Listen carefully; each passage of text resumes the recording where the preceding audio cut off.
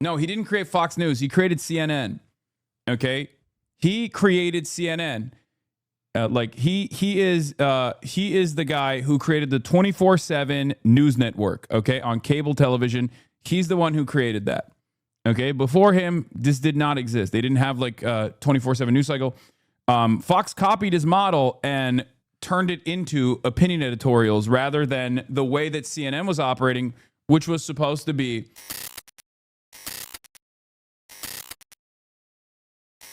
Anyway, get in now. Ted Turner, aka Jane Fonda Fumbler. I didn't know that. He's lived a storied life. I will say, in some ways, I do feel, how do I say this? I feel a little bit simpatico to someone like Ted Turner. I feel like maybe I'm silly, but they don't make him like that anymore. You know, there is no like current modern day media equivalent of a guy like Ted Turner, which is kind of lame when you think about it. Like, I know you are silly, lol. No. It's just like, I know he's not like the best. Obviously, he's like a very, very unbelievably, unfathomably wealthy guy. But he also was like, you know, he was straight up a like media demon who had unique interests, eclectic interests, who actually pursued said eclectic interests. Whereas like nowadays you have the equivalence of this is like what? There's none. There's nothing. Yeah.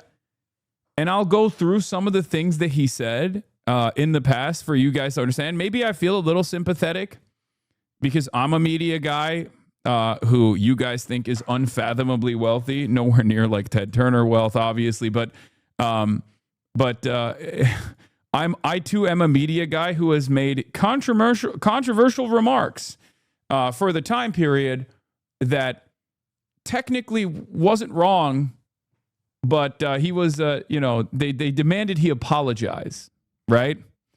And of course, I'm talking about him saying Israel's doing in 2002 and even hitting the Mahmoud Mamdani, the Mahmoud Mamdani line of the Palestinians are doing because they have nothing else. Israel is, on the other hand, one of the strongest militaries in the region. I would go so far as to say they are the ones who are doing. Who's to say it's just the Palestinians doing, stuff like that. Maybe that's what it is.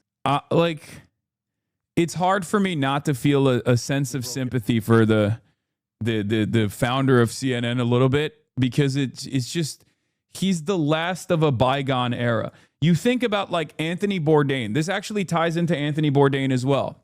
Okay. There aren't guys like this anymore. There aren't people who are well-read, intellectual, have like unique interests, have some political perspectives that go outside of the confines of whatever the neoliberal State Department interests are.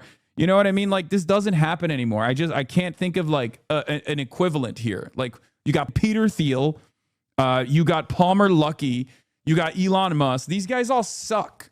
Okay. This doesn't like, I'm not trying to say that it's good that, you got, billionaire philanthropists or whatever. I'm just saying that even on the billionaire philanthropist side, there's a diminishment of the quality. Okay. Like, where are the interesting super wealthy guys? Like, Gaben is the only guy I can think of that is unfathomably wealthy and has his own like unique interests and pursues them. Right? Like, Mark Cuban is not anywhere near as interesting as like Ted Turner was, right? Nowhere near as interesting. I mean, I guess we have the Roy Singham guy. He's not even a billionaire, but Roy Singham is an example of this, like the PSL guy, the guy who funds like all that stuff from China, Yeah, Valve Gaben. Gaben is an interesting, eclectic billionaire kind of guy. I mean, he is. I don't know. Anyway, let's continue. He changed the world. Known as the Mouth of the South and Captain Outrageous, Ted Turner built a media empire that changed cable news forever. I didn't have any upper limits to how far we could go. Champion, philanthropist, environmentalist. It's not in my genes. But growing up wasn't easy for Ted. Born in Cincinnati, Ohio in 1938, his parents sent him to boarding school when he was just 4 years old. I didn't like boarding school. I wanted to be home. Ted's So sad. little sister, whom he adored, died of lupus at 17. About 2 years later, Ted dropped out of Brown University. He'd been studying classics until his father cut off the money. He thought I was wasting my time. So he went to work for his dad's billboard company. But tragedy struck again when Nothing boomers do impress me because they were basically living on easy mode. Chatter, this is not a regular boomer. He was also unbelievably wealthy. Like, he comes from a wealthy family.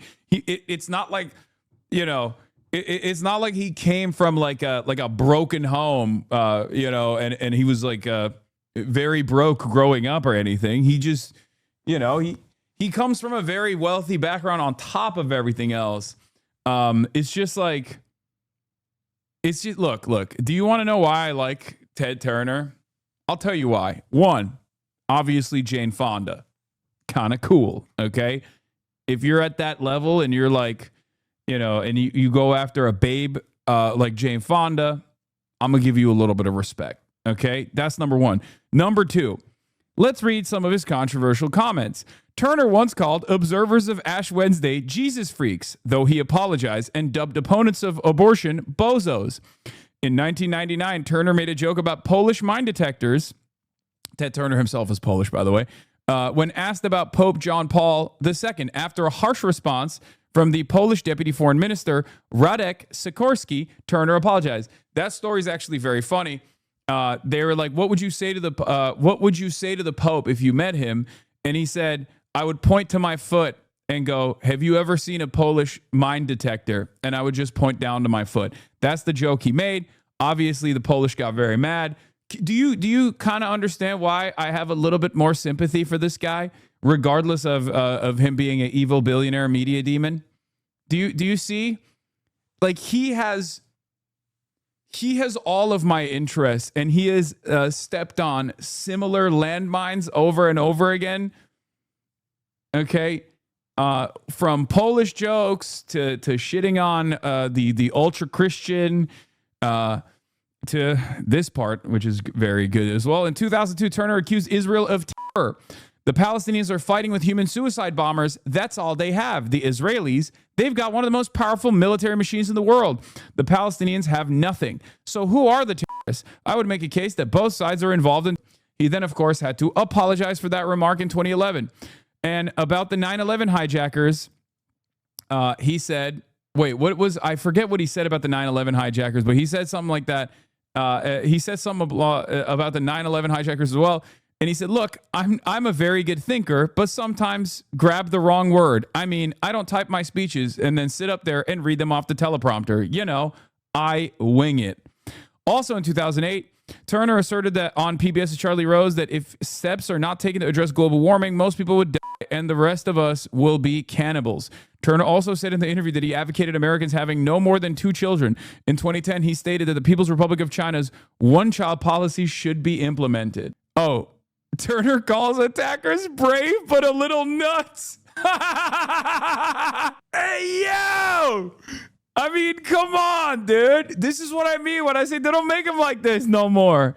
Like, think about Tom Steyer, okay?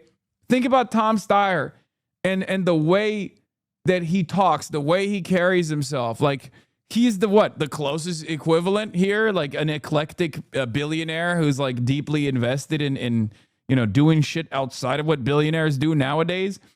Like, we don't have guys like this, okay? We don't have guys like this anymore. So I do feel a little, you know, yeah. He also mentioned Bush and praised Fidel Castro. Of course, terrorists are brave, Ted. What are heroes? Ted Turner has crammed his foot into his mouth once again, this time calling the Twin Tower terror brave, comparing President Bush to Roman dictator Julius Caesar. Stunning an audience of students at Brown University Monday night, the man known as the Mouth from the South and Captain Outrageous also commended Cuban dictator Fidel Castro. Do you understand? Do you understand what I mean when I wish we had more guys like this? Ted Turner's not Polish. I thought he was. Am I wrong? Was he a WASP through and through? I thought, where did I get that idea? I might be wrong. Turner is an English name. Half these guys don't have use their real fucking last names, bro. He was Turkish. Anyway. Not to mention that he was a wrestling guy who once owned his own promotion. Yeah. So do you understand why I feel a little bit sympathetic to this guy, though? Do you get it? His name is Robert Edward Turner III. I think he was as waspy as they come. I don't know where I got he was a Polish idea from. Are you debating Van Jones? Great question. I'm supposed to, but he stopped responding to me in the DMs. So I don't know. I want to, but fire writing, chatter. This is not. This is a classic. Okay. This is not. This person didn't come up with that on his own. Okay. This is a real fucking Zhou Enlai statement between the Chinese premier Zhou Enlai and Soviet leader Nikita Khrushchev. I'll show you the OG in a second. New virus incoming. What the fuck? What is happening? What the fuck? What new virus? Hantavirus? What is it? The hantavirus kills you too effectively for it to become a full-blown pandemic? Is the kind of jaded analysis I look for from a virologist? What the fuck is hantavirus? Anyway, this was this is from the California debate last night. No, I have said that billionaires like me should pay more taxes and the big corporations should pay more taxes. Excuse me, and you that's literally why, said... if this proposition is on the ballot in November, I'll vote for it. But going forward, we do need to go further. This is a one-time tax, and it also doesn't spread the money across the government the way everything else does. And specifically, it doesn't go to education and teachers and students, which is a critical need in the state of California. The tax I'm proposing to close a corporate real estate tax loophole is more money, and it's spread throughout the country. Candidates actually balanced two budgets. Congresswoman. I'm confused. Do you support the billionaire's tax that is going to be on the ballot in November? Yeah. We watched this happen in real time, right? I'm the daughter of farmers, she said. You're a billionaire. We have nothing in common. Perhaps we do, murmured her New Yorker antagonist. What? Blustered Porter. We are, responded Steyer, both traitors to our class. So the original here, the original is a Khrushchev Zhou Enlai conversation. Okay, where that's what Zhou Enlai says to Nikita Khrushchev, right? This is also about how Khrushchev betrayed. It's at the time it was one of the issues that the Chinese had with the Soviets was that they had betrayed the Marxist-Leninist fundamentals. And they were no longer beholden to the original principles of Lenin. This is like in the de-Stalinization period, if I remember correctly, and China did not like that. However, regardless of my criticism of Khrushchev, I also still maintain the position that he was a fucking lion, as you guys know, for bringing nukes to Cuba and allowing Cuban development to flourish in the aftermath of the Cuban Revolution. And the USSR did do a bunch of unbelievably cool things internationally during the Khrushchev period. So, every leader, everyone makes mistakes, but then they also have their moments, right? You gotta look at the positives, you gotta look at the negatives. So everybody has those days. This was I saw this Van Jones thing. That's why you grade politicians on a curve. How would you grade Tom Steyer? I mean, I have no way to make an assessment on what he's going to be like right now, but in his current race, he is the best option. I have said that. You got to stop settling, my man. We leftists should only accept people who have never made a single mistake. Okay, well, obviously I myself have made many. So, I don't know how we got here. We were talking about Ted Turner, and I want to get back to that first. But yeah, So Ted Turner glazed a little bit, even though he's fucking billionaire media demon responsible for CNN. He was kind of cool. His father killed himself. He went against everything that he taught me, you know, to be courageous and hang in there. Ted took over the family business and coped with the loss by working even harder. He said, there's a crazy fucking wording to use there. Set your goals so high that you can't achieve them in your lifetime. When Ted wasn't working, he turned to the sport he loved, sailing. We gotta go fast as we can here. And won the sport's top race, the America's Cup. I had worked very hard. It took me a number of years to become a champion. He put that same drive into expanding the business. In 1970, Ted bought a struggling TV station. It was a broken down UHF television station in Atlanta. He was going to transform UHF television into... He was also a stud. Like, he was hot, you know? Bro, Mr. USA 2025 just replied to the Yale student speech you reposted. I'm Republican, but this is fire. Lamau. Wait, what is it? Which one is it? It's the other girl who was talking about capitalism, right? And American imperialism. Mr. USA 2025? Who the fuck is Mr. USA 2025? This new world of satellite television. Ted renamed the station WTBS, and it became the country's first superstation. What Ted made happen... Check logs for quick hantavirus recap. Guys, I'm not going to fucking get into the hantavirus recap right now. Oh my God. Some of you are seemingly unbelievably excited at the prospect of talking about yet another fucking virus developing. Okay, we are not going to do that right now. Please stop spamming hantavirus related shit. Okay, we will get there eventually. Okay, stop. Was just as important as the internet. Hantavirus is serious stuff. It's going to be bad. Please read about it. I'm going to get to it, man. I'm just not doing that right now. That's my fucking point. Jesus Christ. Revolution of the 90s and 2000s. But starting out, Ted needed content. He bought the Atlanta Braves and broadcast their games nationwide. The Atlanta Braves. The Braves became America's team. When we bought them in 1976, they were terrible. By 1995, Ted and his team were World Series champs. As he built the superstation, he set his sights even higher on a 24-hour news channel. I worked till 7 o'clock, and when I got home, the news was over. So I missed television news completely, and I figured there were lots of people like me. People did look upon that as a foolish idea that was destined for failure, but they underestimated Ted Turner. Most of the leaders of the world thought Ted was nuts. We sign on June 1, and barring satellite problems in the future, we won't be signing off until the world ends. We'll be on, we will cover it live. As based as he is, 24/7 News caused irreparable damage to our society. Yeah, 100%. Yes, CNN has been at the forefront of the brain poison that is American televised media, for sure. Yeah, it's terrible, but he's not based. No, he had his moments.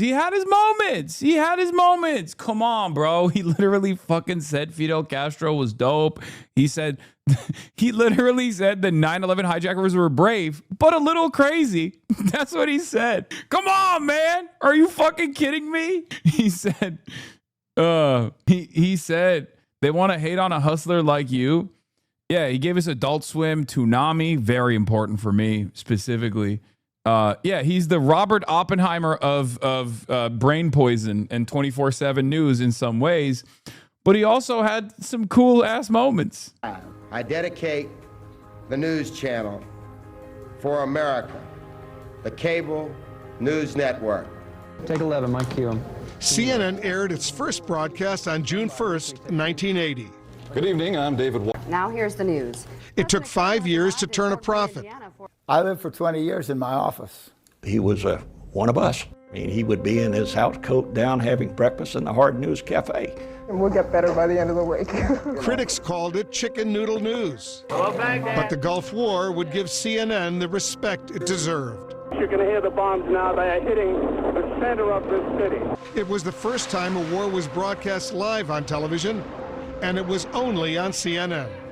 I still believe that was the greatest scoop in the history of journalism. You can see her there. Ted didn't care as much about ratings as he did about being the most trusted name in news. Ted also cared about the world. Over a 10-year period, he donated a... Who gives a fuck about Ted Turner law? I mean, I do.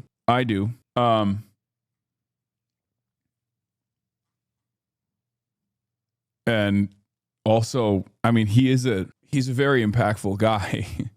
It's kind of funny to just be like, who gives a fuck about this guy? But like, I mean, he invented CNN, dude. What are you talking about? Like, we hate it, sure. It's understandable, but why though? Not trying to be antagonistic, but seriously wondering, like, what's this guy's impact? Guys, he is the guy, the inceptor of the modern 24/7 news cycle. Are you guys fucking rage baiting me? What is happening? Read a book. Oh my God. Someone read a book, any book. Pick up any book right now. It might be a dictionary. It doesn't fucking matter. It might be a coloring book. It might be Kash Patel's book about the plot against the king. Just start reading. Oh my God. What the fuck is going on? I picked up Hillbilly Elegy. It's fine. Just read something. $1 billion to the United Nations. I'm no poorer than I was not 9 months ago, and the world is a lot better off. And he expanded his empire, launching networks like TNT and Turner Classic Movies. In his personal life, Ted was married and divorced twice with 5 children before he finally met his match, Jane Fonda. She agreed to have dinner with me. For me, it was love at first sight. I can't ever forget the reasons that made me fall in love with him. I've never met any human being that thinks the way Ted does. Ted was a visionary, a titan, even Time Magazine's Man of the Year. But in 1996, he sold his networks to Time Warner. He got almost $8 billion. I said, Ted, if you sell, you will no longer be captain of your own ship. Ted Turner. Ted. 5 years later, Time Warner merged with AOL, and Ted was out. Ted used the description, I've been fired. Ted got shafted, and it hurt. It was more than just a company to me. It was a way of life. Yeah, but what did he do? I'm gonna die. Bro invented CNN, okay? Like, baited? Okay. He lost his empire and the love of his life. After 10 years of marriage, he and Jane parted ways. But you love her still? Yeah. To this very day? To this very day. He fumbled the biggest baddie, Jane Fonda. Anyway, that's a big L. Big L for Ted. Big W for Ted, also big L for Ted. But Ted never gave up. His final act, saving the planet. He created the UN Foundation and the Nuclear Threat Initiative. On his Montana ranch, he made it his mission to save the bison. Hi. Well, you never go home, do you? I know. And he opened restaurants to ensure their survival. Ted's love of the outdoors has made him perhaps the #1 environmentalist that I've ever known. Before his 80th birthday, Ted revealed he had Lewy body dementia, a progressive disease. He spent his final years treasuring private moments, his ranch, and his family. He wants to know that when he goes out, it will be with the love of his children and grandchildren. You can never take away what he created and what he did. We have never seen a man quite like Ted Turner before on this planet. And I don't think we'll ever see another one like him again. There's the amazing American success story, the businessman, the visionary, the revolutionary who created really a media revolution. And you know, every single thing that followed him, anything in the 24/7 genre started with Ted Turner. Everything was a copy, if I dare say so myself, and not the best copies. He was the original, and he made us all proud, and he made us all hopeful. If you want to consider it like the inciting incident to the creation of Fox News, you could potentially make that argument. But like, yeah, he's the guy who created the 24/7 news broadcast, right? CNN. And then obviously Rupert Murdoch is, in my opinion, a far worse a far worse media demon billionaire who is unfortunately still very much alive. But no, he didn't create Fox News. He created CNN. Okay, he created CNN. He is the guy who created the 24/7 news network. Okay, on cable television, he's the one who created that. Okay, before him, this did not exist. They didn't have like a 24/7 news cycle. Fox copied his model and turned it into opinion editorials rather than the way that CNN was operating, which was supposed to be the way that CNN was operating at its inception was, unbiased, straight, objective reporting. Obviously, there's no such thing as unbiased reporting. Let's be real, but they did a good deal of State Department propaganda, as mainstream media is supposed to do, as mainstream media is tasked with doing.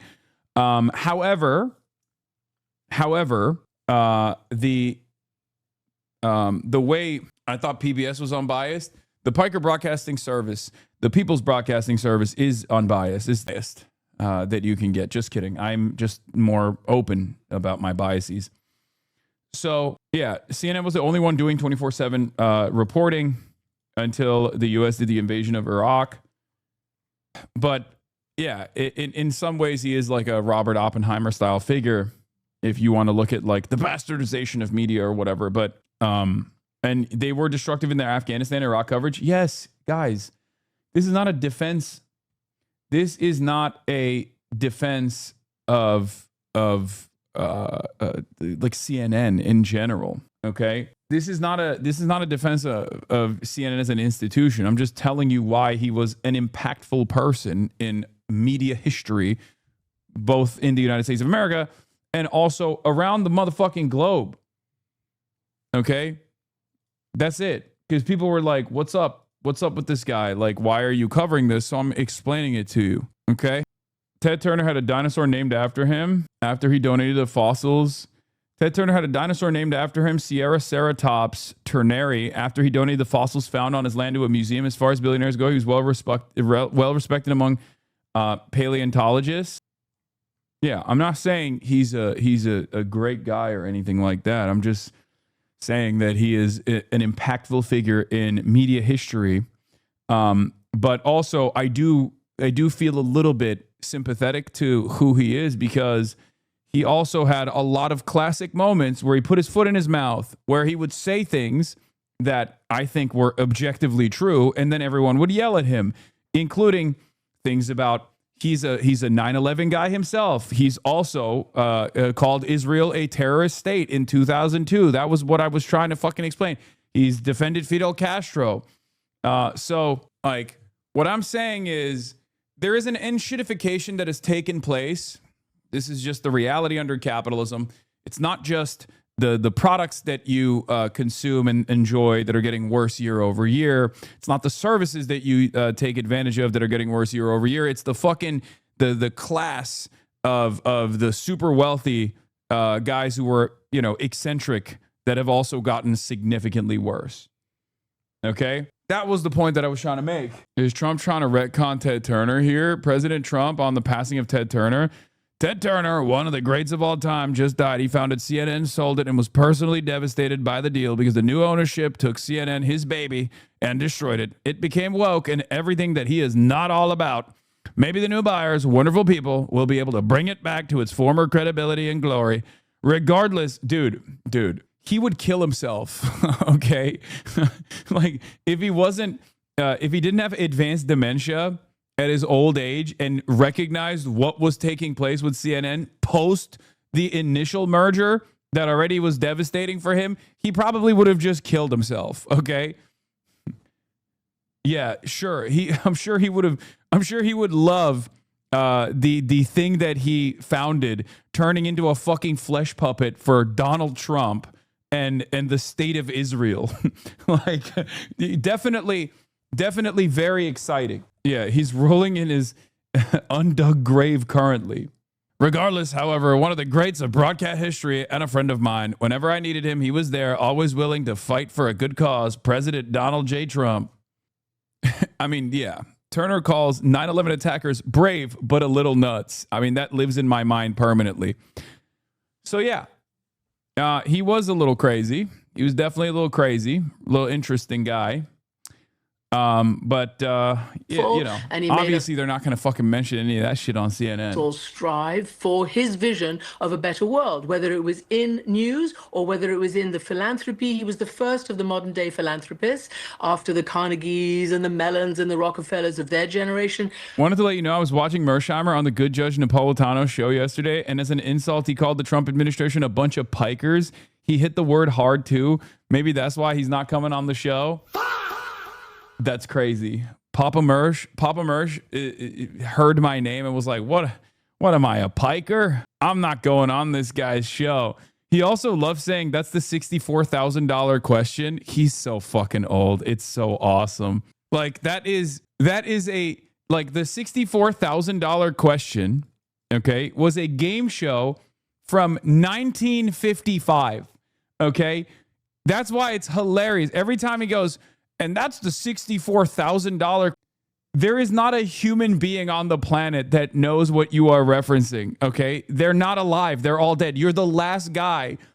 You and Judge Napolitano are the only two fucking people that know what this reference is, okay?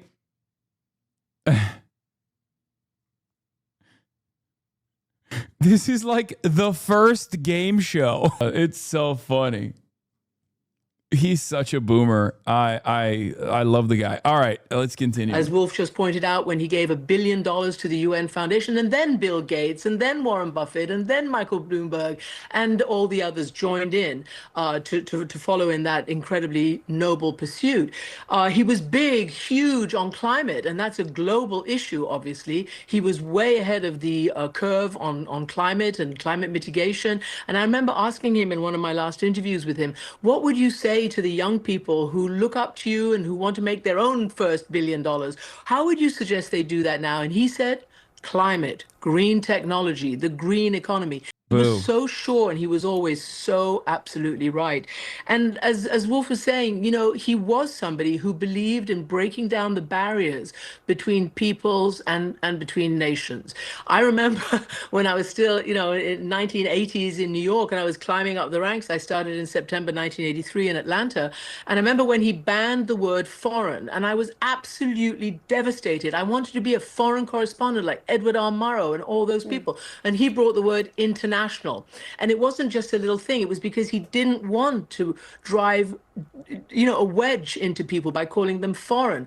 And he didn't want to have separation. Imagine that kind of leader and what we're left with right now when everything's about, you know, weaponization of identities and beliefs and all the rest of it. He was exactly the opposite. When he took CNN International in 1985, what he did was not just be the first ever global No, I'm saying boo because he's like, oh, you can make money off of, if you want to make $1 billion, it's like, or if you're a billionaire, you can work on the climate agenda. It's just like, I don't want to hear, I don't want to hear that he's a billionaire. I know he is, okay? But it just, you know, it makes me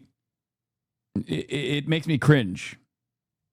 TV 24/7 behemoth network, but he also chipped down the walls of state and authoritarian regulated media. So all these nations where the people could only see what they were fed by their authoritarian leaders, and I'm now talking about that part of the world, you know, he gave them something else. He opened their eyes to the rest of the world. And I thought that was absolutely fundamental.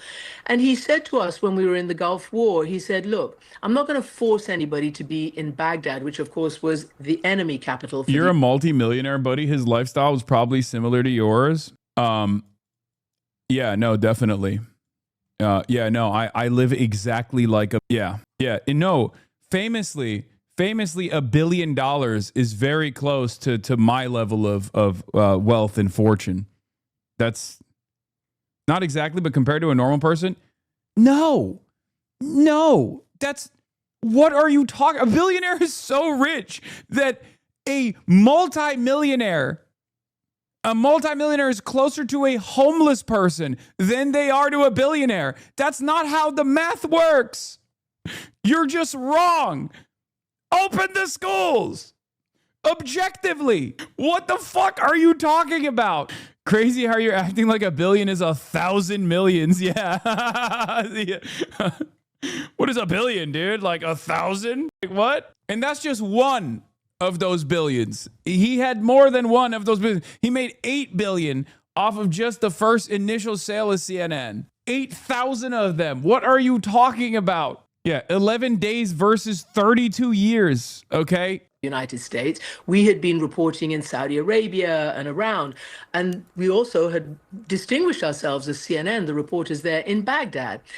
But when it came to the war, you had the president, you had the chairman of the Joint Chiefs, you had all these people call Tom Johnson, our president, and say, you better get your people out of Baghdad because it's going to be real. Obviously, I agree with you, but their point is probably when it comes to lifestyle, beyond a certain point, being a multi-billionaire isn't even that much more luxurious. It's just a bragging rights thing. No, it literally, there is levels to this shit. We just don't even know how to fathom the levels to this shit. So no, it's objective. The only reason why we think that way is because people that are at that level, with the exception of like Elon Musk, know better and shut the fuck up about it. Okay? It's not even remotely close. Okay? There is absolutely varying layers of wealth. Like these people purchase mega yachts and shit, and it doesn't even put a dent in their overall finances. Like they purchase mega yachts worth more than whatever I will make for my entire lifetime, and they don't even think about that purchase. That purchase doesn't even, they purchase that with the like, for them, the amount of wealth they have is so unfathomable that a mega yacht that they purchase is like me purchasing a fucking slice of pizza with my current level of finances. And that mega yacht is worth more than I will ever be worth for the rest of my fucking life.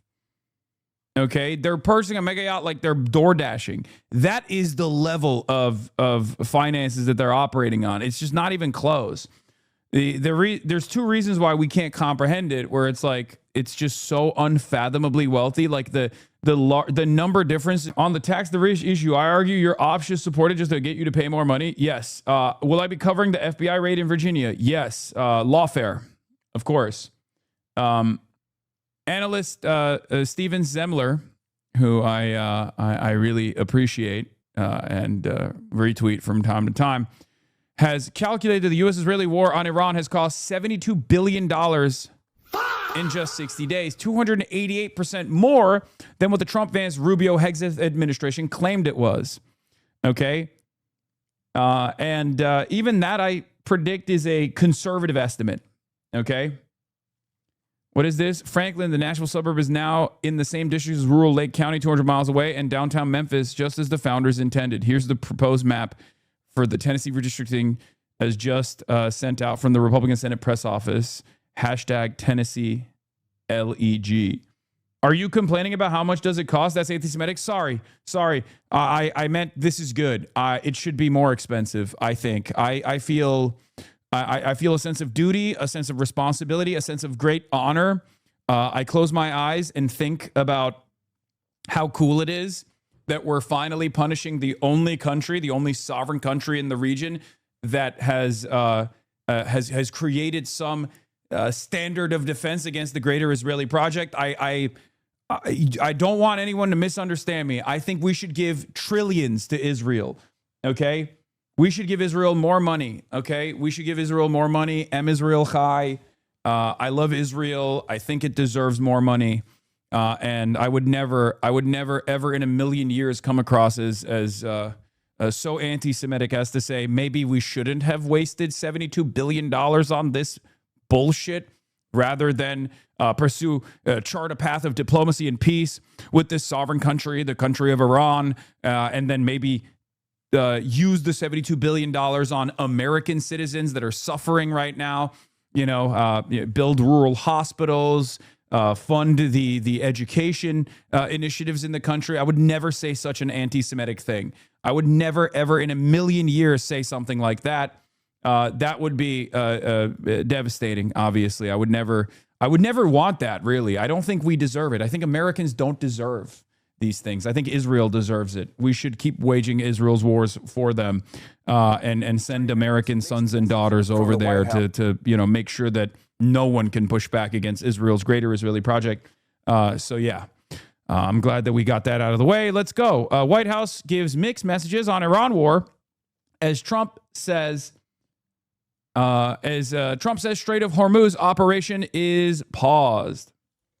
On the war with Iran. President Trump has paused a U.S. operation in the Strait of Hormuz just 2 days after it began, despite claims it was working. He says it is to let, quote, peace process play out. Gas in Tel Aviv is cheaper than in America. Israel has free healthcare and education. Yes, they deserve it. You don't. Hello? Yes. They also don't have any issues with abortion rights either. They deserve it all. You don't. Understand your position. Okay? Israel deserves free healthcare. Israel deserves free college. You don't. That's it. That's what at least I've gathered from my politicians who keep talking about it like that. So I don't know. I don't know what else to say about it. Otherwise, you'll get a million hit pieces written about how anti-Semitic you are. Okay? Congress has decided for us. Israel gets to have all of its defensive and offensive initiatives covered by the American taxpayer footing the bill. You don't get to have health care, though. Okay? You don't get to have health care. They do. Anyway. Meantime, Secretary of State Marco Rubio says the war is already over. Holly Williams is following all of this from Tel Aviv. Holly, good morning. Good morning, Nate. If you are confused by what the U.S. is doing here in the Middle East, well then, so sometime today, the Secretary of Defense celebrated the success of Project Freedom, with a total of 2 American-flagged commercial vessels passing safely through the Strait of Hormuz, protected by the U.S. military. But then just hours later, the president said the operation was paused to try to reach a complete and final agreement with Iran. Meanwhile, more than 1,500 ships remain stranded by a waterway that used to carry around 20% of the world's oil, and Iran insists that it is still in control of the strait. The U.S. says the Iranian military tried to disrupt Project Freedom, including with cruises, but the president and other officials maintained yesterday that the ceasefire with Iran was still in place. And to add to the mixed messages, while President Trump has said that fighting with Iran could resume, yesterday the Secretary of State seemed to contradict him, saying that Operation Epic Fury, the offensive stage of the war, is now over. Nate. Holly Williams in Israel, thank you. New reporting this morning about a potential peace deal with Iran. Axios is reporting that the White House believes it is getting close to an agreement on a one-page memorandum of understanding to end the war and set a framework for more detailed nuclear negotiations. That's according to 2 U.S. officials and 2 other sources briefed on the issue. It comes after President Trump announced a pause on Project Freedom, his plan to guide stranded vessels through the Strait of Hormuz. The energy markets reacting positively to the prospect of a deal, with oil prices falling more than 10% at one point this morning. Let's bring in MS Now contributor Inzamam Rashid in Dubai, former Undersecretary of the Army, Admiral James McPherson, and Joel Rubin, former Deputy Assistant Secretary of State and the author of the new book, Saving Democratic Foreign Policy. Inzamam. Do you think we would have at least more accessible or affordable healthcare if we didn't fund Israel's? I mean, we're not directly funding Israel's healthcare. We're just funding Israel's defense and Israel's offense, and therefore they have a lot more room to spend money on their own healthcare. That's number one. Number two, if we didn't actually spend it, if we didn't actually spend this money on Israel, right, we would spend it elsewhere. We'd spend it on some other defense initiative. It's capitalism. The reason why you don't have healthcare is not because the money is going to Israel. I'm just using that to expand on the contradictions. I'm using that as an example, right? It's not directly your healthcare funds that are being used on Israel, okay? The point is we're subsidizing the Israeli defense, subsidizing the Israeli offense, and then on top of that, we're using our military like a mercenary force at Israel's behest. However, if it wasn't for Israel, it'd be another reason for the American military-industrial complex. The point is Israel is not the only country that gets the benefit from this. The point is that we have this perverse interest in funding initiatives that keep funneling resources, our productive output, back to the super wealthy capital owning class in this country. Okay? We put profits over the interests of people in this country. That's it. That's the reason why you can't have socialized medicine, because there's a guy out there, a faceless, lifeless, parasitic force known as a capital owner who is making money off of paywalling your healthcare. Okay?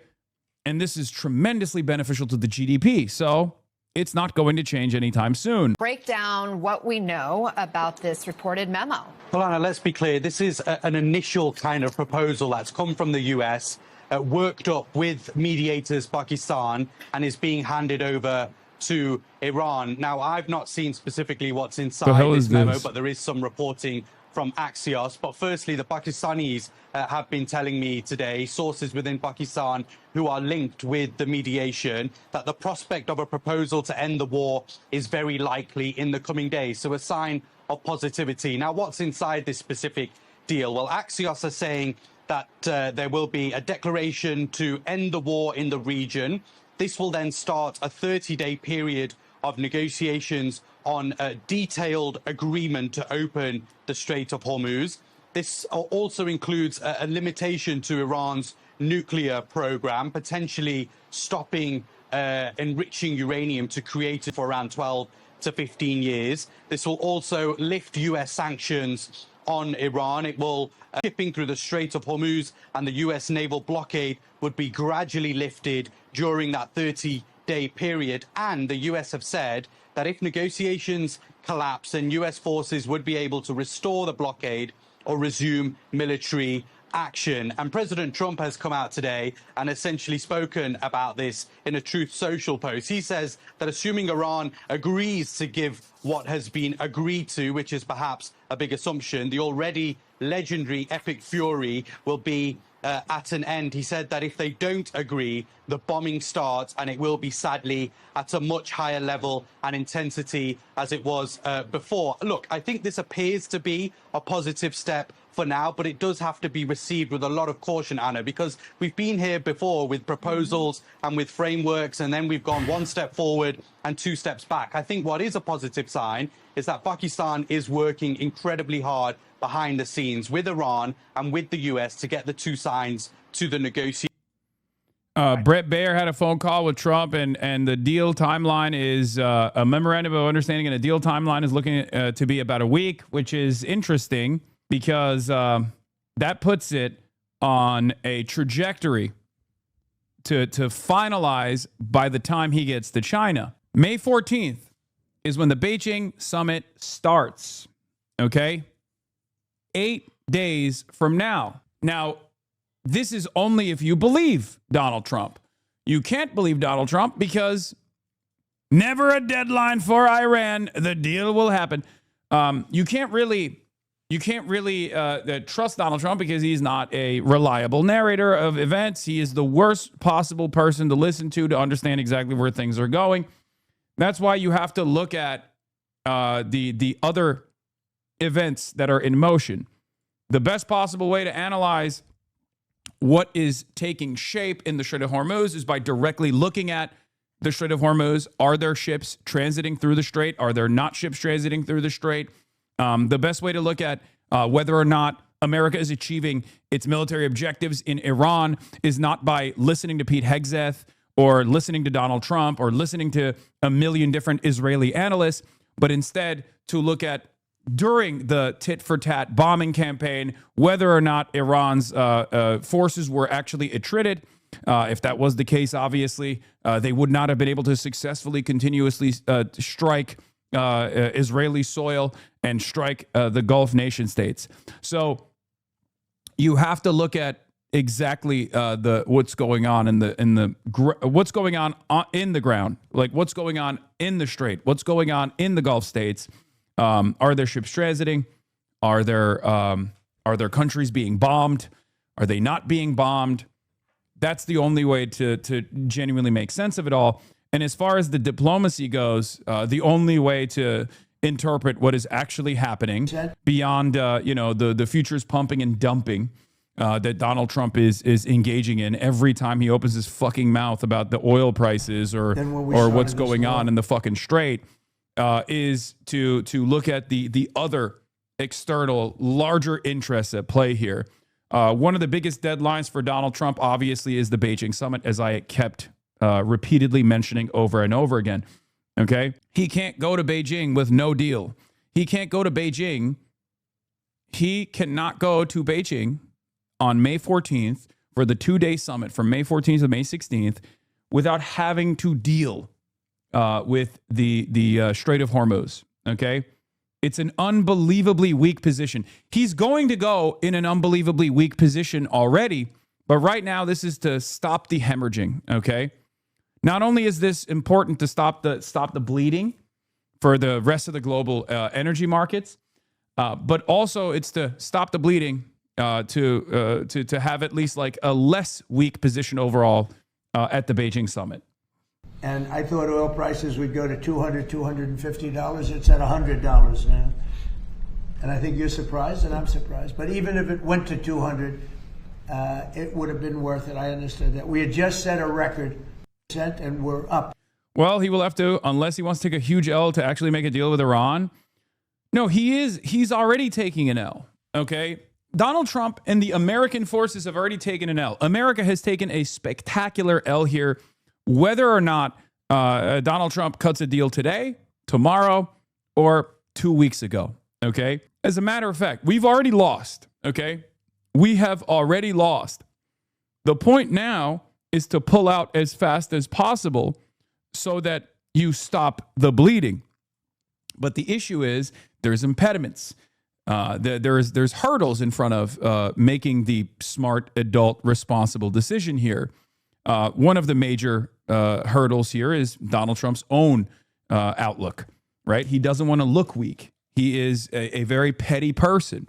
He doesn't want to look like he lost. This is a huge deal for him. The other unfortunate reality is Israel. Israel doesn't want any sort of ceasefire to take shape here, and therefore will do everything in its power to stop it from happening. One of the buttons that Israel can push to make sure that this ceasefire is not real or valid is, of course, the continuous bombing of Lebanon, right? The United States wants to end this war and open up the Strait of Hormuz and pack this entire process up before they actually get to China. They also obviously don't appreciate the fact that as a hegemon, they have a different standard here, right? They have a different set of goals here. As the hegemonic superpower, with great power comes great responsibility. One of those responsibilities is to ensure that this kind of trade restriction never happens, right? All of the routes of trade, all the normal routes of trade have to be open at all times. America is supposed to be the guarantor of free commerce. This is something that I brought up yesterday because, like, a lot of people who want to defend Donald Trump will make it seem like the real standard here is how long can the American economy withstand pressure versus how long the Iranian economy can withstand the pressure. That's not the real dynamic here at play, okay? Not at all. The real dynamic here is not how long the American economy can withstand the pressure. American economy could to eat a lot more damage, tank a lot more damage. It's a far grander, far larger economy. It's an oil exporter, right? As opposed to Iran. Iran is a much smaller country, a regional power. I said this yesterday. I said the battle of attrition is not between the U.S. economy and the Iranian economy. The U.S. as the hegemon has a different obligation to fix the energy markets, especially after their initial Amer-Israeli bombing campaign caused the blockade. Your crash out will be legendary after Israel attacks Turkey next. It's cool. Anyway, why can't you see that this is all part of our beautiful president's genius plan, the art of the deal, geopolitics edition, baby? Yeah. Table. I don't think they'd be doing that if they didn't feel that there was some prospects of a peace deal in the coming days and weeks ahead.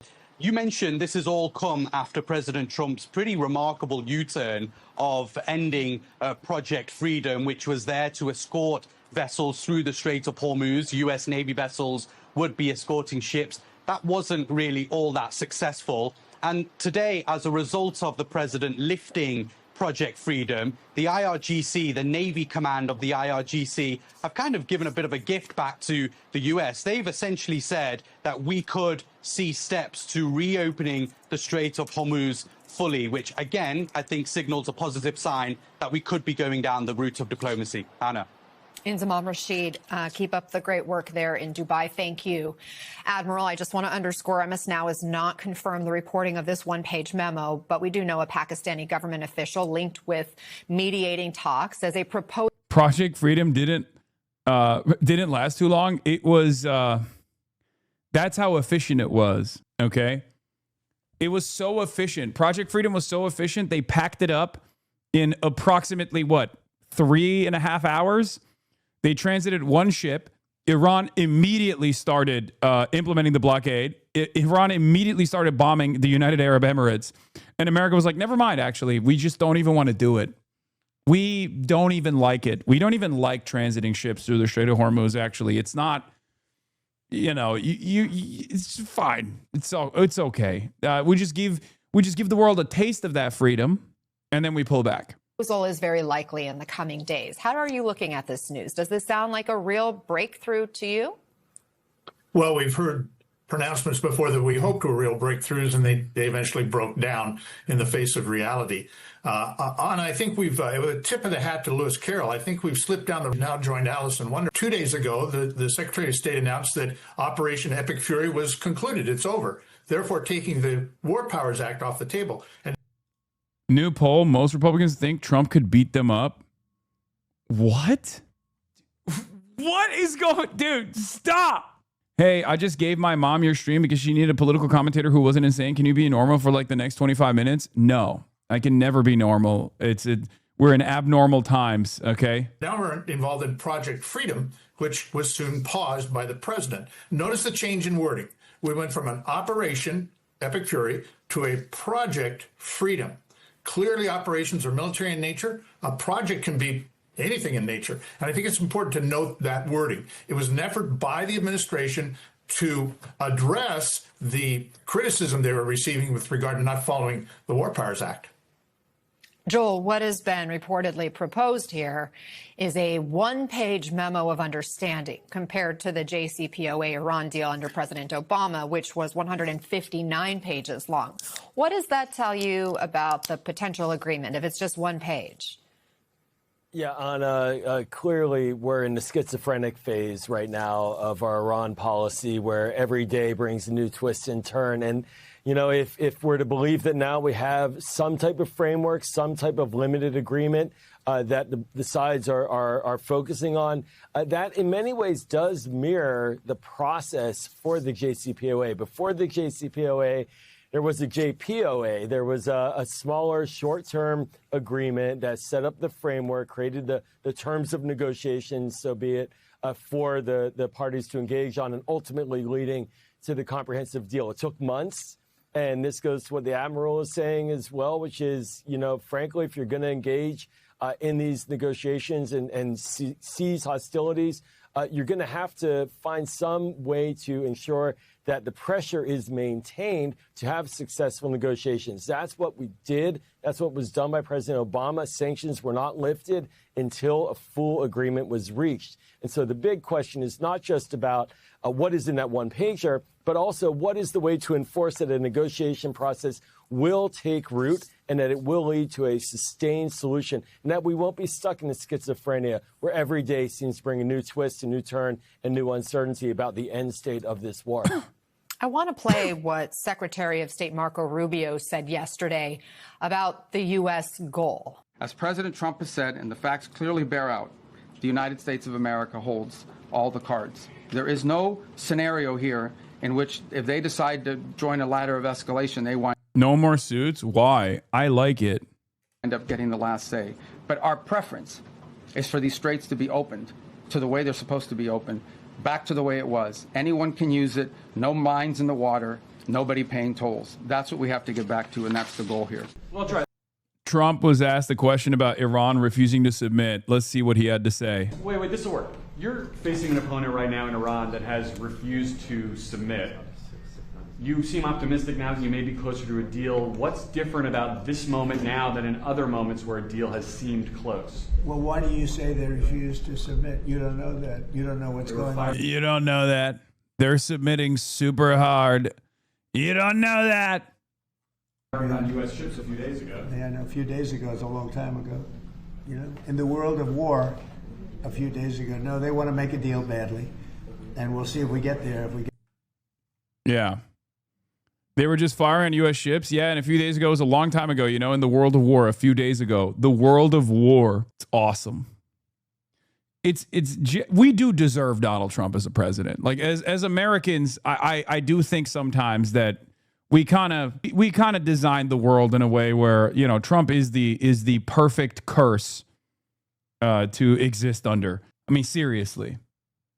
He is so fucking stupid, man. He is not even remotely intelligent, curious. We really are a country that's just like, oh, that's worse than your 9/11 deserved comment. I mean, I live here. Okay. I fight back against this every day, but there is no other president than Trump in this current system that we exist under. There is just he is the logical conclusion. He is the logical conclusion of a country that has deliberately undermined funding education, a country that has refused to take a cold hard look at our endless and senseless militarism overseas. Like, what's the expectation here? That we're going to have a fucking brilliant orator who is actually peaceful and not an unbelievable, unvarnished racist? Not going to happen.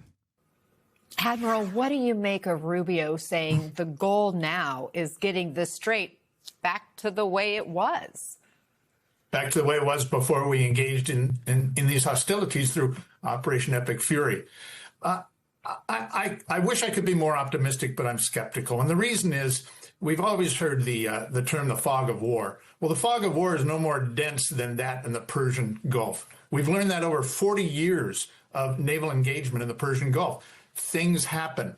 And as every sailor knows, that happens quite quickly in naval warfare. So again, I'd like to be optimistic. I'm a little bit skeptical, particularly the first one, end of war in the region. What does Israel have to say about that?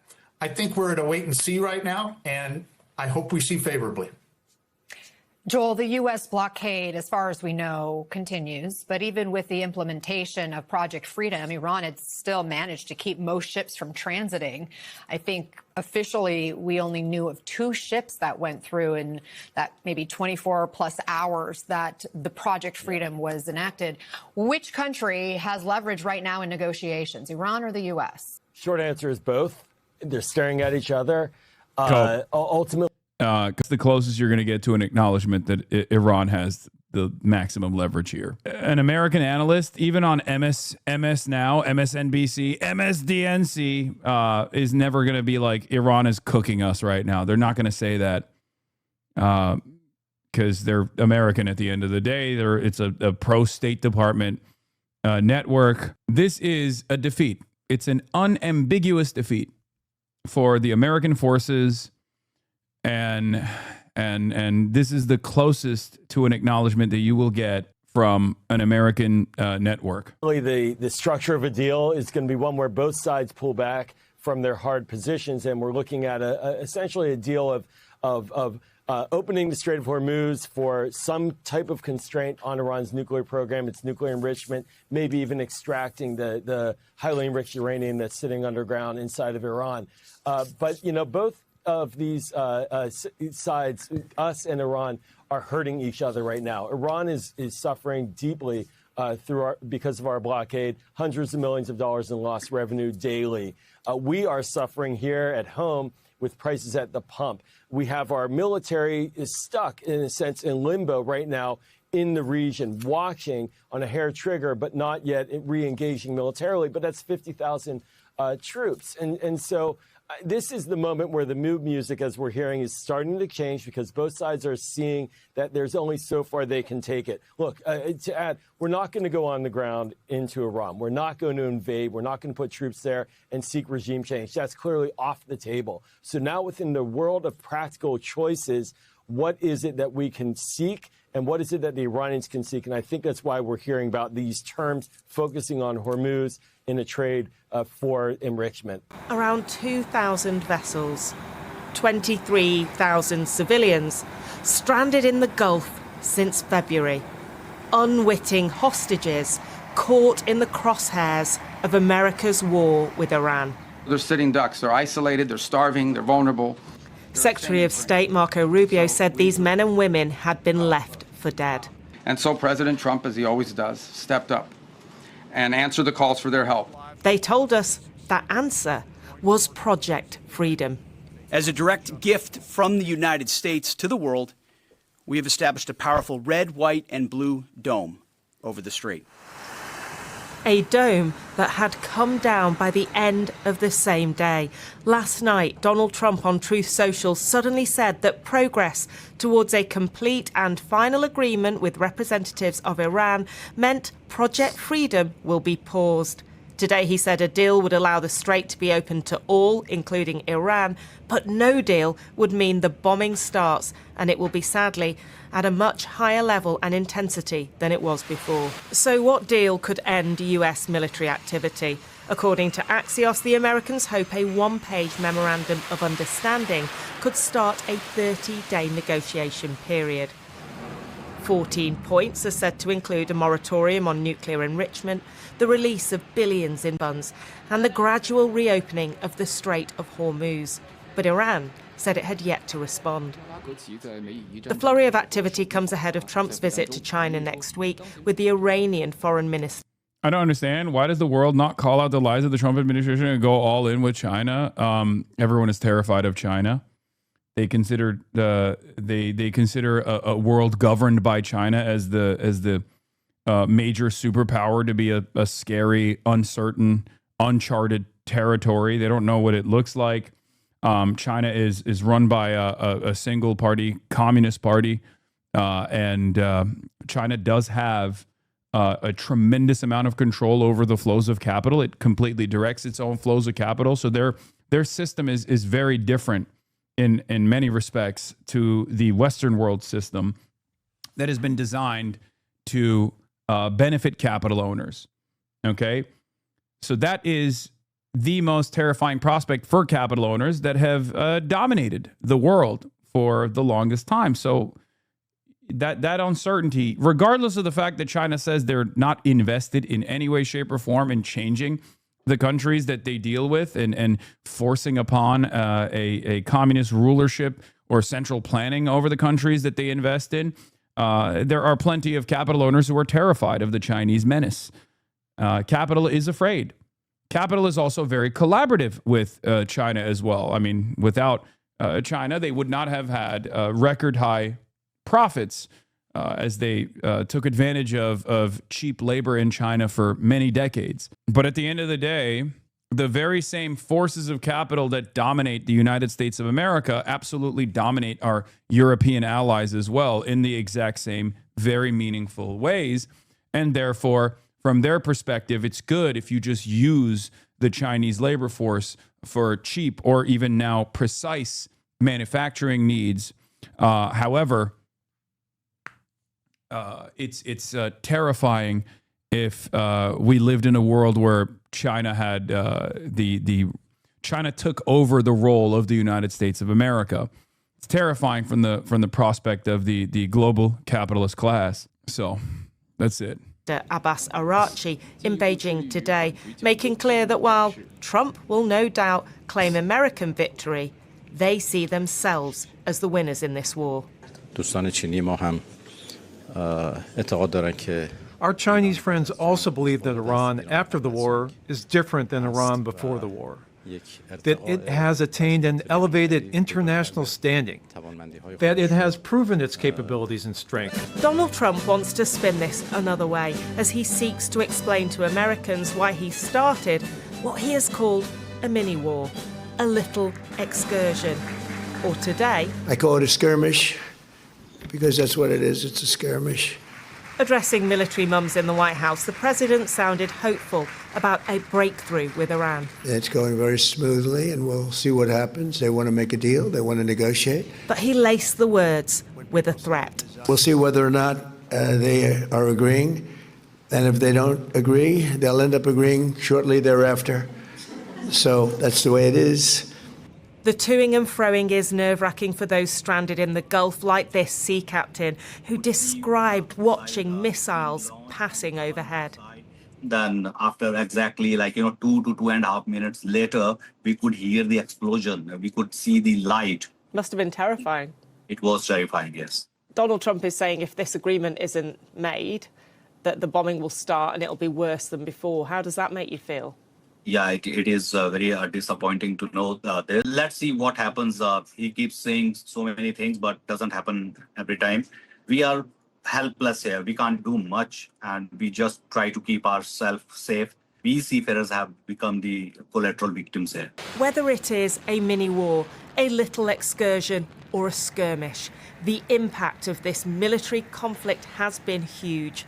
On the lives of those living and stranded in the Middle East, but also on the world economy as Iran discovered the power that can be extorted from this international waterway. Well, oil markets reacted with a burst of enthusiasm to news of a possible peace deal, but that petered out as investors became less certain about whether it will work. Our economics reporter, Neil MacDonald, is here. So how are the markets reading this?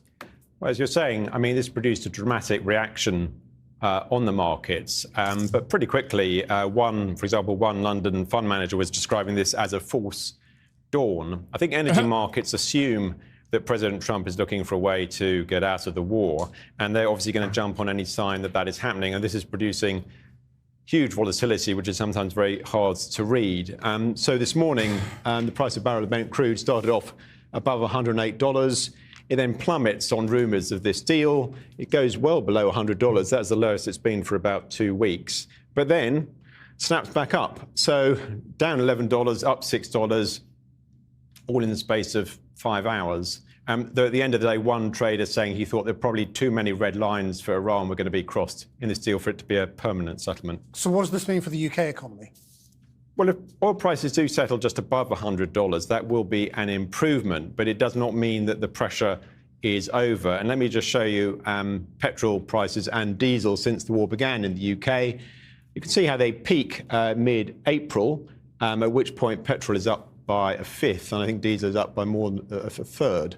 Now, they've stopped going up, but you'll notice from that line it's very hard to see any sign of them coming back down. I think the question is that the RAC was saying this morning the outlook is probably ominous for these prices. They say that last week wholesale costs were going up for petrol and diesel. If that is passed on, they believe that further increases in forecourt prices look inevitable. Thanks, Neil. Now, the Israeli military has carried out a strike in the southern suburb of Beirut in the Hezbollah-dominated area of Dahir. The Israeli government said its jets had targeted the command. Yeah, this is a predictable outcome. Obviously, even when there is a mere thought of a ceasefire, Israel obviously behaves in the predictable manner that it is expected to behave, which is to try and sully the deal. To try and sully the deal to the best of their ability by punishing a country that is in striking distance, right? It goes. So it's day 68 of the Iran war. Jesus Christ, it's been 68 days. Oh my God. Oh my God. Victory after victory after victory, man. Fantastic. Ceasefire seems to be holding between America and Iran, but nothing could be further from the truth in southern Lebanon. The IDF have released another series of 12 towns and settlements that they've demanded to be cleared. What is interesting when you see where they are on the map is the original buffer zone here to try and protect northern Israel, but actually only 3 of the proposed targets are south of the Litani River, where we thought the buffer zone might be extending to. Most of them are well north, so it does expose the fact that Israel may well have greater ambitions deeper into southern Lebanon than we had thought. Meanwhile, President Trump at the start of this ceasefire imposed it on Israel. Feels more like President Trump is tolerating Israel's attacks at the moment because the more pressure on Hezbollah, the more pressure on Iran to come to some sort of deal. So turning to the Strait. That's bullshit. That's insane. No, Israel is aligned, is a belligerent in this conflict, aligned with the United States of America, and is using this not as a mechanism to apply pressure to Iran.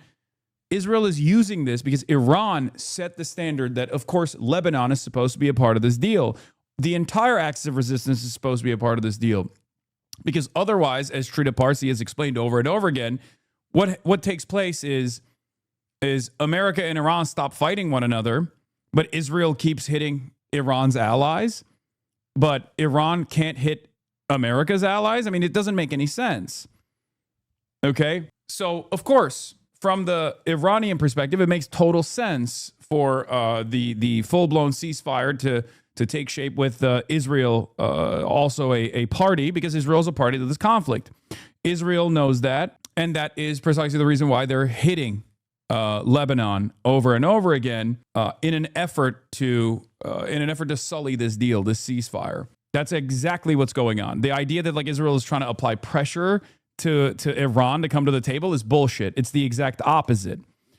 Right on schedule with reported U.S.-Iran talks, Israel initiates bombing of Beirut to sabotage any possible end to the war. That's exactly what this is. Okay? It is pure sabotage. Strait of Hormuz. Project Freedom was originally designed as a humanitarian effort to ease the burden of those 20,000 seafarers that have been stranded in the Persian Gulf.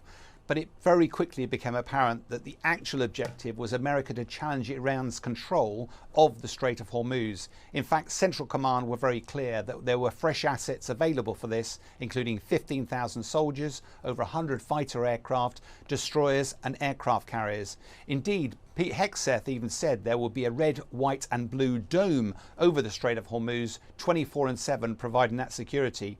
But the reality on the ground was that Iran fairly immediately actually struck 2 merchant vessels, one of which ended up with some casualties and some damage to the ship itself.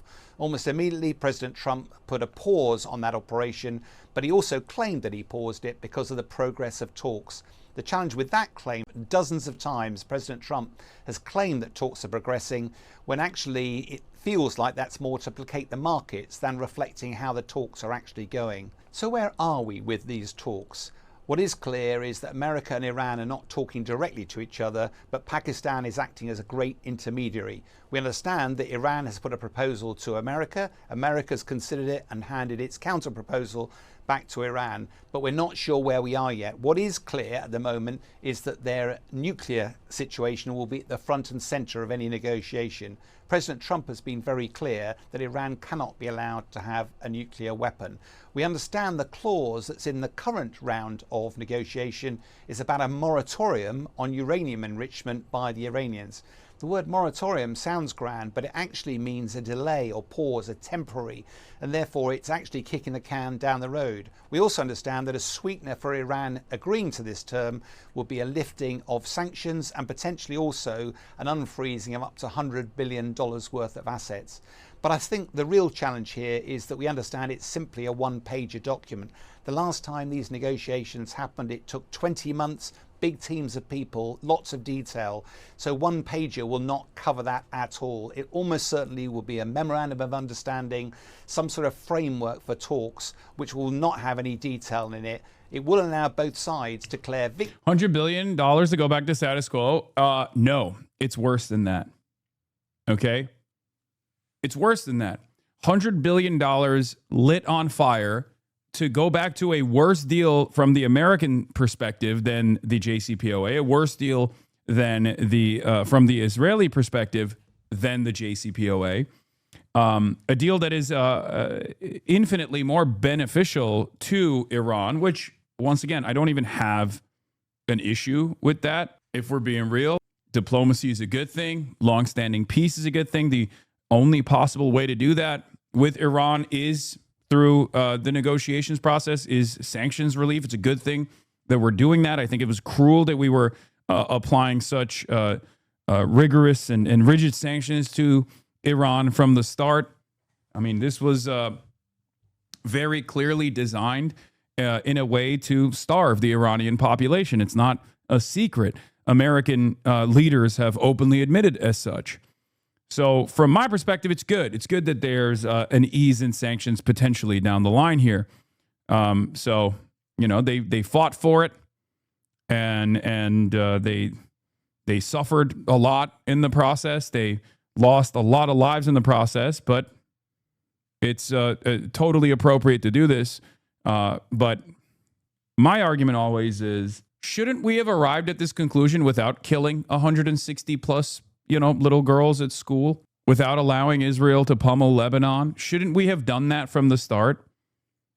If all wars end with treaties at the end of the day, if the only way to achieve long-standing peace is by way of negotiations, by way of diplomacy, then why don't we just do that first? That's always my argument. That was my argument in Ukraine as well. And that has certainly been my argument with Israel and Gaza. Okay. And that is apparently Ted Turner's argument as well. Ted Turner, RIP on the Iranian nuclear program from Syria. And Turner called it a joke that Bush demanded that Iran abandon any ambitions for nuclear weapons while at the same time hoping to ban all such bombs. They're a sovereign state, Turner said of Iran. We have 28,000. Why can't they have 10? We don't say anything about Israel. They've got 100 of them approximately, or India, or Pakistan, or Russia. And really, nobody should have them. Do you guys understand a little bit more as to why I'm sympathetic to Ted Turner? His perspective was very interesting, and we often don't hear shit like that from unbelievably wealthy people any longer. What is this? Gentleman and scholar Sebastian Gorka was asked today if Trump's war in Iran might create new terror threats. Dr. Gorka responded, "You are testicularly challenged. If you don't support this war, that's a low-T approach." The point of using force is to take something you wouldn't have gotten through negotiation, though, isn't it? Yes. The problem is there is a geographic limitation. There's both the fact that Iran has been, for thousands of years, a fucking mountainous fortress that has not changed, right? And two, the reality, the geographic reality that the Strait of Hormuz is 21 miles wide, with only 2 miles wide of an area that you can actually transit these massive fucking oil tankers through. So for that reality was the same 47 years ago. That reality is still the same 47 years after. So recognizing that reality should have changed the calculation on how we deal with Iran. And yet, American hubris did not allow that, reasonable method, the reasonable mentality to prevail here. And Israel finally found a president pliant enough, insane enough to go along with their ambitions. That's it. And then look to discuss the details downstream. The big positive is that at least that would get the Strait of Hormuz open again. The challenge, of course, with talks is they involve compromise, and Iran clearly has leverage that will not be comfortable for President Trump. The trouble is his options are looking somewhat limited at the moment. One of them is to return to military action. There's no advantage in doing that on a big scale, but he might decide that if the negotiations fail, that he has to pummel Iran's nuclear capabilities even further. If they've been damaged, actually to destroy them in a sort of midnight hammer too. But that still won't open the Strait of Hormuz. Second option. Yeah. Iran doesn't, I still think Iran needs nukes for full-blown sovereignty. But in the absence of a nuclear arms, or even like a payload delivery mechanism that they also have to build on top of the nuclear arms, they can control the Strait of Hormuz, which is the nuclear option for global energy markets. So clearly they have different methods of dominating America without building nukes and then having the threat of mutually assured destruction. Is to continue negotiating. Feels like we're in a bit of a stalemate at the moment, with both sides waiting to see who blinks first. And the third option, of course, is for America to walk away, but that would leave lots of matters unresolved. None of those options are particularly palatable. There is one ray of light, though, that's just coming into view. China. There's a delegation from Iran, a senior delegation visiting China as we speak. Why is that important? Well, China takes about 50% of its oil supplies from Iran. Iran exports about 90% of its oil output to China. So there's a vested interest for China in getting the situation resolved and the straits open again. Meanwhile, President Trump is very keen to do deals with China and also wants access to rare earth metals. Therefore, bizarrely, it might well be that actually there's an opportunity for China to broker a peace and bring pressure to bear on Iran to open the Straits of Hormuz. So where does that leave us? Well, despite America, President Trump's very aggressive America First policy, it's always worth maintaining diplomatic relations with not only your friends, but also your enemies, because you never know when you might need help, even from potential adversaries. Iran's foreign ministry says it's evaluating a 14-point peace proposal from the United States. Now, that plan reportedly would center on a one-page memo to end the war and then 30 days of negotiations on stickier issues, including Iran's nuclear program. So the president this morning confirming some of what's in this proposal. He told PBS News that Iran would export its highly enriched uranium to the U.S. That's something that has been a red line for Tehran in the past. Trump also said Iran would agree not to operate its underground facilities and would operate in goodwill for a long period of time, so no specific timeline included there. Now, some reports say the proposal would also include a reopening of the Strait of Hormuz and that the U.S. in exchange would lift sanctions and release billions of dollars in frozen Iranian funds. We do not, though, yet have any confirmation from the White House on those details. But Dom, a few things to note here about all of this. First, crucially, the Iranians have not yet agreed to any of it, and it's far from clear whether they would change their previous hardline rejections, especially on things like exporting highly enriched uranium, in order to make it happen. So that goes to one side of your original question about how much optimism to have. That said, it does seem, though, like the White House is warming to this idea of phased negotiations. That idea would reopen the strait and then leave the nuclear issues for later. The Trump administration had rejected that sort of approach in the past, as recently as just last week. But if they're up for it now, then, Dom, we could be that much closer to a deal. So there was some coverage on Israel feeling blindsided again by this negotiations process. So in an effort to go against that media cycle, Benjamin Netanyahu, of course, immediately came out and was like, no, we talk every day. We talk and America gets their notes from us every damn day. Don't you worry about a thing. Here he is, the demon himself. Between us and the United States, there's full coordination between us and the United States. There are no surprises. We share common goals. Holy echo chamber. What would you like to hear instead? Chatter, go ahead. Explain to us what you mean by that. What is the echo chamber? Would you like me to say that America is doing unbelievably well? Because when people come in here and say holy echo chamber, it kind of feels like or is to hear the exact same thing that the president is saying currently. You are the one who's demanding an echo chamber. Chat is the echo chamber. No one here has an original thought. Yes, you're a real free thinker. Go ahead, give us some of your free thinking thoughts. Let's hear it. Would love to hear from this free thinker for once. Okay, real original thoughts, please. Go ahead. One of the most unoriginal things that you could possibly do is come into the chat and not even address the political discourse that's taking place, and instead immediately go, "Oh, this chat is a real echo chamber." Perhaps it's because you have no free will and no free thoughts of your own that you immediately choose to go, "Pah, I'm above this." Go ahead, elaborate, give us something, anything about what your opinions are about the events that are unfolding in the Strait of Hormuz. I would love to hear from you, and I'm sure that you could cut through the noise and maybe even convince a lot of these chatters, save them even.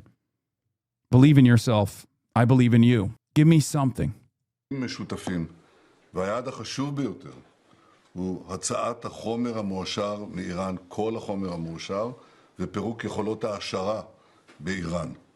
הנשיא טראמפ מאמין שהוא יכול להשיג את זה בדרך זו, בדרך זו. Yeah, they also say that they're prepared for all scenarios because there was some reporting that claimed that Israel thought that the war efforts were going to escalate and the military campaign was going to restart, and that they were frustrated that it didn't. He left, fake demon. It's always so funny when guys like this come in here and act as though they have some kind of independent thinking capabilities.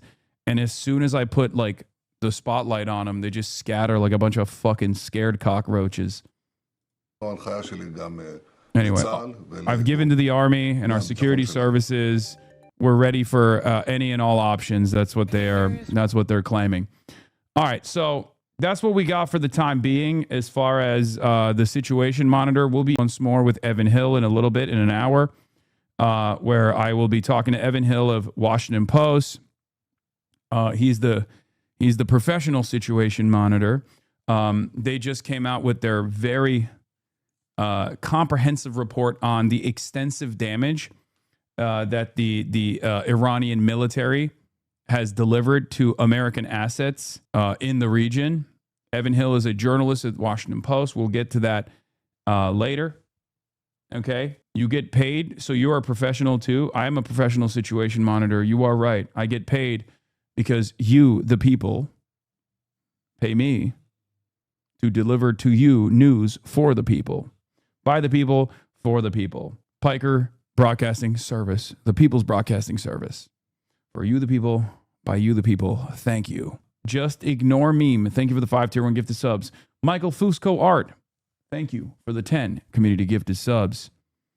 Support independent media. Closed Presence, thank you for the 20 gifted subs. I don't see any way that Iran agrees to a deal right now. I don't even think they have a reason to go to the negotiation table right now, as the U.S. has showed that they can't be trusted even with the perfidy aside. Trump doesn't hold his end of the deal with allies. What reason would Iran have to believe that the U.S. would hold up their end of the bargain with an adversary? China, Russia, and a multilateral commitment, because this deal will only take shape if Iran feels like they have actually established necessary military deterrence. Okay? And as it stands currently, they might be feeling that way. Okay? There will be guarantors of this long-standing peace and long-standing ceasefire treaty. There will be, European partners involved in this. There will be Chinese and Russian partners involved in this. And that's the only way that I think they'll be comfortable that's the only way I feel like they'll be comfortable with the deal. Jeremy Scahill says there's intense diplomacy, exchange of amendments on a potential memorandum of understanding between Iran and the U.S. The entire process is a damning indictment of the fact that this is a war of choice by the U.S. A deal could have been reached in February or much earlier. Trump will try to manufacture a claim of victory for putting out parts of a raging fire he started. But the fact is, Iran inflicted a level of damage and displayed a resolve that stunned Trump's administration, and they have flailed to find a way out.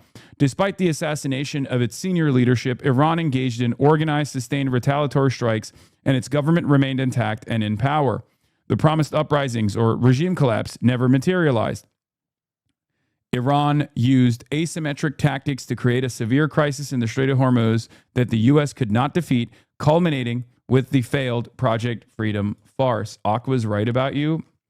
I don't think you should ever admit that you agree with DJ Academics on anything. He could tell you that the tastiest donuts are Boston cream donuts, and I still wouldn't openly admit that I got that information from DJ Academics or agree with him on that. And let me tell you, that's an area that he has a lot of experience in. If you had the capacity to feel shame, you would recognize that many of my naysayers are not exactly people that you should be openly writing for.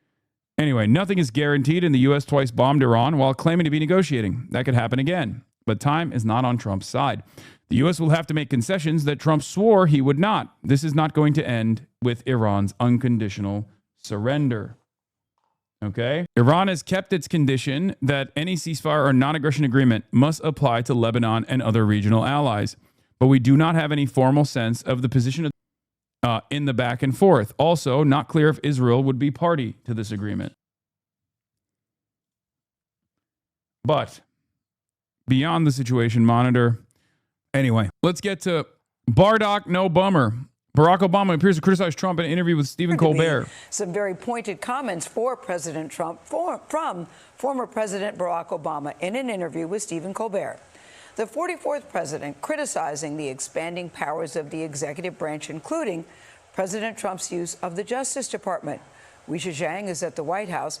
Weijia, good morning. President Barack Obama had some thoughts. Good morning, Gail. Good morning to everybody. The former president actually went on The Late Show ahead of the opening for the Obama Presidential Center in Chicago, slated for next month. But yes, he had plenty to say about the presidency and how the Oval Office has changed since he was in charge. It's this struggle. Shouldn't China threaten the U.S. if they touch Cuba? They would never in a million years. I'm sorry, chatters. China does not give up about any other country but China. They will never. The only reason why they're even remotely invested in what's going on in the Strait of Hormuz is because it's a strategic choke point that they get their energy from as well. They want to stabilize the Gulf so they can get back to trade maxing. They care about stability above all else. They care about Chinese interests above all else. They have no investment whatsoever. They are unbelievably resistant to any kind of disruption against the United States of America. They will never do that. I think part of it is because they've seen and perhaps attribute a lot of the USSR's failures to its international solidarity against like growing socialist anti-colonial movements. China is non-interventionist through and through. That's it. The idea that we, the people, includes everybody. During a taped interview on The Late Show with Stephen Colbert, Colbert asked former President Barack Obama about the expanding powers of the executive branch and what powers he believes whoever is the president should not have. The White House shouldn't be able to direct the Attorney General to go around prosecuting whoever the president wants to prosecute. Will socialists and communists do ICANN, CPUSA getting riled up if USA is invaded? Will socialists and communists in the U.S. do anything if Cuba's invaded? I don't mean hippie parade protests either.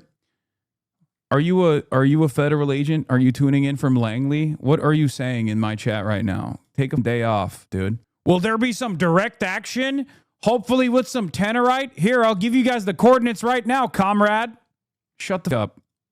Obama did not mention President Trump by name, but he nodded to critics who say Trump has leaned on the role of Attorney General and the Justice Department to pursue investigations into his political adversaries, including former FBI Director James Comey and New York Attorney General Letitia James. Obama also spoke about the president's power as commander-in-chief. Oh my God. He's just saying the most like basic shit and they're getting thunderous applause. He's saying the most basic stuff and getting thunderous applause. It's just like, yeah, no shit, man. I mean, he's right. Yeah, he's right. I don't know. I expect a little bit more motion from perhaps one of the most popular figures in the Democratic Party as it stands currently, you know, just a little bit more. The only one saying basic shit publicly, no, there's definitely more need than just this. In the next video, he talks about liberals versus leftists, which will be more interesting to you. Washington Post, ABC News, Ipsos poll on Trump's approval rating found only 37% of Americans approve of his job performance. This interview dropped just 6 months before a contentious midterm election when the U.S. is wrapped up in a war with Iran and gas prices continue to climb. We have asked the White House for a response to Obama, but have not heard back this morning. Vlad. All right, Weijia Zhang reporting from the White House for us this morning. For more on this, let's bring in our chief Washington analyst, Robert Costa. Bob, as Weijia just outlined, this criticism comes as President Trump faces some very, very tough political headwinds. You frequently speak to President Trump. What do you make of this, and how might President Trump respond? Good morning. There's always a political dance for former presidents. They don't always want to weigh in on current affairs, but with the opening of the library, we see former President Obama doing just that, not using President Trump's name. But his comments reflect a growing confidence among many Democrats nationally that ahead of these midterm elections, the headwinds are around the White House right now, that the Democrats have a real shot of winning the majority. But we can expect, based on my conversations with White House officials and top advisors to President Trump, he is going to fight back. He believes he has executive authority blessed by the Supreme Court, and he has the political will to fight.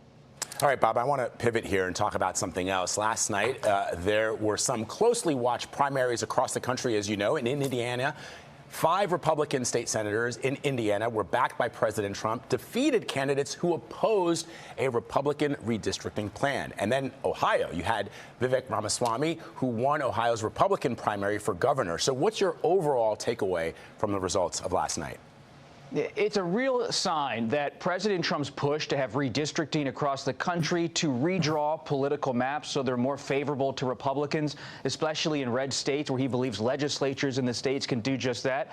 If you don't follow his lead and take his order, you could pay a political cost. So those Republicans in Indiana, some of them who opposed President Trump's push on redistricting, they were defeated in primary elections. And it's a real statement that despite the president's problems... Bro, they spent millions of dollars in races that are like maximum 50 grand to 100 grand just to elect 5 out of 7 new seats because Donald Trump's feelings were hurt that the incumbents in the state legislature in Indiana refused to do redistricting because they were like, our constituents don't want this. Well, it turns out their constituents actually want one thing and one thing only, and that is having sex with Donald Trump. Okay? If you're shocked by that Indiana outcome, you've never been there. No, I'm not. I'm not shocked by the Indiana outcome at all. Okay? There were 7 priority seats that Donald Trump wanted to unseat. They literally found whoever they could, people that didn't even have any investment in running for these local district seats at all. They spent millions of dollars and they got 5 out of 7. They only won due to low turnout. I mean, it doesn't matter. It doesn't matter. I'm just trying to explain to you that, like, 2 things that I'm trying to explain to you right now is, one, the Republicans in Indiana are just purebred hogs, okay, through and through. That's number one. It's just a lesson for the rest of the country. No matter how small a seat might be, if you oppose Donald Trump, you're going to get elected out of office, okay? That's number one. Number 2, people might literally say, no, I want my representatives. I want my representatives to represent my interests. I don't give a shit about like redistricting. As a matter of fact, I only care about the cost of living. They should work on that. Okay. It turns out that's not the case. It turns out when the president says jump, the people in Indiana say, how high? Okay. They are obedient cattle. They are absolutely a product of this cult. They are 100%, at least the ones who go out and vote, are a part of a cult. Okay? Straight up. So even when you have Republican elected representatives in the state legislature that are like, we are going to abide by the better wishes of our constituents. We're going to listen to our constituents. They say they don't give a shit about this redistricting. As a matter of fact, they're against the redistricting process. So we're not going to abide by the whims of the president. You get punished for it. It sucks. It sucks, but that is the reality. Now, let's get back to Barack Obama. Barack Obama had a conversation with Stephen Colbert on The Late Show. Oh, God. Okay, Nancy. Okay, Nancy Pelosi. Oh, I want a strong Republican Party. No, I want no Republican Party. Okay? I'm going to be very honest with you.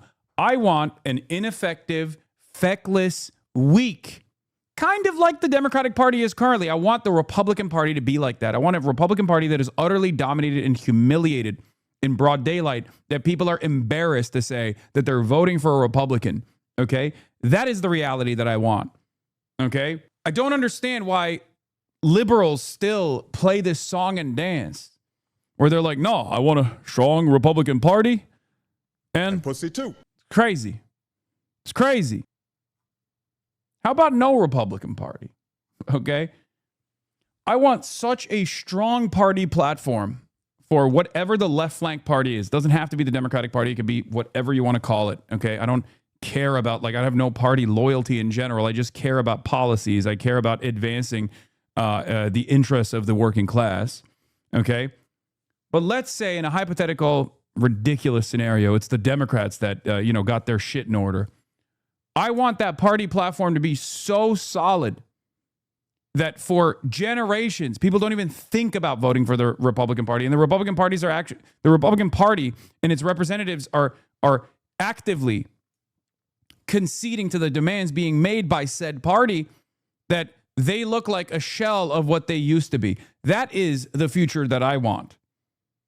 That is the future that I know we can have. Okay? No, wrong. I think this is a very clear, different school of thought. Okay? If I am to take what he is saying at face value, wrong. Wrong again, Bob. 100% wrong. Okay? Absolutely not. The idea that we are going to find this beautiful moderate center when we have two different schools of thought, two different ideologies that are constantly competing with one another as even interlocutors in the marketplace of ideas, and that's exactly the golden mean. Bullshit. One, Republicans never operate with that mentality, and that's why they fucking win. Even though they have a toxic agenda, even though they have horrifyingly bad policies, they still win because they never come to the table with concessions in mind. That's number one. Okay. Number two, what you are describing is gridlock regardless. That's precisely what people hate about American politics in general. Like, even if this idea was correct, that there was actually like two strong parties and they were just like dishing it out and trying to find the perfect solution. Like, no, there's usually one solution that is actually perfect, the one that actually centers the working class. You don't want any opposition to that agenda. I don't want any opposition to that agenda. That opposition is the reason why we couldn't get the public option in the ACA. Okay? And that wasn't just a strong Republican Party that opposed it. They did all oppose it. There was also opposition within the ranks of the Democrats. Do-nothing Democrats. Or a sequence of rotating villains, specifically Joe Lieberman in his circumstance, that destroyed voting for the public option. Okay?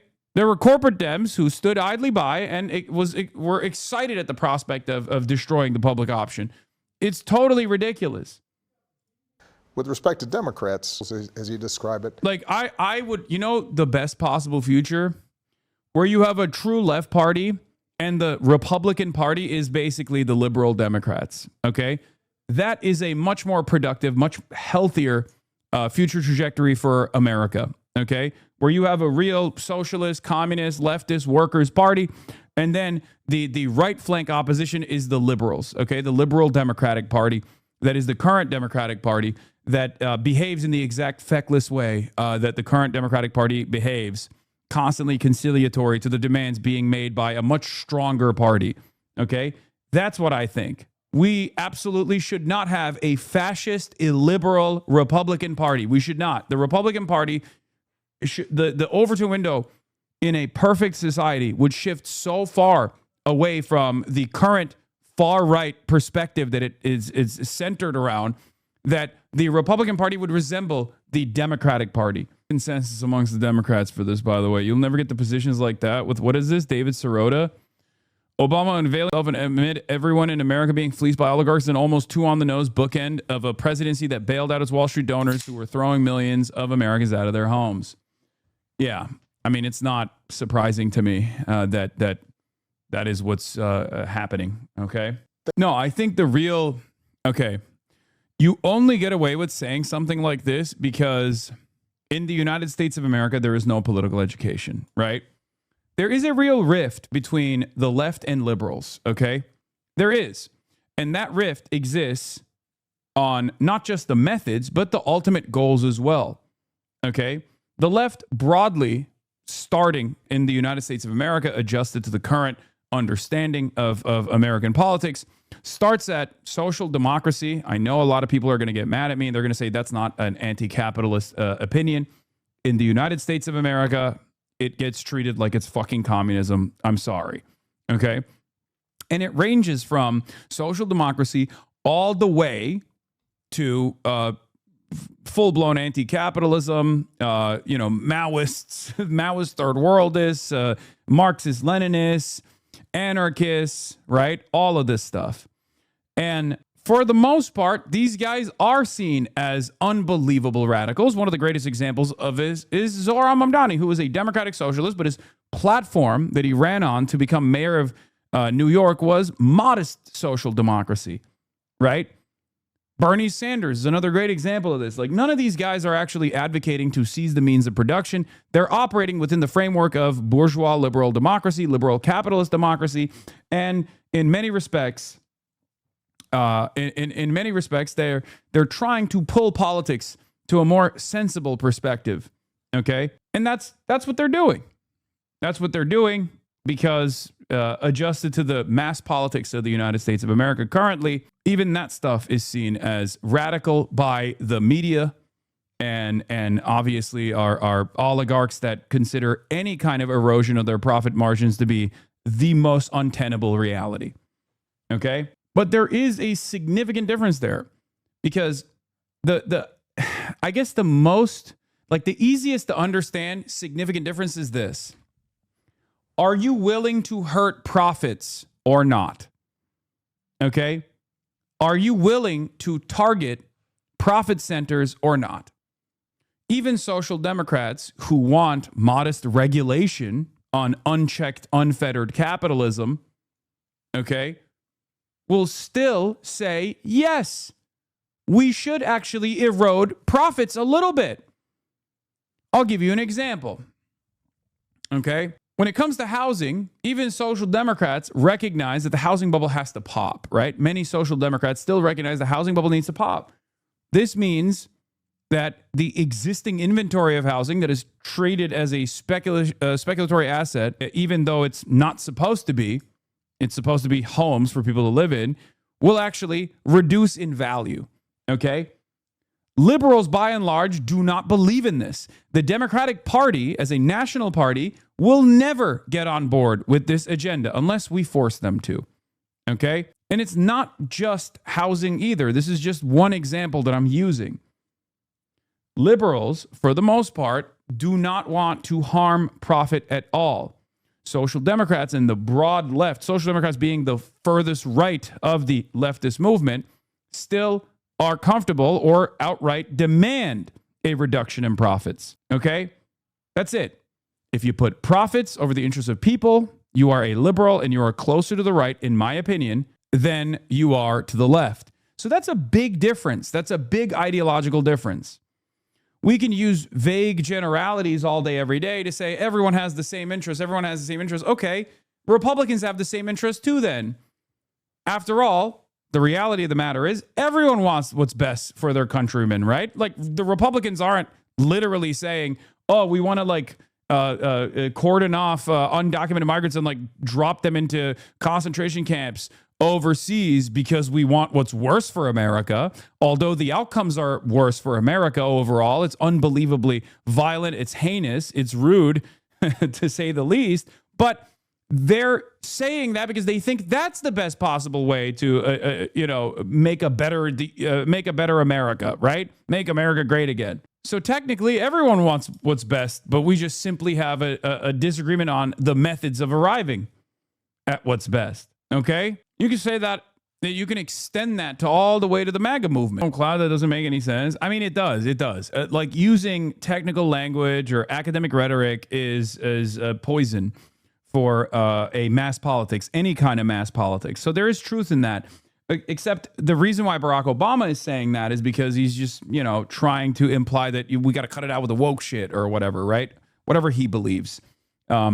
He is defending his own version, his own ideology, which is, neoliberalism. That's his agenda. That was his agenda of governance. That's what he did when he was the president. So it's not, I don't disagree that jargon does play a big role in this, right? I try to the best of my ability to make sure that it's as easily understandable as possible, my message, right? When I talk, when I communicate. A lot of people unironically will look to that and say, I'm fucking stupid, or I'm a revisionist, or I don't know, I don't understand the dense Marxist literature because of the way that I communicate about these issues. I try to bake that worldview into normal, polite conversation. It's really fucking annoying that I get to hear this all the time. It's one of the funniest things I hear from true vanguard of the communist revolution in this country, which is hammer and sickle accounts on Twitter who don't do anything but just fucking chirp online all the time, is the idea that I am a fake radical that utilizes the popularity of Lenin to me, that's the funniest fucking thing you could possibly say, because the average American either doesn't know who the fuck Lenin is or assumes he is a terrorist or possibly like Adolf Hitler, but socialist. Okay? The average American doesn't think Lenin is a popular guy. I mean, it's hubris. It's ridiculous. It shows how sheltered and how uneducated Americans are. Okay? But it is very funny that people think that in the United States of America in 2026, that Lenin is like an objectively popular figure that I'm actually stealing the shine from. Okay? Yeah, people think Karl Marx is a dictator that killed 100 quintillion people. Okay? That's what Americans think. So if your mentality is so clouded that you think that the average American actually has a positive association with Vladimir Ilyich Ulyanov, the dragon that is Lenin, okay, the revolutionary, then you're lost in the fucking sauce. Go talk to some real people, please. Now let's get back to Barack Hussein Obama. God damn it, Steven. Come on. This was supposed to be a productive conversation. Ugh. And then we move on to aliens, really? You're talking to the former president, the most popular Democrat in the country, okay?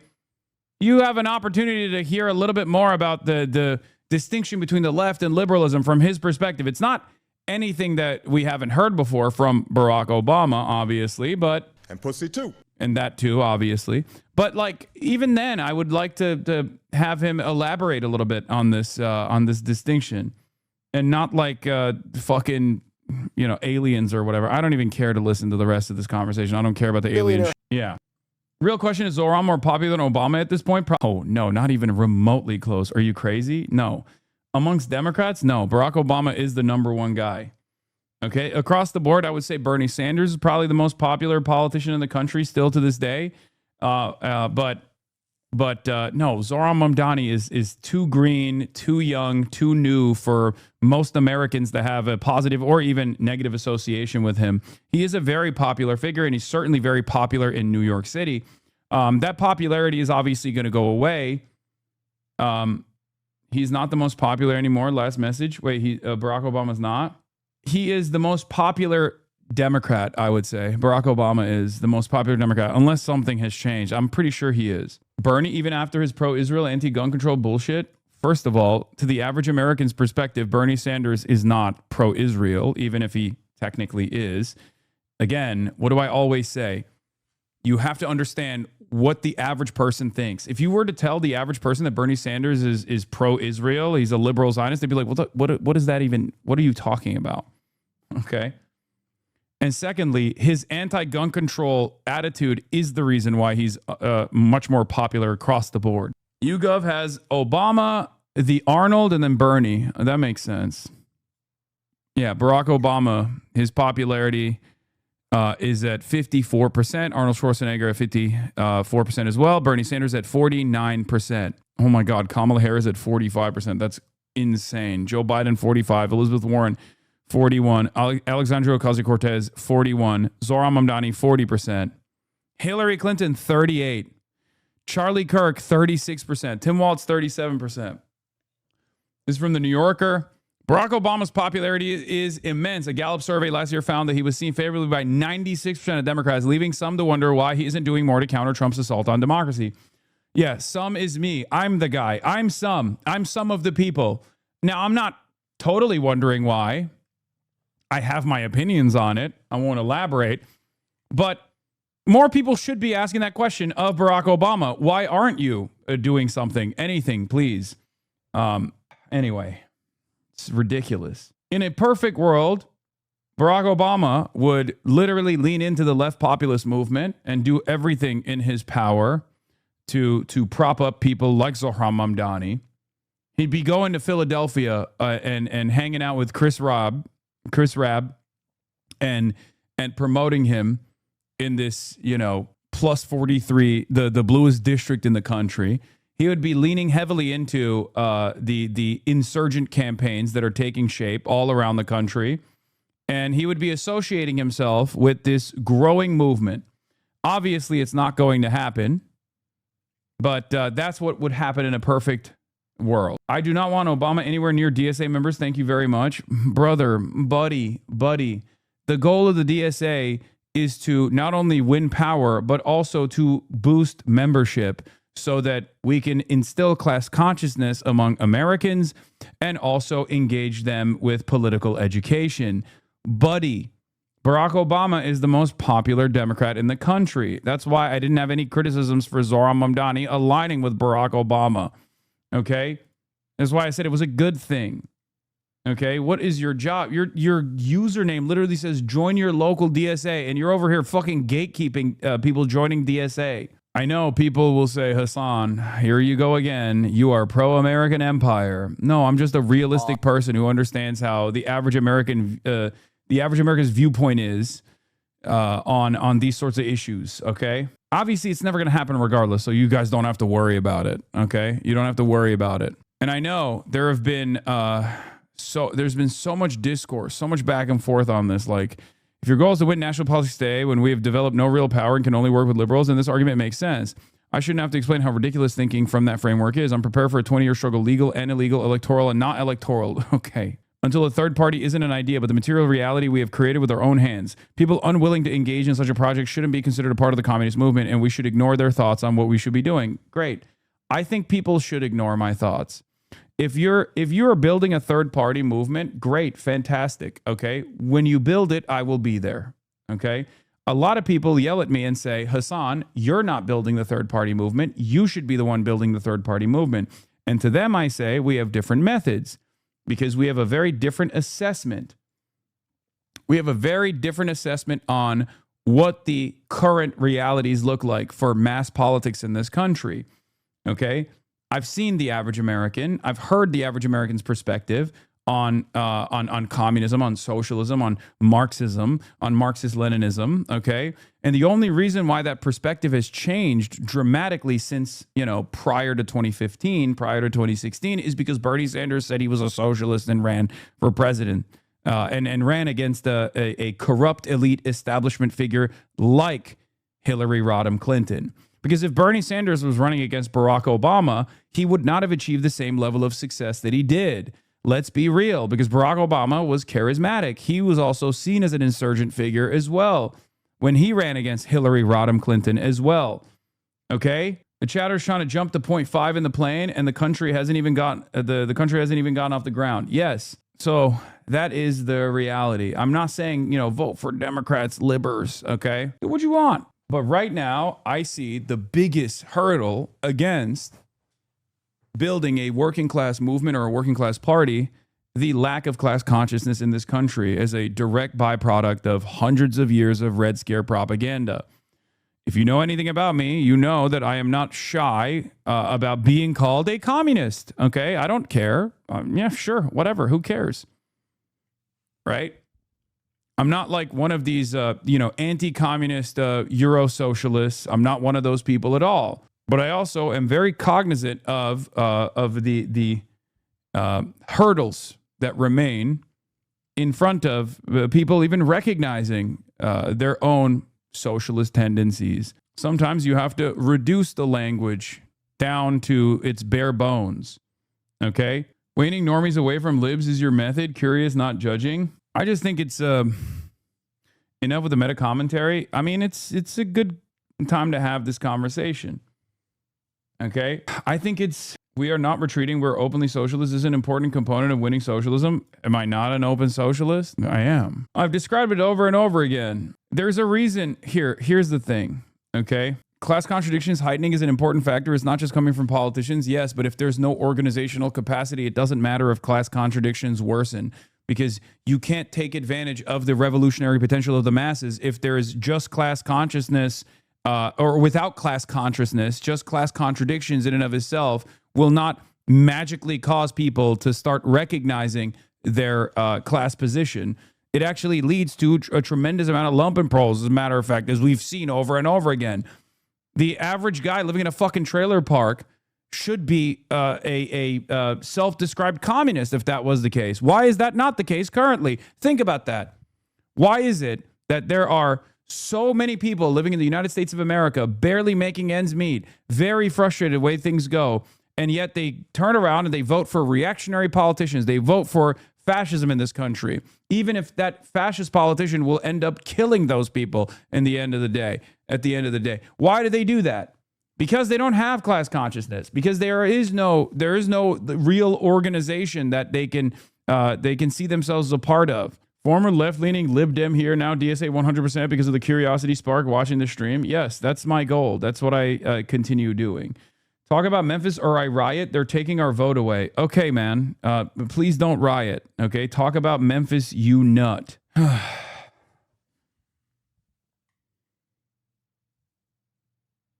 We are not progressive. We are socialists. We are at war with the Obama wing of the Dems. Yeah, I don't think you understand what I was saying. Okay? I do not think you comprehend what I'm saying at all. Okay? We are at war with the Obama wing of the Democrats. Yes, what Obama currently represents is the centrist wing of the Democratic Party, the corporate wing of the Democratic Party. But what Obama represents to the average Democrat is the last time where they felt any fucking hope with a competent leader in charge. Okay? All right. Mayor Zohran Mamdani, billionaire Ken Griffith, battle over pied-à-terre tax. Ken Griffith says Zohran Mamdani put the crosshairs on him and actually threatened his life. CEO Ken Griffin is once again taking aim at Mayor Zohran Mamdani as their feud over the pied-à-terre tax continues to escalate. And in just a few hours, the mayor will be making a housing announcement. Eyewitness News reporter Phil Tate is live in the Morrisania. I miss your reaction to Obama. How do I rewind? Wow, what a fantastic question, chatter. Right as there's a hype train going on, you can subscribe to the Piker Broadcasting Service, the People's Broadcasting Service, and support independent media. And one of the amenities you will get if you subscribe for $6 or for free with a Twitch Prime is the opportunity to rewind on the broadcast if you're watching on a desktop. Some of the other amenities include being able to use these emotes all around the platform. Or Vixandra, thank you for the 10 community gift subs. You can also gift subscriptions as well, others in the community as well. But some of the other amenities are the ability to send me links. There's no guarantee I will be clicking on those links, but you can do that. Okay, let's watch. Section of the Bronx with more on all of this. Good morning, Phil. Yeah, Tanya, Pedro, good morning. In just hours, Mayor Mamdani is expected to appear outside of this Morrisania apartment building just right behind me, and that's as the city has reached a settlement against the property owner at around $31 million. Now, I just spoke with someone who lived in that building off camera who tells me that, yes, there have been a ton of issues from elevator outages even to lack of heat and hot water. Meantime, we are watching the fallout of this feud between Ken Griffin and the mayor as they're not quite seeing eye to eye when it comes to those taxes on second homes that are quite expensive amid New York City's ongoing budget challenges. You may remember this video posted weeks ago from the mayor outside the home of hedge fund CEO owner Ken Griffin saying he should pay more taxes on his $238 million penthouse. Bro, this gives the game away. For an unbelievably wealthy person like Ken Griffin, like the demand that they pay a little bit more in taxes on their, 11th property is akin to a sentence. Like he literally is just like, what? This is the scariest thing that anyone has ever suggested. Okay? For the bosses, a fate worse than death is the fate that many of you experience on a daily basis. It is to be reduced to a worker. Okay? That's what it is. They treat it like you're getting thrown in prison, like they put the handcuffs on you, like you're going to the gallows or something. Oh my God. You are going to tax my 11th property? My penthouse is $238 million? That's basically like demanding the gallows. His chief operating officer had questioned whether a planned Midtown construction project would move forward following the attack on Griffin. The project, the redevelopment of 350 Park Avenue, that would create 6,000 construction jobs and more than 15,000 permanent jobs. At a conference in California, Griffin said he would probably go through with the project, but the mayor's video left him to expand his base in Miami, calling it an immediate and direct consequence of the mayor's poor decision.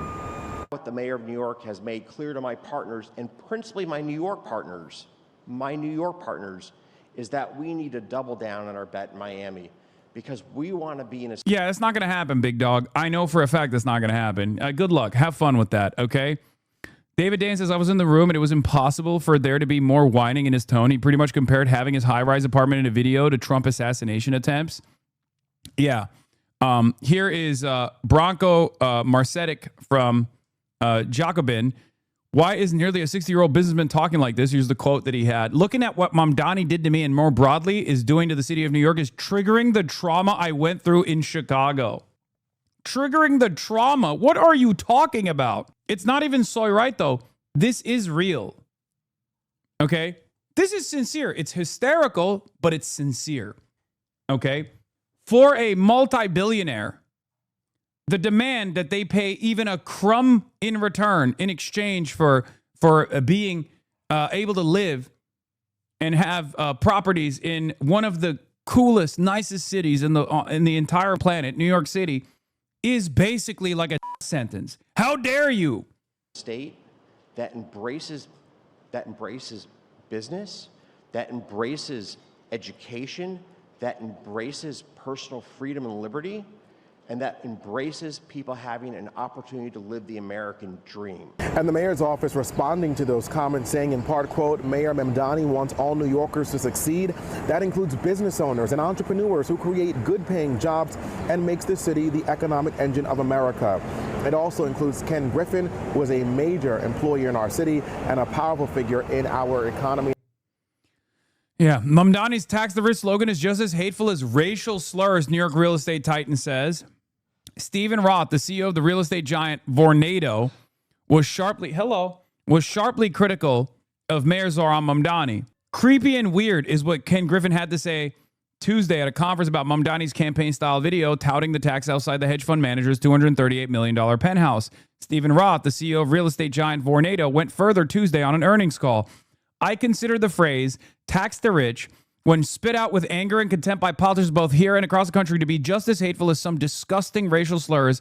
And even the phrase from the river to the sea, Roth said, refer to the pro-Palestinian phrase. Oh my God. They're adopting the Israeli strat for class is perfect. That's exactly what it is. I consider the phrase tax the rich, quote, tax the rich, but spit out with anger and contempt by politicians both here and across the country to be just as hateful as some disgusting racial slurs, and even the phrase from the river to the sea. What these polls seem to be saying is that the rich are evil, or the enemy, or the targets, or maybe even just suckers. But the rich whom the politicians are targeting, started with nothing, are the epitome of the American dream. They are our largest employers and largest philanthropists. And it is the 1% that pay 50% of New York's income taxes. They are at the top of the great American economic pyramid for a reason. They should be praised and thanked. I must say that I can... Yeah. Guy who's definitely not out of touch is like, hey, you know what billionaires are like? The beautiful nation state of Israel. You know, two concepts that are broadly popular in all of the circles that I frequent. Well, I don't understand. Why won't you worship me, a billionaire, like you worship the beautiful nation state of Israel? Two things that are obviously broadly popular. And if it's not, what do you think of her criticism of you? What is this? Has come a long way to make himself palatable to the American public, especially American liberals, by only working with the DNC and DSA and constantly platforming people like Bernie Sanders and AOC on his stream, which is the way that he's been doing content for like a decade now, and I think it may be time to wrap it up. But every time I talk about Hasan Piker, I always get comments from white men. It's only ever white men. Why do you send me this? Guys, come on. She's right. Like, and then all the dudes in the chat are going to go in there and be like, me. It's like, I don't care about any of this. Okay. It's great. It's great. It's great. Okay. It's, she's right. I'm wrong. Who cares? Okay. God damn it. I should stop clicking on these vent posts. Oh, holy. It doesn't matter. It doesn't matter. It doesn't matter. Okay. Yes, I will wrap it up. I'm done. I'm over. This project is done. It's time for new people to come in. Okay, it's time for new people to come in and build the communist movement that I will be terrified of, because deep down I'm a cynical capitalist. At the end of the day, I'm a sheepdog for the Democratic Party. I'm a liberal Zionist. I'm a pro empire kind of guy. Okay, I really get my rocks off when children are being slaughtered overseas. You guys got me. I will stand in opposition to that real movement that was going to be built. You are a wrecker. Me? Yes. It's true. It's true. Careful, Fox News might start praising you. Ugh. I don't think these kinds of conversations are productive. I don't want you guys to go over there and attack people that have constructive criticism in general. Okay? You need to stop. You need to stop doing all that. Just anytime you see a take where you're like, oh man, anytime you see a take on the internet that pisses you off, you know what you should do? Smile and dial. Okay? Go and phone bank for the DSA today. Okay, I need 10 phone banks from all of you. Okay, anytime you see shit like that and you get upset or frustrated, you smile and dial and you call up Kathy Hochul's office and you say, hey, as a New York resident, I am very frustrated with the fact that you are allowing austerity to take shape in New York, making New York City unaffordable for the working stiff like myself. Okay, you should tax the rich so they pay a fair share back to New York City so we can fund these programs and make New York City the best city in the country, if not the entire world. Okay, that's what you do. When you get mad about stuff like this, use that anger into more productive routes. Okay, every time I call my New York politicians, they hang up on me. You leave a voicemail. Shocking stuff from the CEO of Vornado Realty Trust on his latest earnings call is not so shocking if you know how these guys think and operate. Hold on. Starting to think he called it Vornado on purpose to align with the kink. Anyway, start stream. No, she won't listen. What? Okay, stop criticizing the other person, okay?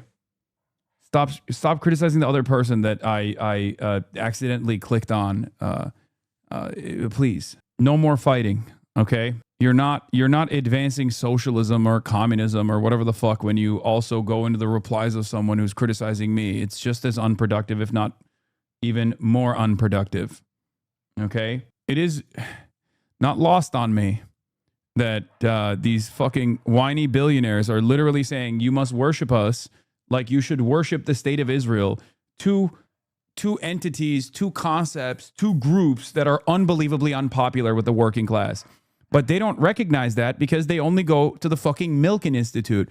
They never actually react to the average Joe. They never actually are around regular folk.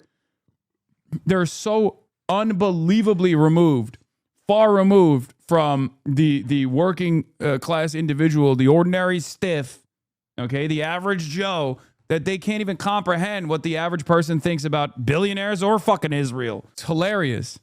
Matt Stoller says this whiny billionaire just drove Spirit Airlines into liquidation. He's now trolling the mayor of New York City because he doesn't want to pay taxes. Oh, and he got Florida legislature to strengthen non-compete agreements so his hedge fund employees can't leave. Great guy. So where does that leave us at 350 Park? That leaves us with the fact that we went to Miami and revised our building plan to make it a bigger office building. You're bailing? So what do we do at 350 is still a point of discussion internally. But what is no longer a point of discussion is that Miami is now, when we moved from Chicago, there was a debate between New York and Miami. It's unquestionably true that we made the right choice. I'll leave it at that. It's unquestionably true that we made the right choice. And now what the mayor of New York has made clear to my partners, and principally my New York partners, is that we need to double down on our bet in Miami, because we want to be in a state that embraces business, that embraces education, that embraces personal freedom and liberty, and that embraces people having an opportunity to live the American dream. And yeah, here's the thing, okay? The reason why, look, there's this concept of the Laffer curve, right? The idea that if you raise taxes so much that you end up diminishing taxable revenue because wealthy people will find ways out of it and they'll leave and they won't actually pay those taxes. Now, in reality, that's not what happens at all. Okay. And perhaps the greatest example of this being bullshit is the fact that currently wealthy people have the capacity not to live in California and yet still choose to do so, even though California taxes are far higher than other states. The reason why they still choose to live in California is because California is fucking awesome. Okay. And part of that is because there are places where there's higher taxes that also have higher quality of life. Okay? When these people turn around and say, oh, we're going to go move to fucking Miami, okay, have fun, right? Have fun with that. You're probably not going to. As a matter of fact, during COVID, a lot of upper middle class people moved to places like Miami, moved to places like Texas, and now they're coming back to these big urban centers. Okay? Now, here's the thing. Is there such a thing as like as too high taxes? I guess there could be, right? There's reasonable debate on this. We are nowhere near that percentage right now. I believe the Goldilocks zone is like what? Top marginal tax rate being at like 70%. Currently, it's 34, I believe, or 35. So we're nowhere near that. It's at half of where it could be. Okay? So the notion that like we are so cruel and so ruthless to the wealthy is fucking idiotic. Okay? It's a lie. It's a lie advanced by corporate media because their job is to defend the interests of super rich billionaires and millionaires. That's the thing. Okay? That's the reality.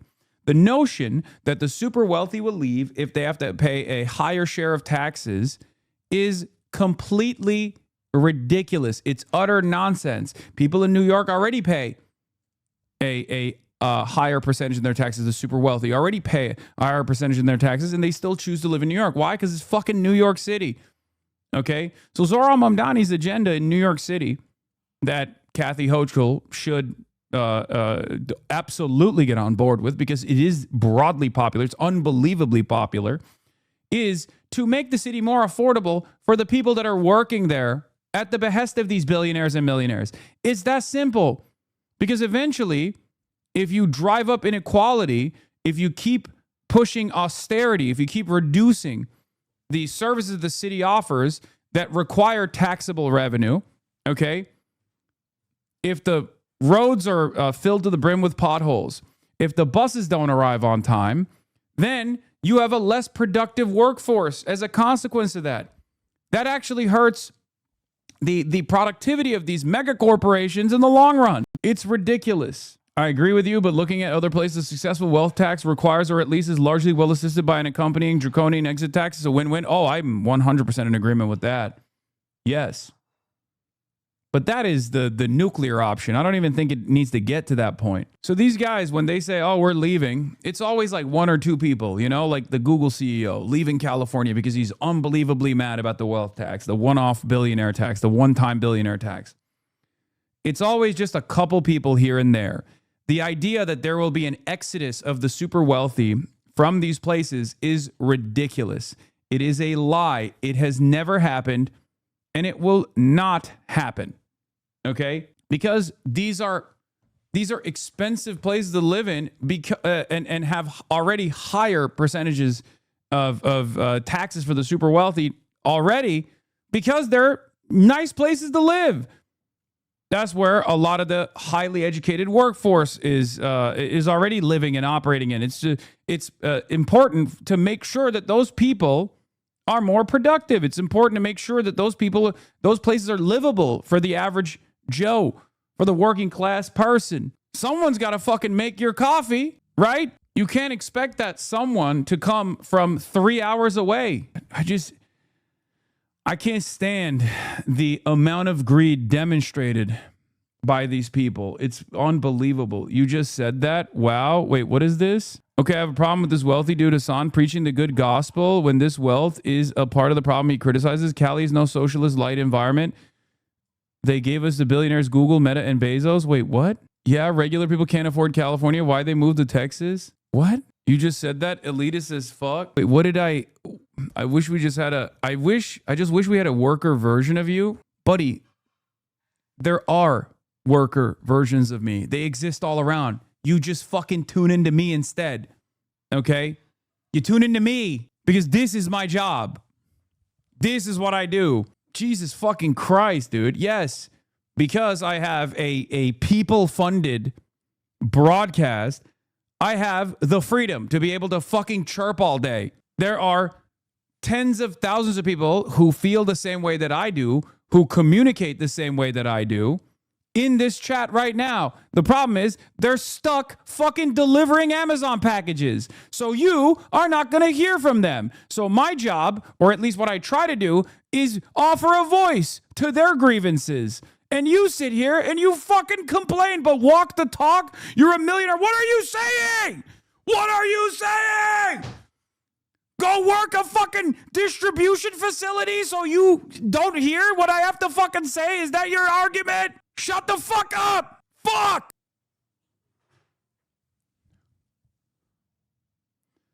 Oh, it's just aesthetics at the end of the fucking day. That's it. That's literally it. It's aesthetics. This person is just like, I like what you have to say, but I can't get over the aesthetics, okay? I can't get over the aesthetics. In my mind, socialism means everyone has to be fucking poor. That is an unbelievably reactionary perspective, okay?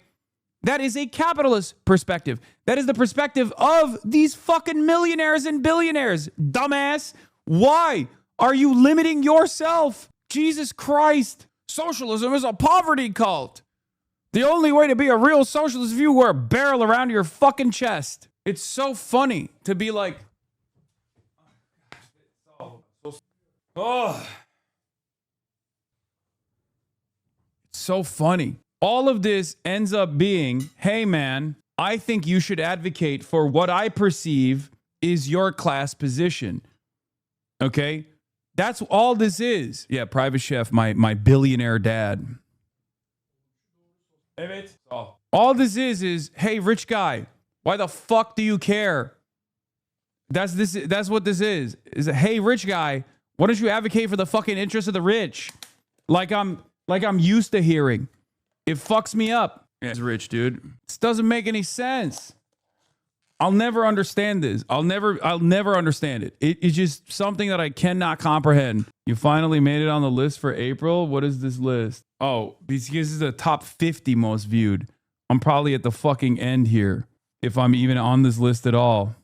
I don't even see myself. I'm not on this list. Oh, I am. I'm at the end. Right above PragerU. God damn. That's whack. We really gotta...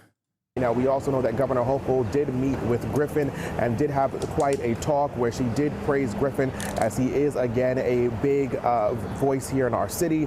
We will be standing by to hear from Mayor Mamdani this morning at his news conference scheduled for 9 a.m. We are live in the Morrisania section of the Bronx. I'm Phil Tate, Channel 7 Eyewitness News.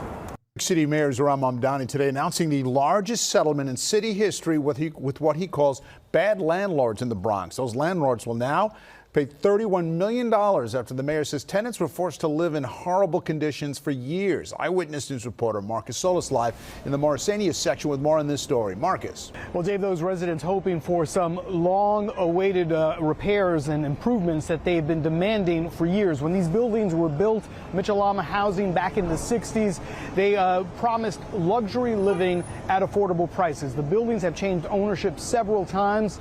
The mayor says the conditions have devolved into inhumane conditions.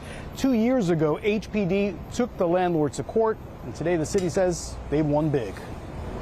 It's the best news we could have ever hoped for. Cautious optimism after what residents describe as years of horrible living conditions at Robert Fulton Terrace, twin 18-story. Jonathan Greenblatt talking to Jake Tapper about me. Oh, here we go. Time for the daily lashing, dude. Here we fucking go. 1,274 incidents. There are real people at stake. And I think about Sarah Milgram and Yaron Lashinsky shot in the back walking out of a museum in D.C. by a man yelling, "Free, free Palestine." Is that left wing? Is that Islamist? I don't know what to call that. I think about the student in Seattle, Washington, harassed by her classmates, telling her week after week with no interference from the teacher that Hitler was right, the Nazis should have done the job. Is that right or left? I mean, all of it is that right or wrong. left, And really? I think we need leaders on both sides of the aisle to say, especially to their own, enough with the anti-Semitism, enough with the hate. Pretty sure You that's mentioned that right wing, there was man. a drop, a sizable drop in 2025 from the number of incidents reported in 2024, which is some good news in this. What do you attribute that to? Look, that is good news, and we welcome the fact that the overall incidents are down 33%. It's attributed to a few things, Jake. Number one, college campuses. We saw a 2/3 drop on college campuses year over year.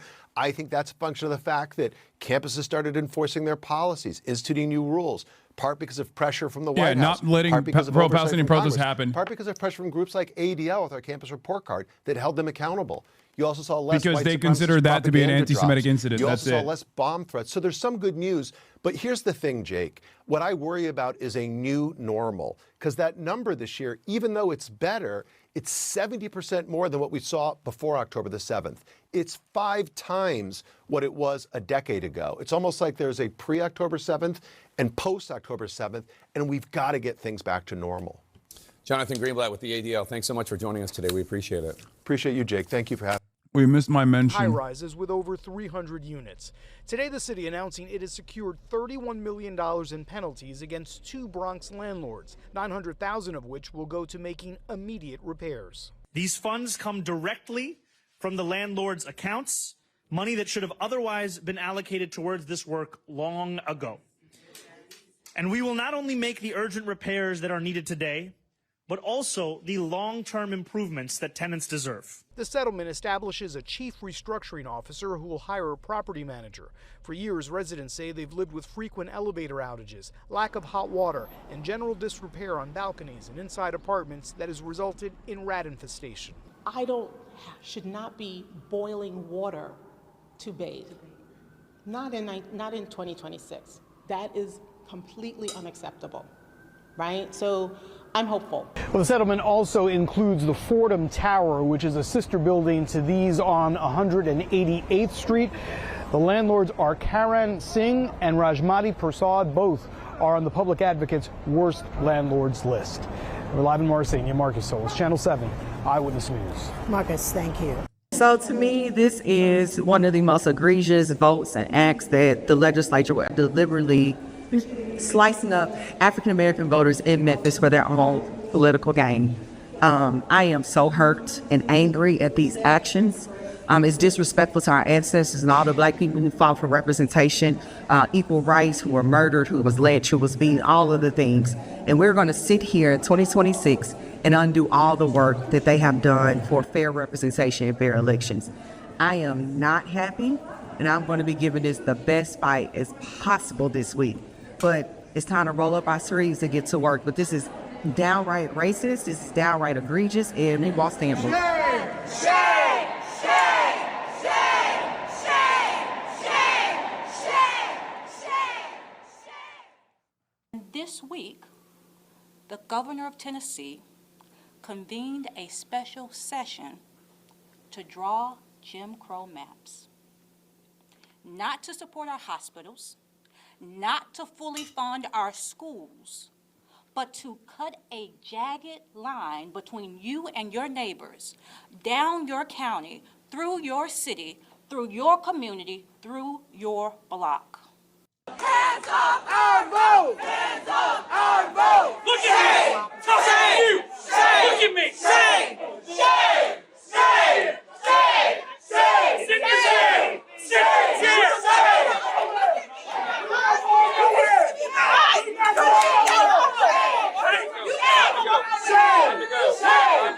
This is the bigotry that we've come to expect and understand to happen here. But people power is still here. We still have a voice, and we've got to use it every time we can. Do you support this kind of demonstration in a moment like this? What the hell else are we going to do? We have a white supermajority Republican legislature that is doing everything it can to destroy us. This is only going to happen once, and we're alive for it, and we all have to do something. And so if this is what folks need to do, then that's what they need to do. White supremacy is codifying itself in the state of Tennessee and all across the nation. This isn't coincidental or accidental. They're coming for black political power in Tennessee and Mississippi and Alabama and Louisiana. We're seeing the greatest purge of black power since the era of Reconstruction.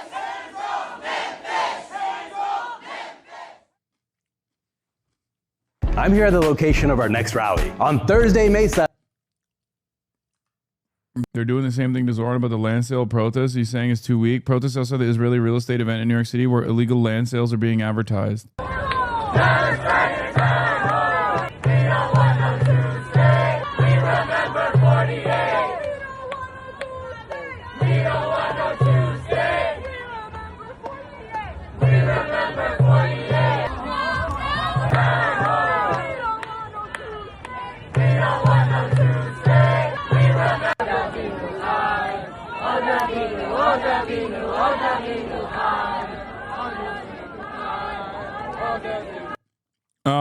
Yeah, Claire Valdez had a really good take. Claire Valdez, Mamdani-backed congressional candidate, breaks with the mayor regarding NYPD's handling of last night's protest. She said, New Yorkers don't just have the right to protest the sale of stolen Palestinian land. They have a responsibility to. NYPD should be protecting our First Amendment rights, not blocking and pepper spraying us when we exercise them. I think that, as opposed to what Mamdani said, where he said he was satisfied with the NYPD's handling of last night's protest. Obviously, a lot of people who went to those protests were not satisfied with the way that the NYPD treated them. Thank you, Mayor. Can you assess how you think things went last night at the Park East Synagogue protest?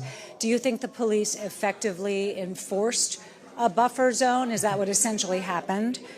And was the right to protest sufficiently protected in your view? And then I have one more question. yes, I think that I've made it clear time and time again that we in this city believe in the sacrosanct nature of the right to protest, and also are committed to ensuring that any New Yorker can safely enter or exit from a house of worship, and that access never be in question, while we also protect the First Amendment. And I do believe that the police ensured that yesterday evening. And as you talk about ways to prevent anti-Semitism, I noticed yesterday that when you put out a statement about the protest, in advance of the protest, you noted that you agreed with the protesters. You've weighed in on the subject of Israel in a couple of other ways in recent days. And I just wonder whether, are you considering whether you personally putting your views about Israel? Yeah, do you feel like you're fomenting anti-Semitism by criticizing the illegal land sales taking place in synagogues? I don't know. Are the synagogues fomenting anti-Semitism for allowing these places of worship to be used for such a heinous crime?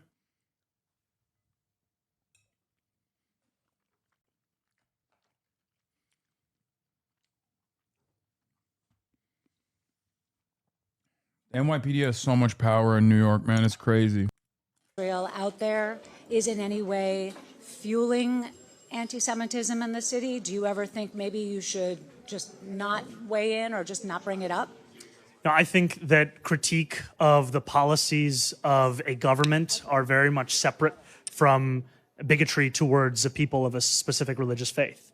And there is no tolerance for anti-Semitism. There is no tolerance for hatred of Jewish New Yorkers, which we have seen time and time again, whether it be in the graffitiing of swastikas on a number of homes across Queens recently.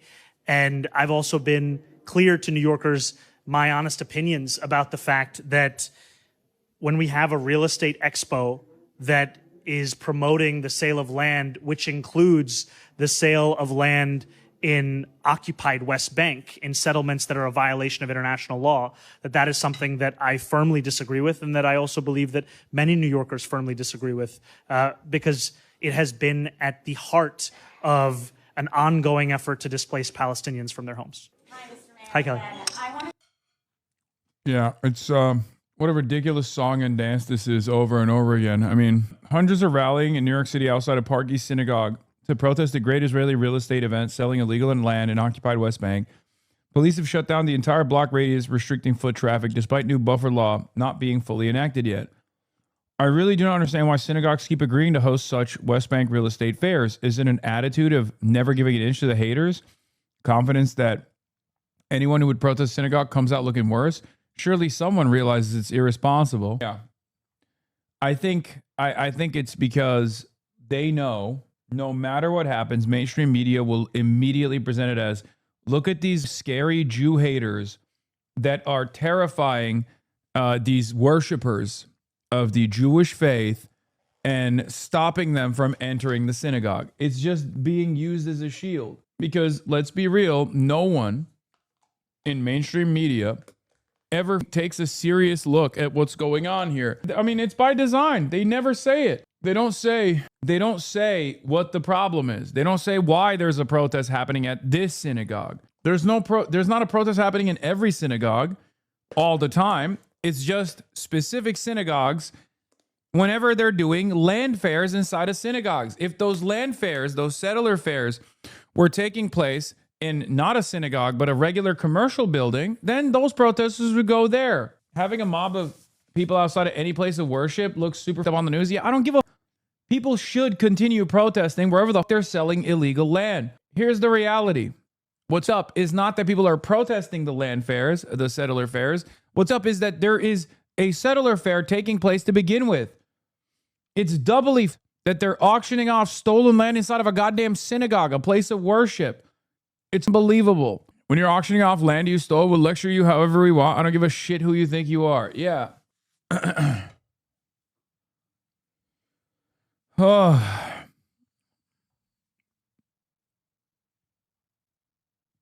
Mossad posting about how Zoran is pro NYPD. Yeah, they're just trying to piss people off. Dude, please never come back to this community ever again.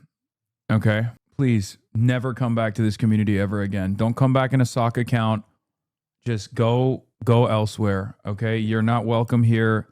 I hate you for saying that. Operation Trust Me Bro failed. Not back to routine Operation Fox. Okay, whatever.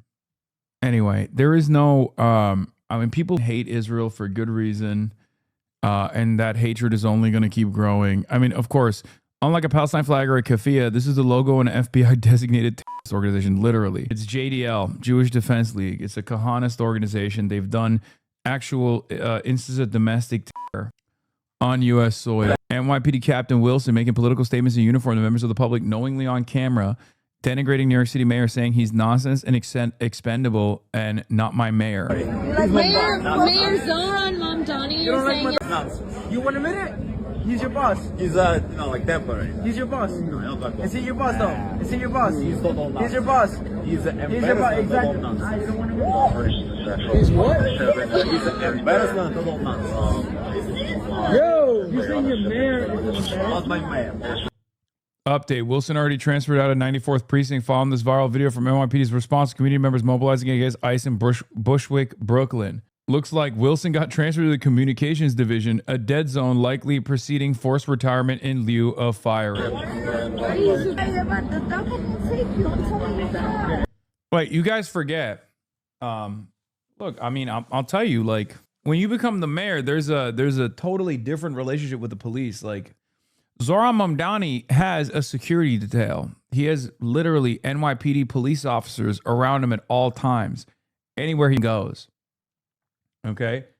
Not only is the NYPD unbelievably powerful, but then they also have like direct access to him. Yeah, the NYPD in the past has kidnapped the mayor's daughter, Bill de Blasio's daughter, and doxed her. Yeah. The Police Benevolence Association literally posted a dox of Bill de Blasio's child. Yes. So it's probably the most difficult part of this. You should take a few days off, man. Go be with family, hang with friends. Man, stop. Dude, what are you talking about? I'm going to a political rally tomorrow. It's not happening, okay? She'll be at the rally tomorrow. Daria Liza. Super PAC attacking Representative Adriana Espaillat's DSA challenger appears to be the return of United for Progress PAC, led by Floridian consultant Marcos VR. The Super PAC's biggest donor in previous cycles was George Soros' Democracy PAC. Chevalier claims she's a progressive fighter, but her campaign cash says the opposite. She pocketed money linked to a controversial AI surveillance firm that police have used to spy on Black Lives Matter, and from a luxury real estate developer that helps the rich make millions at the expense of working class neighborhoods like ours. She even cashed checks from Palantir, the same Palantir whose technology helps ICE illegally hunt immigrants and activists. Daria Lisa Chevalier isn't telling the truth about fighting the corrupt system because she's funded by it. That's crazy. They got more smoke for you than politicians became millionaires while in office via insider trading. What are you talking about? The condemnation seems like a weaponized attempt to actually foment real anti-Semitism. They're targeting audiences to try to make us act out. No. I think they just still think that there is any sort of genuine power in just like calling someone an anti-Semite when there is none. Like there's obviously like institutional stigma associated with anti-Semitism. It's not a bad thing. That's a good thing. But even in spaces like that where there is institutional stigma, most people understand when someone like me is getting called an anti-Semite, they know that that's bullshit, right? Most people understand that that's bullshit. They know that it's because I'm anti-Israel. Maybe some normies get duped in the process. It is what it is. You know, if you're over the age of 55, I can't really help you with that, right? But because mainstream media and all these other groups so effectively hit the anti-Semitism button for years and years to stop any kind of discourse from taking place on the issue of Israel, any kind of critical language in the discourse about Israel being stopped, they still keep hitting that button over and over again because they only remember a time when that shit worked. You're in Etan's latest piece for Haaretz? Oh, shit. I actually like some of his writing. He's interviewed Adam Friedland. Not sure if he actually appreciates me, but in a fundraising email to donors on Tuesday, the American Israel Public Affairs Committee warned of a coordinated, well-funded effort to punish anyone who stands with Israel, which is gaining ground fast. The email singled out Abdul El-Sayed and Graham Plattner, two progressive firebrands and rising Democratic nominees, Senate, who, according to AIPAC, the pro-Israel lobby group, aren't just critics of Israel, but are running campaigns built on undermining it. Plattner, an insurgent Democratic candidate, Senate candidate, has emerged as the party's frontrunner in Maine after Governor Janet Mills withdrew from the race. El-Sayed, a physician and former Detroit health official, is running in the Democratic Party's primary for Senate in August. Both have not minced words on Israel. Plattner, a 41-year-old Marine veteran and oyster farmer, has positioned himself as an anti-establishment candidate and has frequently bashed Trump's foreign policy and Israel's war in Gaza. He has described the conflict as a genocide and said he would not accept funding from AIPAC. He's also drawn backlash over a Nazi-themed tattoo, which is now covered up. The Jewish Democratic Council said it's not ready to endorse him because he doesn't represent the views and values of the majority of American Jews. El-Sayed, 41, the son of Egyptian immigrants, said last month that the Israeli government is as evil as Hamas. He also drew criticism after a car ramming attack on a Michigan synagogue when he said that the attacker, whose brother had been killed days earlier in an Israeli strike in Lebanon, after being identified as a Hezbollah commander by the IDF, that hurt people. AIPAC accused both candidates of embracing extreme rhetoric and pushing false accusations of jihad and supporting cutting off aid to Israel, policies pushed by Bernie Sanders and amplified by voices like left-wing political streamer Hasan Piker. This isn't a disagreement on policy. It's a direct threat to the U.S.-Israeli relationship. Yes, that is policy, and yes, they are right, and yes, they should actually feel threatened because we are coming for that relationship.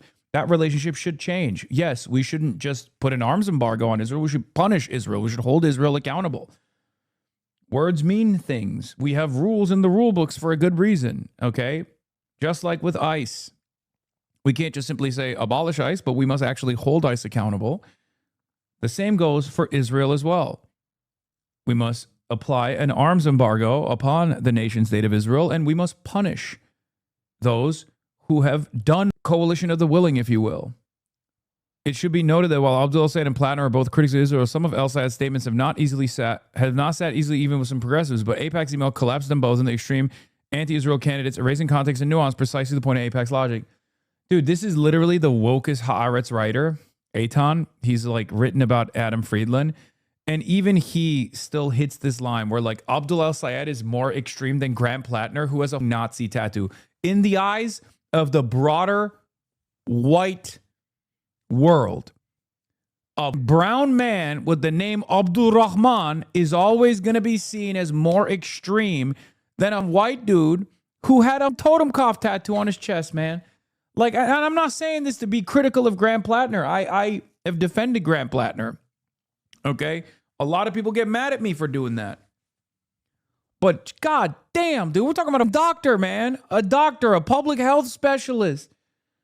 Oh my God. Oh my God. It hurts my soul to have to deal with this shit, to have to see it on a daily basis, to see how most people in society view people like Abdul. Okay? And in some respects, myself as well. I'm white passing, I'm white, you know, so I have the benefit of that. But even then, when people hear my name and they hear my worldview, they go, oh, of course. God damn it, dude. Even people who are supposed to be like aligned somewhat. U.S. public opinion critical of Israel isn't driven by the far left fringe of American politics, as AIPAC claims in its letter. It's driven by Americans who, after 2.5 years of war, including 2 in Iran, have come to conclusions no amount of advocacy can override. In a September poll, only 47% of Americans said back in Israel is down from 69% in 2023. In February, poll for the first time found more Americans more sympathetic towards Palestinians than Israelis. Support for conditioning or cutting aid to Israel, once controversial, has become increasingly mainstream. Plattner and El Sayed, like other progressive candidates, aren't the source of Israel's popularity problem in the United States, nor are they the real threat. They're a symptom of the deeper shift in American public opinion. That shift is reflected in established Democrats such as Chuck Schumer and Rahm Emanuel, who have expressed support for Plattner and candidates like him. Something they declined to do in the past with Bernie Sanders, even more recently with New York Mayor Zohran Mamdani. For years, Prime Minister Benjamin Netanyahu worked to turn Israel into a partisan issue in U.S. politics, narrowing pro-Israel to an alliance between American and Israeli right-wingers. Now, as that strategy appears to have backfired, he himself has called to phase out U.S. aid. AIPAC's argument that Plattner, El-Sayed, and Pike are an extreme direct threat to the U.S.-Israel relationship shows not only how out of touch it is with Americans, but also with the relationship it claims to defend. Oh. Chucky Boy has publicly supported Plattner. I didn't know that. Chris Rabb ad running during the Sixers playoff game. I'm told his ad stars a $200K behind it and will air during the Sixers-Knicks series with another $200K coming behind it. We need a Philly fighter in Congress. That's why we're all in for Chris Rabb. Chris Rabb, the rabble-rouser. From Center City, Nice Town, West Philly, to South Philly. everybody's for Rabb.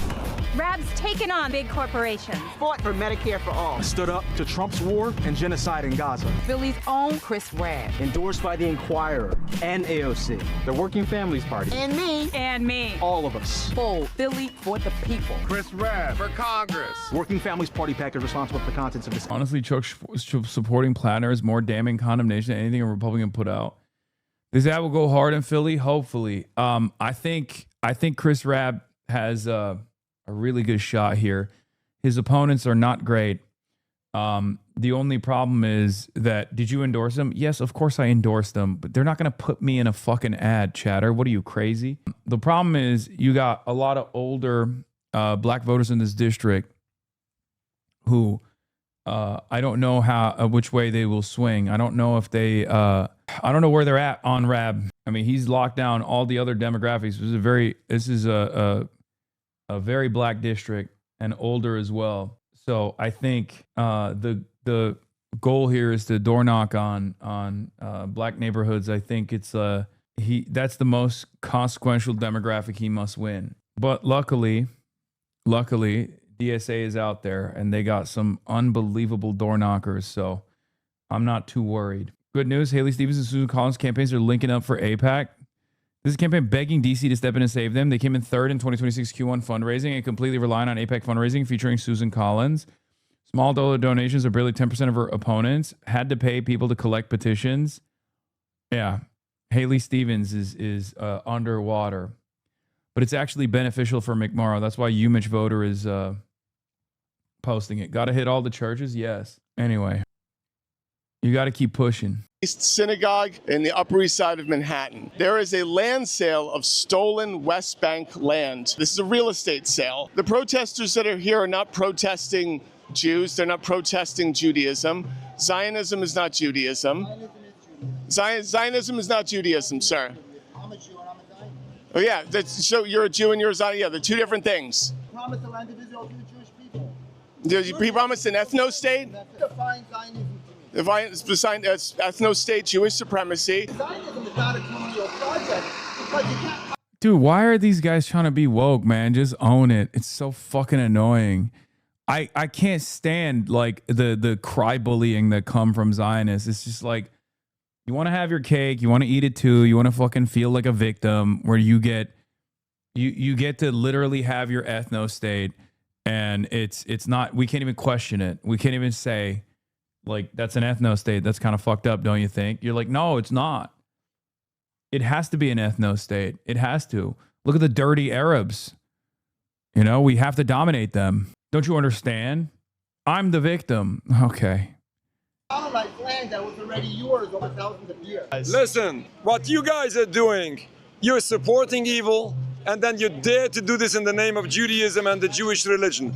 This is an embarrassment to our people, and this is a desecration of God's name. The state of Israel is a movement. My goats.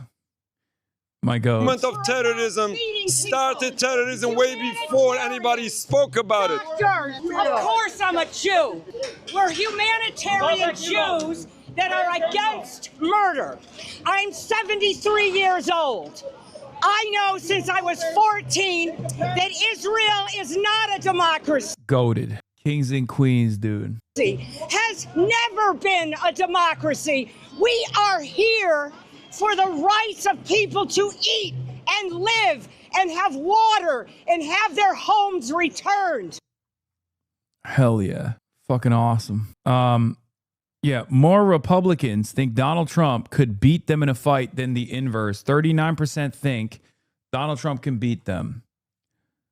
It's also really funny because Republicans are like the first to be like, oh, I could beat Serena Williams in a tennis match. These are usually the same people who think they can beat female UFC fighters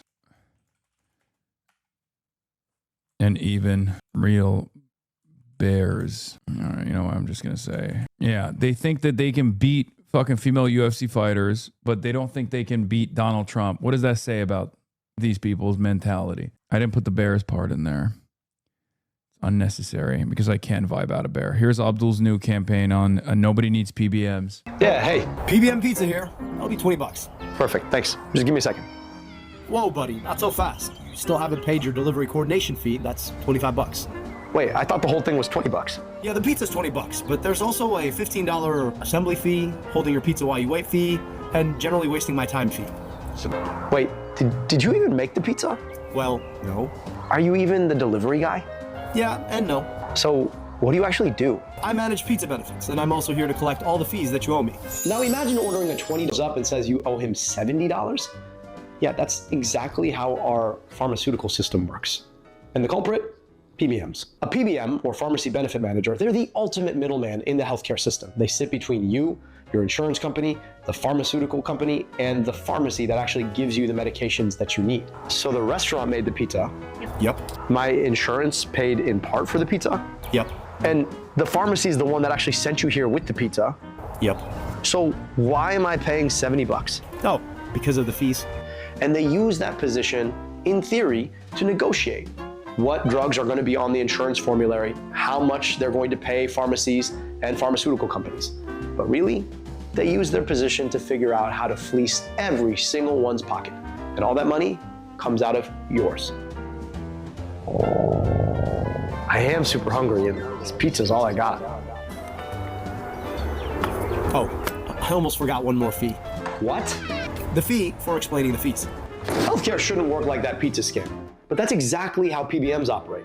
When middlemen control your access to pharmaceuticals, they don't lower prices. Instead, they use that control to extract bigger and bigger shares, and you're left paying the price. And that's why we're gonna ban the middleman.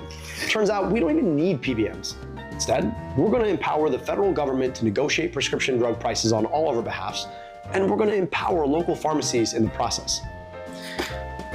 And look, pizza got cold too.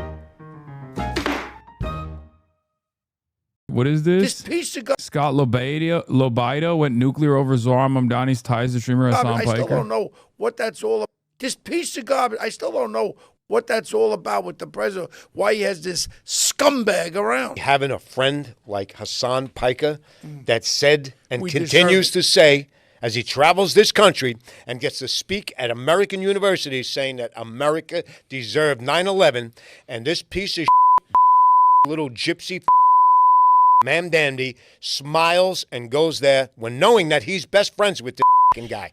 That pissed me off. I've been trying for years to get the appropriate size American flag at Ground Zero. I love this guy. This guy, I'm in a good mood. Okay. This guy instantly put me in a good fucking mood. God, I love this man so much.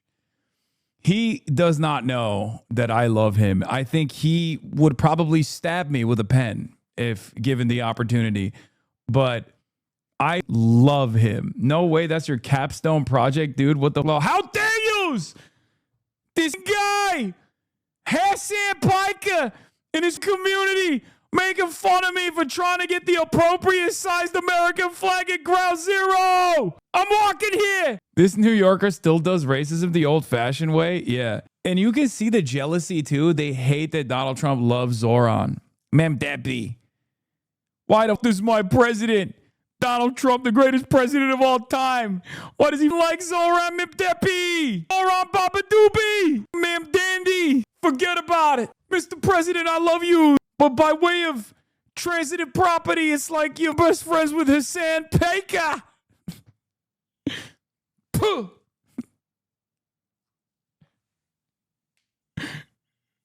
Mr. President, next time you see Zoran Bebdabu, ask him what he thinks is the appropriate size American flag at Ground Zero. I bet you he'll say a tiny one, like this big. No flag large enough. Yes, this is the guy who was protesting me and my best friendship with Zoran Mamdani. Me and Zoran, we're best friends, okay? We love each other deeply. And this guy knows it. And he also knows me really well. He knows I say America deserves 9/11 every day. I have family members die in 9/11 and these bitches cry more about it than me. Why is it so hard to be angry at Italians from New York City? Dude, they're the best. They're the best. I love this guy. In time. This guy can slur me up and down and I wouldn't give a shit. He's awesome. Like, he literally makes it seem like I'm traveling around the country, going to colleges and just getting up on the podium and going, America deserved 9/11. And then everyone's like, yeah, every day. Look. Let's run it again. Come on, man. From the start. Let's hear this one more time. He's so This goated. piece of garbage, I still don't know what that's all about with the president, why he has this scumbag around. Having a friend like Hasan Piker that said and We continues to say, as he travels this country and gets to speak at American universities saying that America deserved 9/11, and this piece of little gypsy Ma'am Dandy. I like that he slurred so much that they actually didn't bleep out one of the slurs. Like, I'm glad that they kept that in. Like, they were like, no, you need to hear this one. They were like, this is the one thing that, like, maybe is, this is the one slur that he said that is not, like, well established as a slur. So we're going to keep that in. God, I love this man so much. Smiles and goes there when knowing that he's best friends with the guy. That pissed me off. I've been trying for years to get the appropriate size American flag at Ground Zero in time for the 9/11 25th anniversary, and I'm This piece of garbage, I still don't know. God, I love this man so much. He's slurring for a great reason. Yeah, he is. He really is. He really is. Did you see his art? Wait, he's an artist? Wait, this is him? Oh my God. Artist Scott Labido speaks at the Trump Vance campaign event. This is, whoa, he uses his hands? He puts his hands in there too? Wow. Wow. He's a bold visionary. Wait, so what is the art? Like, what is it? Is that it? Wait, what? Isn't that cheating? Like, he just printed that beforehand? Like, so the only art that he did was just like finger blasting the backdrop. That's it. Also, what is supposed to be the backdrop? I don't even understand. Also, why is Donald Trump grabbing the Empire State like he's grabbing people by the pussy? I have so many questions. Is Trump Kong? Mr. President, I finger blasted this painting like I would love to be finger blasted by you. Please. Bust out my asshole, Mr. President. Dude, call up Zoran to actually get the correct size flag on the ground zero and this dude will become your Fedayeen. No, I think there's some different reasons as to why he hates both me and Zoran Memdandi.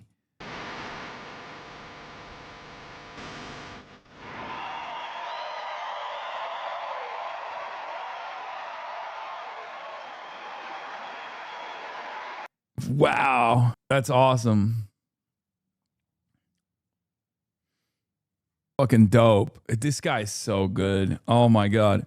I am an artist from Israel and this is my art. It makes you think, so it is good art.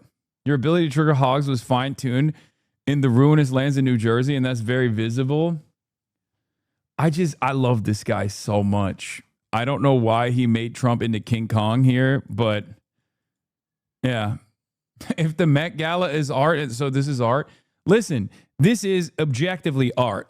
But it's also objectively dog shit. You can make dog shit art. No way you ignore chat trying to make you feel better and then the Majority Report video trying to defend you, but a clip of this anger just makes your day. I'm out, dude. Yes, I'm a freak. That's why I'm cut out for this, okay? That's why I'm so perfectly cut out for this business. Do you understand? It's true.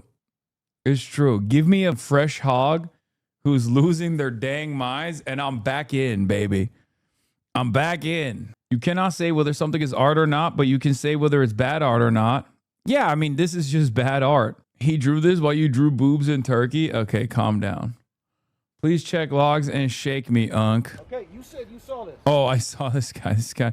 Is this real? Like, it seems surreal. Yeah. How did you come to be in that spot? I'm the crossing guard on 55th and King Session. When I tell you, he ran the light, T-boned the lady, I'm bobbing and weaving. I'm just thankful to be alive right now. Thank you. I love that he doesn't stop. He doesn't skip a beat. He's still going to town on that ice cream. He's like, nope, near death experience, gonna have some ice cream right after. What did it sound like? Bam! No, not to be funny. I swear, not to be funny. It happened that fast, and luckily, I'm alive. How do you know what time of day I had kids to pull are playing out there? They was out there. They were in there. I had to pull a kid out. No, I had to pull what's the name nephew out. What's your name's nephew? No, what's the name nephew? Yes. So there were kids in there. Yes. So describe this for me. Wait, he just posted a monologue about you? So we have this legend of a New Yorker, Captain Wilson, who was demoted, humiliated, annihilated by the city that he so loves and protects because he said a few things off the cuff. Nothing vulgar, nothing threatening, nothing violent. He just stated a little bit of an opinion. And This is the cop that says Zoran Mamdani is replaceable. He's not my real boss or whatever. Who's this compact squarehead Jeff Goldblum ass? Dude, he does look like Jeff Goldblum a little bit. He got annihilated. But yet this jihad and gypsy mayor that we have, and all his friends who say that America deserved 9/11, that those cops that died at 9/11 deserved it, those firemen and all those other folks deserved it. And they get away with saying stuff like that. And then you have these protesters who violently and destructively destroy everything in their paths, going far above breaking the law, and they get away with it. But this hero with a pair of balls, Captain Wilson, just said a few words, and he's annihilated.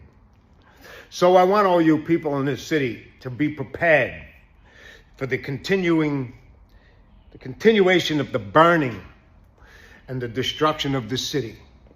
And you're all going to feel the pain, and rightfully so, because that is the only way that this city is going to rejuvenate itself, is once all of you, pain compliant, you feel the pain and the suffrage. So you think this guy would me, like, if given the opportunity? Like, I feel I love this man. And I think I've never been in a situation where I've loved someone so much immediately after first setting my sights on him. I knew this was love at first sight. And he probably was still trotting me, you know?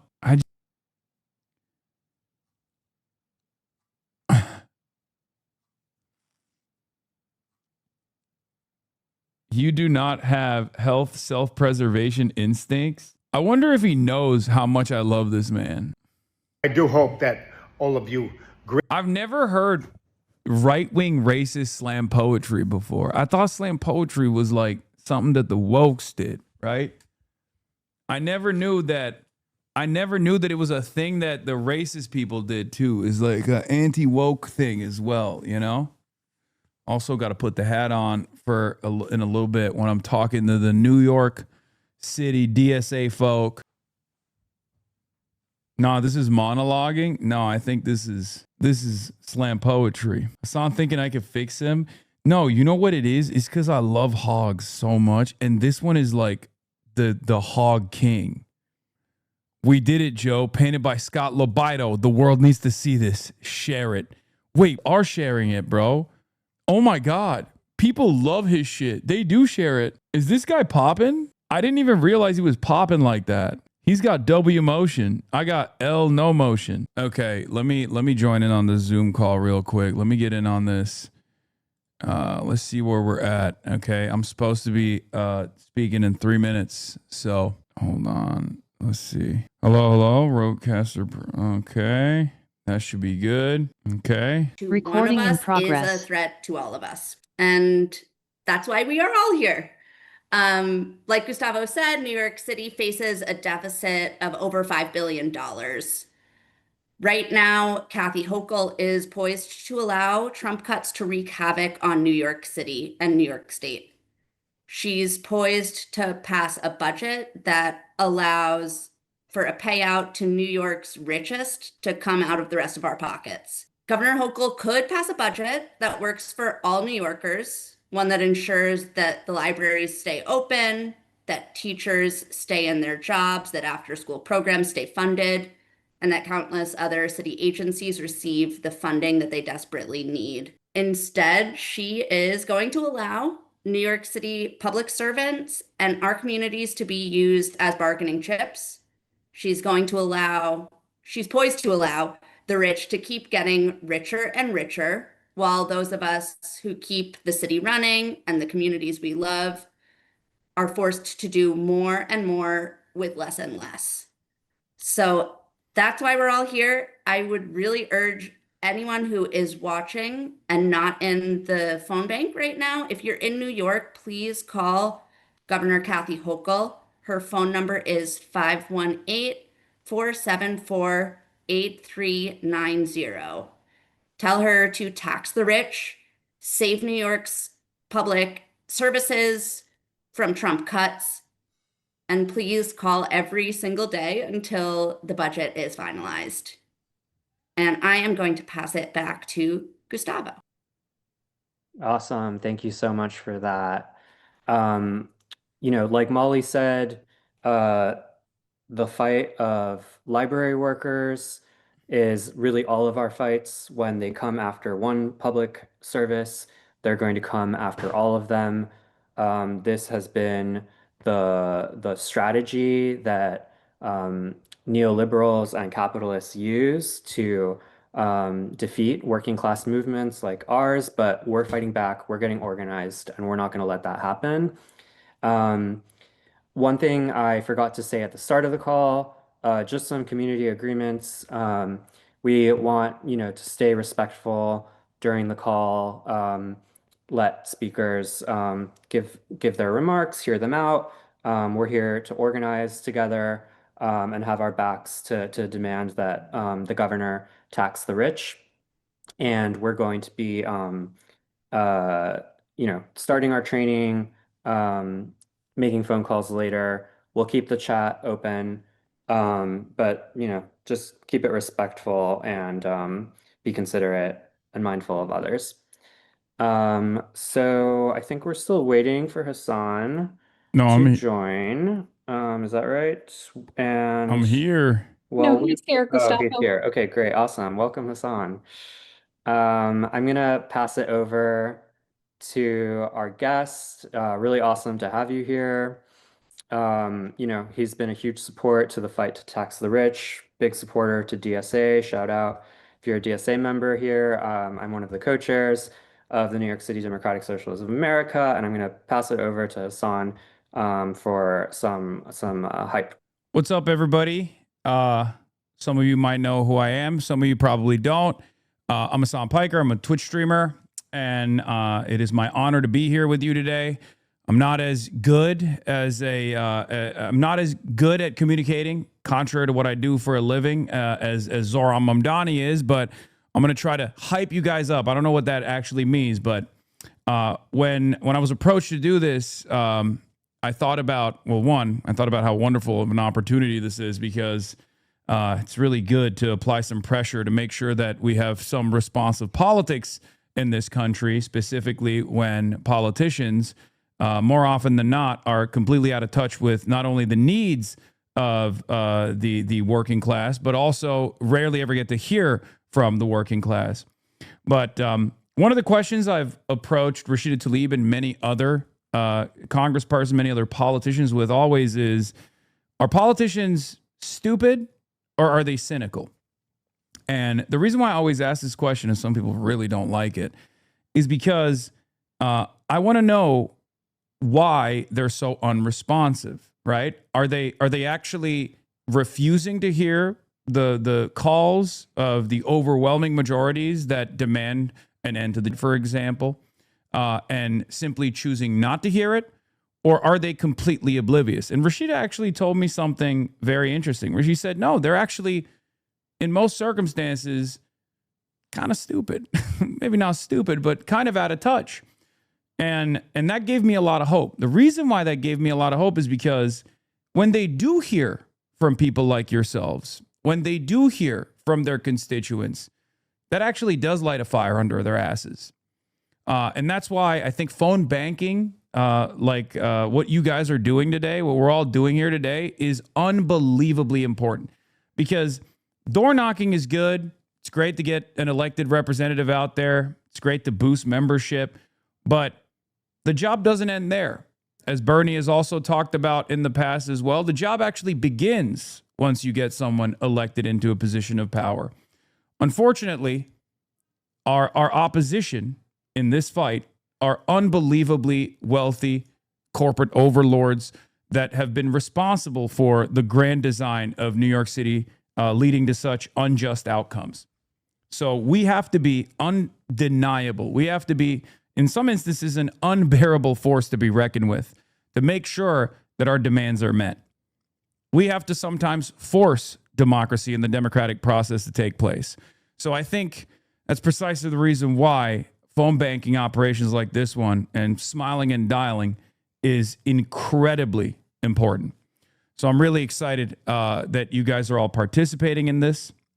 One of the things I tell my audience, as I even told them earlier today, is whenever you get annoyed, whether it be with someone from a left caucus or a right caucus inside of the DSA, or Hamill and Sickled Twitter users on the timeline, talking shit about the DSA from the outside, saying it's not revolutionary enough. I get called a sheepdog for the Democratic Party all the time, for example. Whenever you hear stuff like that, take that anger and frustration that you have with others and channel it into something productive, okay? Channel it into something productive like this, calling other New York constituents and ensuring that they also, and urging them to call Kathy Hochul, because the reality of the matter is this budget crisis, even though the New York Post and many others claim is happening because Zohran is a communist, this budget crisis was born out of capitalist mismanagement, right?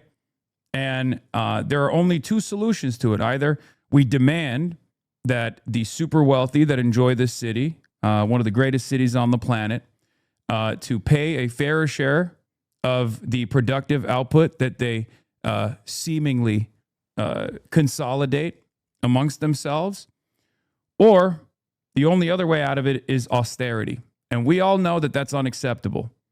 The city has become increasingly unaffordable, and it's untenable. The situation is untenable.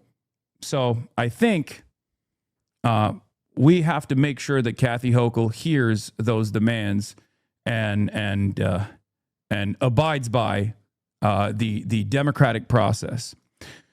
So on that note, you guys, you want me to read the notes, right? About like where to go and stuff? We're gonna do a little role play now between one of the campaign leaders who's just gonna go, over like what it's like to call a voter and patch them through to Kathy Hochul. So Sarah, who's one of the field chairs, she's gonna lead us through that together with you. Yeah. Also, I don't know if we want to like get people to join this phone bank if we have that opportunity. Would love others to join. I think that there is a link that if people can easily join this phone bank at, I don't know if someone can drop that in the chat. And also, Hasan, nice to meet you. Hi, nice to meet you. My hero. Okay, yeah. So the link to join is dsa.nyc/TTR phone. dsa.nyc/TTR phone if you want to join the phone bank and call New York leaders, tell them to tax the rich. All right, so we're gonna do a little role play. I'm the volunteer, so most of you on this call, I'm you tonight, and Hasan is the person on the phone. All right, and we'll do this again in an actual training showing you how to use the tool. But for right now, just imagine I'm calling, I'm looking at my script, and I'm like, hey, this is Sarah. I'm calling from NYC DSA's campaign to tax the rich. Is this Hasan? How did you get my number? Oh, great. I'm so glad it's Hasan. I'm so glad to speak with you. So we're in the final days of the state budget negotiations, and Governor Hochul is refusing to tax the rich. She's forcing cuts in New York City by refusing to fill the budget gap. And the governor's sabotaging Zoran's agenda and our chance at making New York affordable. So would you be willing to leave a short voicemail urging leadership in Albany to support real taxes on the rich in this year's budget? I can text you a short script and patch you through directly to her voicemail. I'm a little worried. I feel like the wealthy deserve all their wealth. Don't you think? Aren't we limiting the most productive individuals in society if we were to tax them? Wouldn't they run away from New York City? I can totally see why you might think that. I can see why higher taxes maybe don't sound appealing, but things like public transit, public school, healthcare. You got muted. I can't hear you. Can you hear me now? Yeah, I can hear you. The infrastructure is so terrible. I feel if only there was a way to harden our infrastructure here in one of the wealthiest cities on the planet. Oh, well. Exactly. And I think you're really touching on some things about why we need higher taxes. I don't know if you heard me earlier, but things like public transit, public school, on things like taxes, they run on the budget that the state provides the city. And that's really what we need to have a stable and functional New York. And I love this city. How do you feel about this city? Do you love it too? Yeah, I do. I do like it. And I heard Ken Griffin talk about how he's going to move his businesses down to Miami, and that really pissed me off. Yeah, I know, right? Like that sounds insane, especially since we've seen the facts. It's statistically not true that anyone's leaving New York when they're making more money. The millionaires are actually coming here. There's more millionaires here and billionaires here than ever. There's actually more billionaires here than the whole world. So it's absolutely untrue that raising taxes on the rich is going to change any of that. It really is only going to impact working people and people who need that money coming into the city. Okay, so what can I do then? You've sold me. All right, so it sounds like you would be willing to leave a voicemail to our state leaders. So if you don't mind, I'm going to send you a script right now. Do you mind if I text you a script? I can do it really easily. Sure. And I'll patch you through. All right. Okay. You're going to see a script come through on your phone. Do you want me to read I- this script? Oh, yeah, that'd be great. Okay. Hi. My name is Hasan Piker, and I'm calling to stop Kathy Hochul's cuts and to tell the governor to tax the rich. Hochul needs to fund Zoran's agenda and stop sabotaging him. Over 1 million people voted for Zoran's affordability agenda. We won't accept Kathy sabotaging that agenda by imposing austerity on New York City. Hochul, stop the cuts, fund New York City, and deliver a budget for the working class, not the CEO class. And then The rest of it that's it, right? And the call to action. So actually, at the end of your voicemail, you can just hang up, but Yeah. you did it. Great call to Kathy. Okay, there it is. That's one extra call to Kathy Hochul.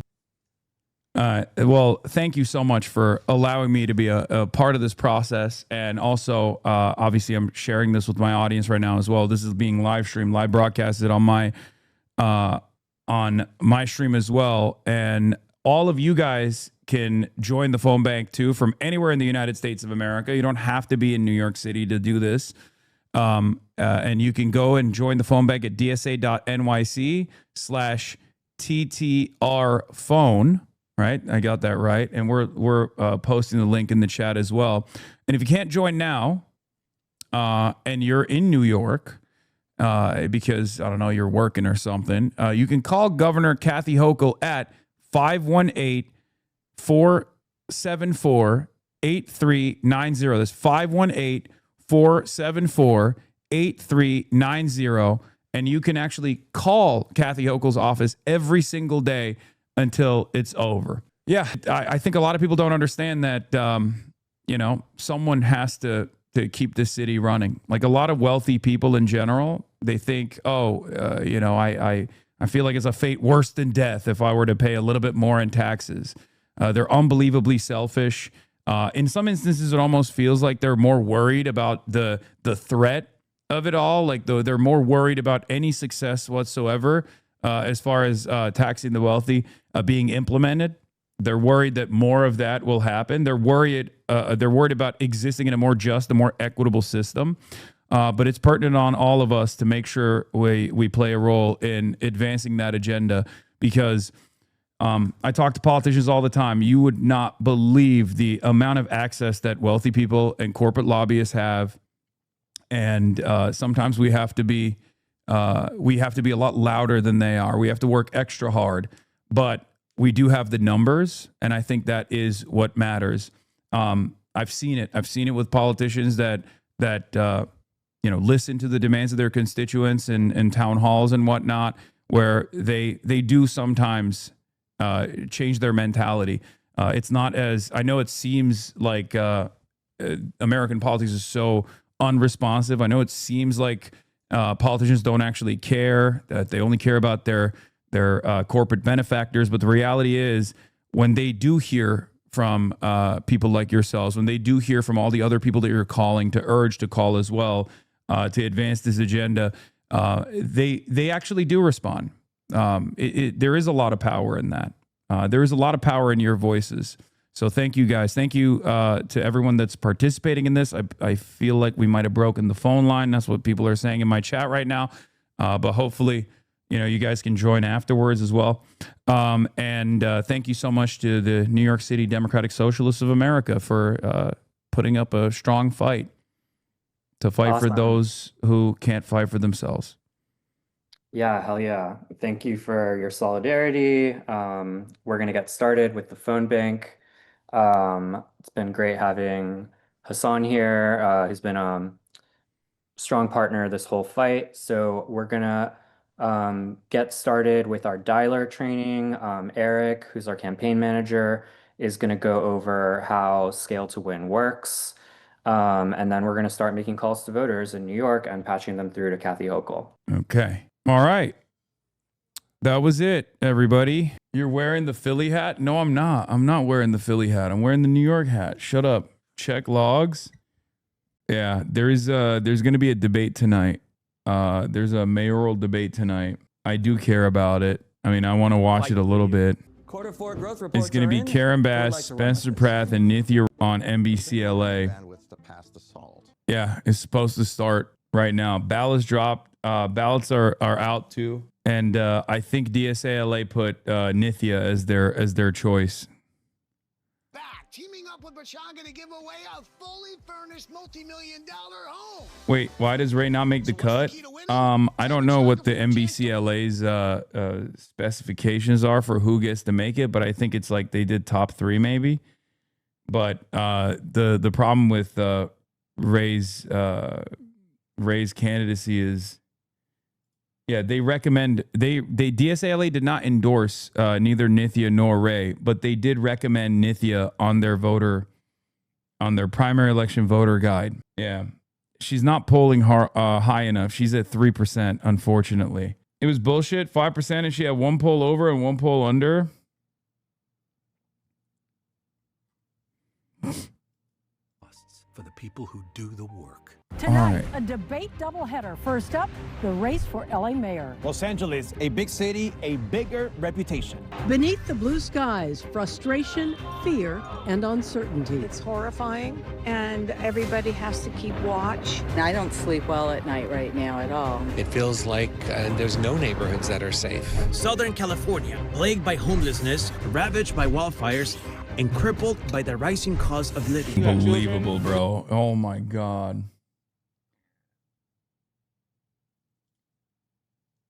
Can you play some Fort at the same time and the other Subway Surfer for me and the other Subway Surfer app people? The question is, who's going to deliver?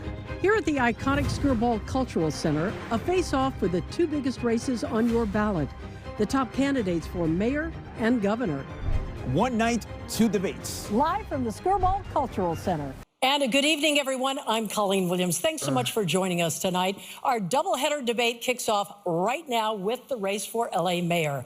There are a number of issues for Angelenos, and with the primary election now just 4 weeks away, the stakes are very, very high. Joining me for the debate tonight are my colleagues, Conan Nolan, NBC4 political reporter, and Enrique Chiabra, Telemundo 52 news anchor. I don't know what's wrong with me. Welcome tonight the 43rd mayor of the city of Los Angeles, the Honorable Karen Bass, and her two challengers, Nithya Raman, who is a member of the Los Angeles City Council District My nose 4, is running, and Spencer also Pratt, I media don't know if I have entrepreneur allergies or something. and a former reality TV host. We'll be asking questions tonight on behalf of viewers and voters. We are proud to broadcast and stream this debate in English and Spanish on NBC4 and Telemundo 52 in partnership with LMU. All right, there are a couple of rules tonight. Each of the candidates will have 60 seconds to answer our questions, and then 30 seconds for rebuttals and or responses to follow. That is up to the discretion of the moderators here. If a candidate goes over their time, we'll give them a warning. You If can it happens argue that repeatedly, Nithya the is candidate could get as bad fewer as Karen questions. or worse, by the way. That's insane. No, she's not worse than Karen Bass. That's an insane thing to say. Certainly no name calling, obviously. We're interested in some precision here, some effort at giving the people of the city of Los Angeles some specificity as to how you're going to handle some of these problems. And let's start with one. It gets to January 7th of last year. So, Mayor, this is for you. I know that you have apologized for being out of the country during those wildfires. But still, there are plenty of people who believe that the city let them down. The Los Angeles Fire Department, for some reason, didn't have a strike team or a brush unit where there had been a fire just days earlier and had been reports it was still smoldering. That appears to be inexcusable. LADWP had a reservoir that was dry. The fire hydrants went dry. So based on that issue alone, articulate for us why you should get a second contract as the mayor of the city. Absolutely. Well, first of all, thank you very much for the opportunity to speak with you. You know, when I took over as mayor, LA was definitely facing an awful lot of tough problems. And obviously, January 7th was horrible. And as I have told you before, it was one of the worst moments of my life to not be here when my city needed me. And it didn't matter where I was or why I was away. To me, it reminds me of like if you're away in a family member. But I think that I deserve a second term, and I'm going to fight for that because we have made significant progress in a variety of areas. For example, homelessness was going up year after year. And under my watch, it is the first time we've had a decrease in street homelessness. While it went up in the country 18%, it came down in Los Angeles 17.5%. I have expedited the building of housing because our number one issue in this city is affordability.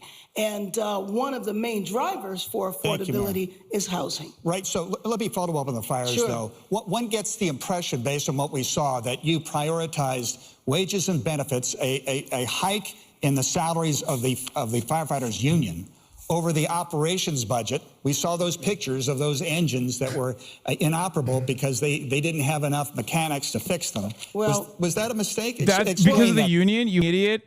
Or maybe it's because of the police union. If there's one union that has been getting all the firefighters. We actually had fire trucks with not enough firefighters there. So yes, there were fire trucks that were The real broken. problem There is the were also prioritization of the fire police trucks budget, not the that were fire used union. because God, she local had media, sent the local firefighters media. home. You guys are You demonic. correct. There was supposed to have You been guys are admin demonic, and dude. pre-deployment in the area. That did not happen. But the same way that LA was not prepared, neither was the county. Thank you, Mayor. Mayor Bass, Mr. Pratt, this question's for you. It's true, though. Your They didn't have desire enough to run technicians because they for- had to downsize in the number of technicians so that you had a bunch of broken fire only- trucks. But that's because all the money goes to the cops. You All lost the money your goes to the name. LAPD. How does that really color your view of what needs to happen at this point, and how does that help others moving forward? Yes, thank you for the question. To the Mayor Karen Bass's, the 1,000 firefighters that were available, but there was no engines for them because of the $17 million that Chief Crowley had asked the mayor for 9 weeks before, and Mayor Karen Bass denied it. So they may have been available, but they didn't have the equipment they needed. Not to mention Janice Quinones, who Mayor Karen Bass put into her position of power at the LADWP. She drained both of these reservoirs that these firefighters I can't believe Chud to is put out top these three. fires. A lot of people talk about climate change and hurricane force winds. The winds in the Pacific Palisades never reached higher than 40 miles per hour. For those first 6 hours, they didn't go above 27 miles per hour. So without those two reservoirs filled with 117 million gallons and 5 million gallons, these firefighters had to fly all the way to Malibu and Encino to get water. So that, to me, is the most dangerous thing that the mayor put us up against. Mr. Pratt, a follow-up here, though. What would you do moving forward that would make this better 2 years from now if we face the same situation? Well, first off, as mayor, I will never drain the reservoirs that we need for wildfire protection. There's this conspiracy now that they're empty, that they were for drinking water. But if you research it, they were actually made for wild. Mayor, I'm going to add 20 dip sites all around the communities connecting to pools. So God forbid the water system goes down again, these dip sites that will be connected to individuals' pools will fill up for the helicopters to have water. Mayor Bass, do you have a response to Yeah, that? absolutely. He's saying several things that are completely inaccurate. First of all, there was one reservoir that was out of commission. He is correct. 1 million years ago, it was for wildfires, but over the last 30, 40 years, it's been for drinking water. He talked about the winds. That is just completely inaccurate. If that were accurate, then the planes would have been able to fly. And so the winds reached close to 100 miles an hour, and the planes were unable to fly. So if there were reservoirs, if that reservoir had been open, it would not have worked. We had two other reservoirs totaling Mayor Bass. 8 billion gallons that were available. But could not fly. Yes, she mentioned me. So she's an incredible liar. Everyone on their phones, Google it. 40 weather stations in the Pacific Palisades. It never went above 40 miles per hour. She is referencing the I have to Altadena interrupt you for a fire. minute. I have to interrupt you. No name calling, She just please. lied, though. Yeah, but no name calling.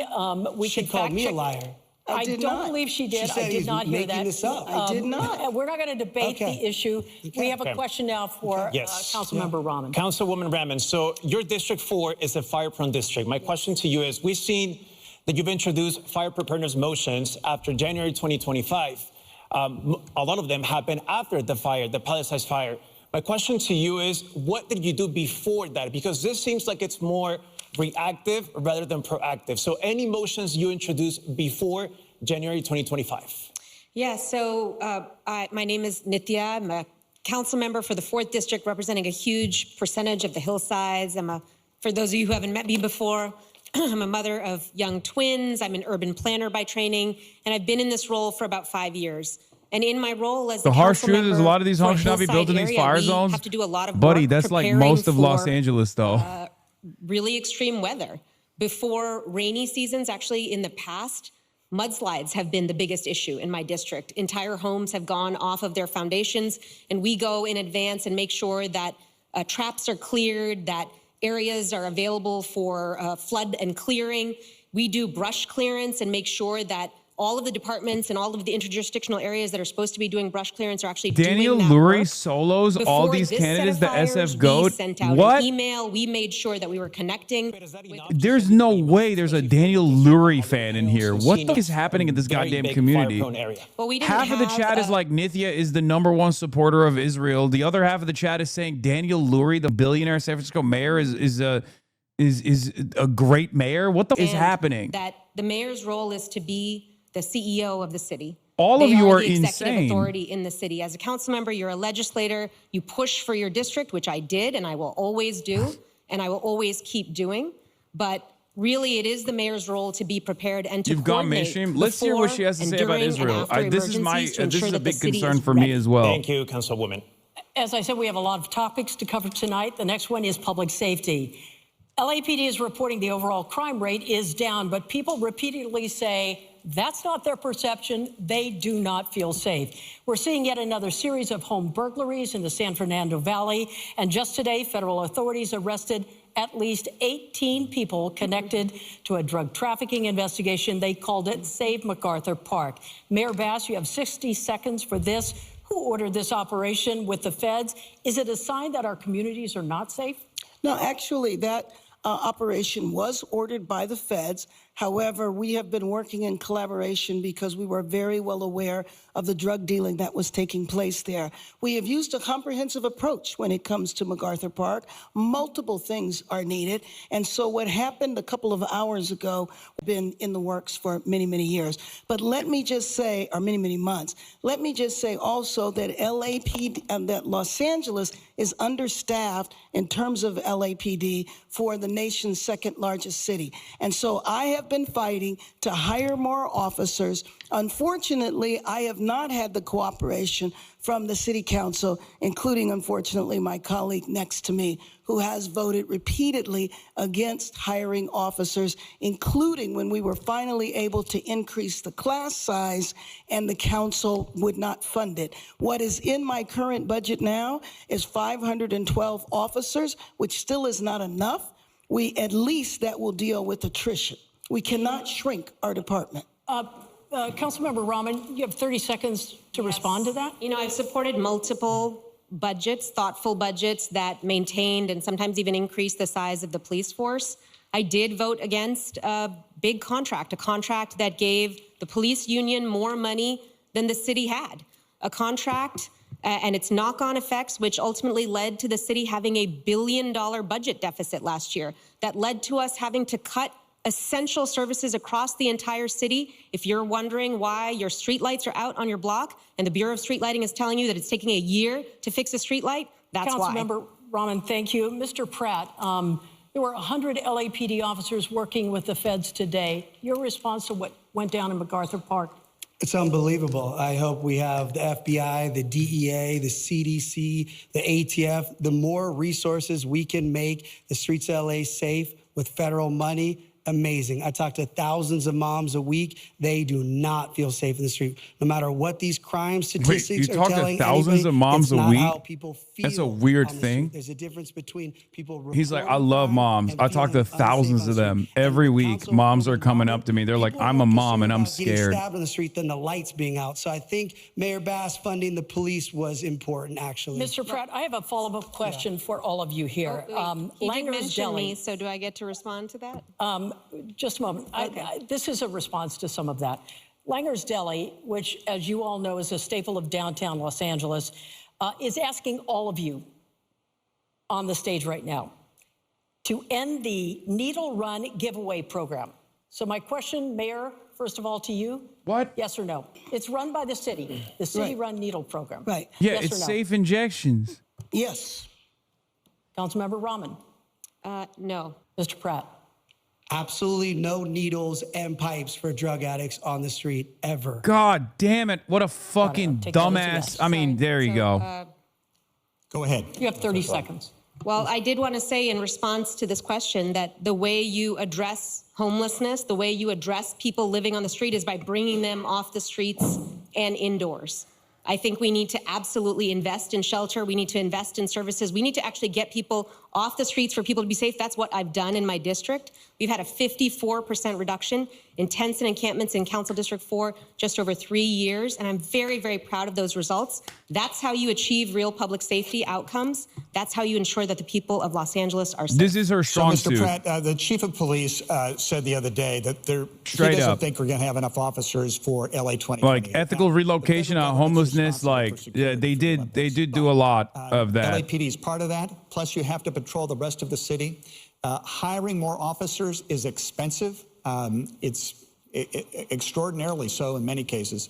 What is your strategy? Man, I don't give a fuck more that she's in people, abundance. So is recruiting more Zoran. officers Okay, and stop. paying for it? Jesus Christ, that stuff is nonsense. It doesn't hiring matter. them is overtime because that's what these salaries for the fire department that everyone's You could say the complaining. same about Zoran. Zoran is in abundance too. Fucking Derek Thompson loves his housing policies. LAPD Okay. right now, the LAPD is hired by the same people that hire sanitation, and we need to bring it back like it was 20 plus years ago so that police hire police, and we need a 10-year plan. It's going to take 10 years to get to the 12,500 officers that we need, and that needs to be a priority. Our sheriff's partner, they're the same size. They have $1 billion more budget for the same size. So this idea that Councilwoman Rahman keeps saying that the police department is overfunded, public safety should be our #1 priority. And we're gonna find all this money when we stop her useless open bed plans that actually doesn't put drug addicts in these housing that we're spending billions of Yeah, dollars. there's only one person on that stage that's actually not just like eliminated homelessness by doing sweeps,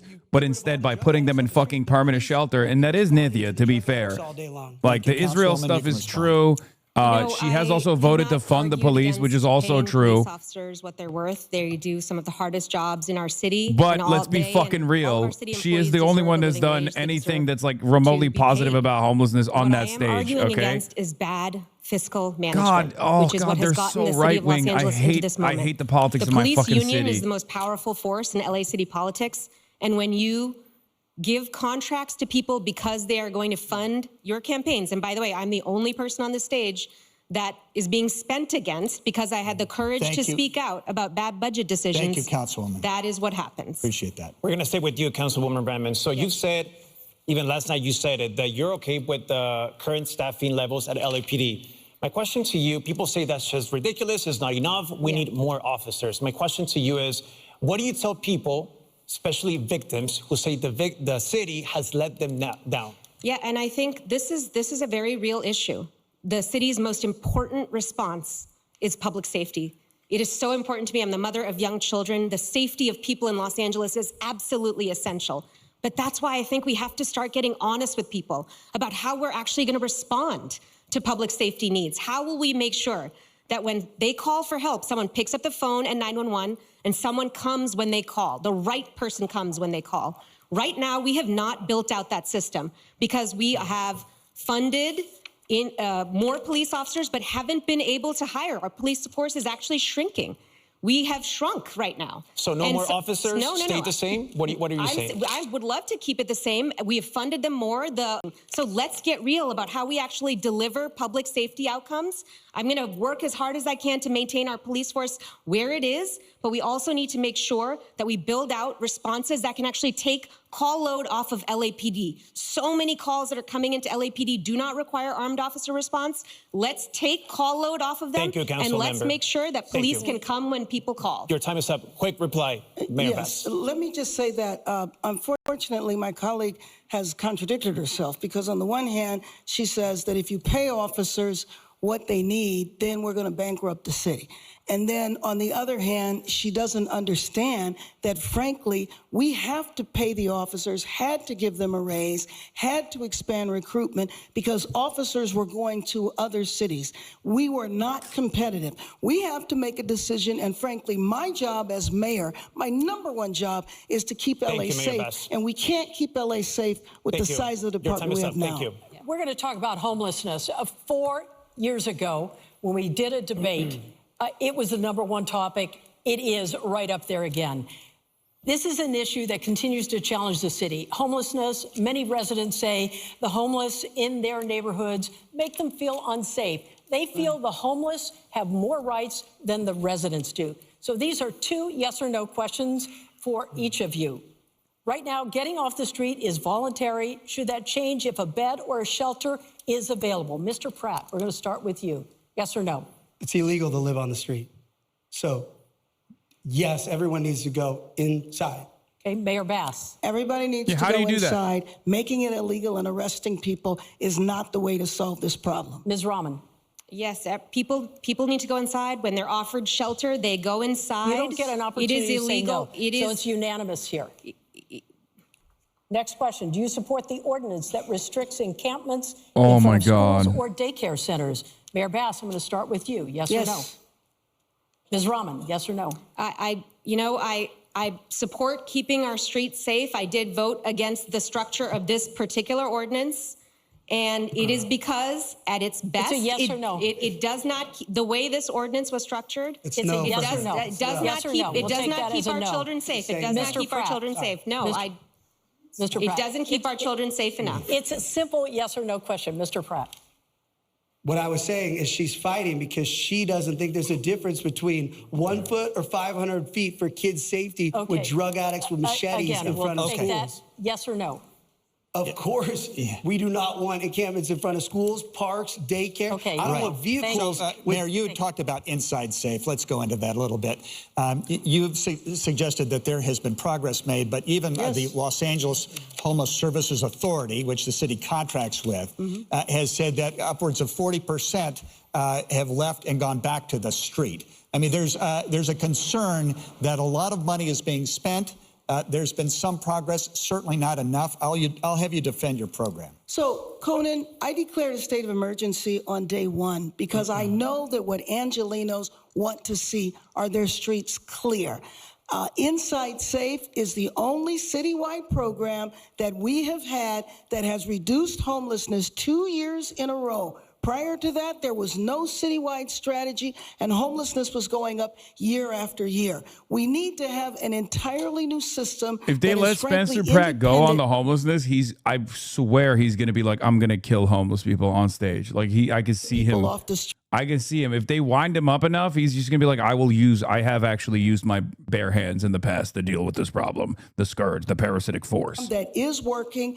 Absolutely does it need to be better. Why didn't Does Ray it Wong need get to be in more this? She cost-effective? didn't, And we're working on that according to NBC, right she didn't now make the 5% by cutoff. building temporary structures on city. There was one poll where she was below it, one poll where she was above it. We have been doing it for the last 3 years, and it's the first time homelessness has gone down.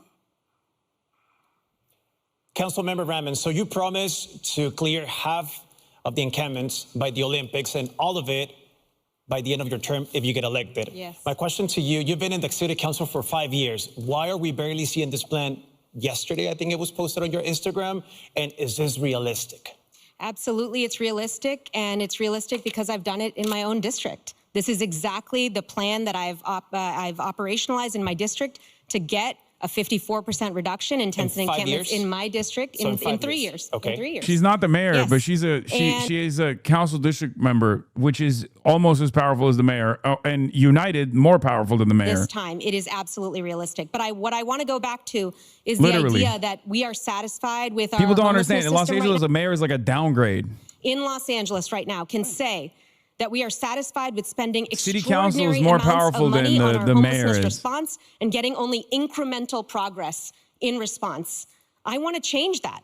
Let's use the dollars that we're spending. Let's actually build out a real system that can get as many people indoors as possible. Let's not put them into $100,000 a year motel rooms for a year or more per person. This system is not fiscally sustainable. New York has the New York end mayor this has like crisis with tremendous urgency power and as opposed to the LA right mayor. now. So you'll Not make a years into the you'll make a future. commitment to clear all the encampments by the end of your term if you get elected. Yes, that's Your correct. promise. Absolutely. Yes, Mayor. I have to respond because I know the statistics she's talking about in her district, but the statistics are there because of Inside Safe, because she has called on Inside Safe repeatedly. I took the initiative to go into her district to make sure that encampments were cleared. We absolutely need a new system, and it has to have a comprehensive I send in another illegal approach. ballot every time And Spencer there's Pratt no rooms speaks. for Me too. $100,000. We need to move on here. Sorry, Mr. Pratt, you have been critical of what you consider failures of the current administration on this issue. You advocate for what some have called get help or get out of the way. What is that, and how do you do it? I don't know who made up that name. First off, I just want to say, Councilwoman Robin acts like she doesn't have any authority with this homelessness. She was the third most powerful Spencer person. Pratt, you have often called for bloodshed towards some of the most vulnerable people in American society. What do you have to say about that? How much bloodshed is too much bloodshed? As the moderator who's supposed to be impartial, I, of course, would opt in to the maximum amount of bloodshed. But I just want to see how many homeless people will you murder with your bare hands?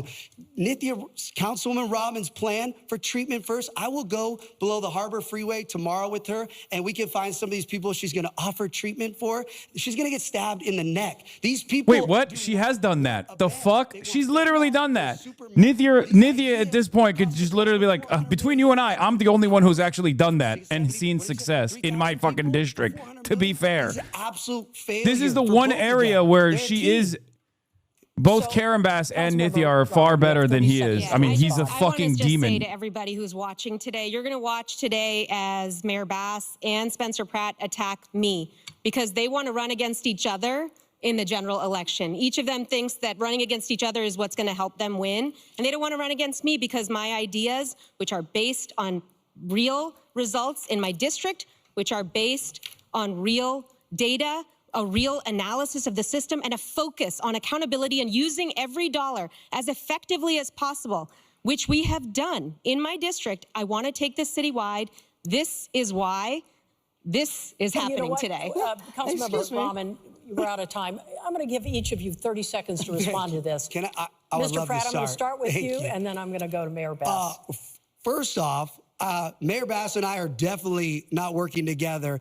I blame this person for burning my house and my parents' house and my town and all my neighbors down. I am not working with Mayor Bass. Second off, if I wanted to run against anybody, it would be the council member who is terrible. Mayor Bass has at least been a mayor for almost 4 years and has, as she talked about earlier, all the unions endorsed Mayor Bass. You think it's easier to run against the incumbent mayor? I like that he literally proved her point, though. He's like, I'm not glazing Mayor Bass because I want to run against her, except here I am glazing Mayor Bass because I want to run against her. Mayor, though, specifically, there's a lot of money, billions that are spent on the homeless endeavors. Yes. A lot of that money goes to 501c3s and nonprofits. Now we're hearing the Department of Justice has a lawsuit. I can't tell you how much I despise Spencer Pratt. I mean, oh my God. That was siphoned. Project Home Key, I believe, not a statewide project, two real estate developers accused of siphoning off $40 million. There's a perception that we don't know where the money's going.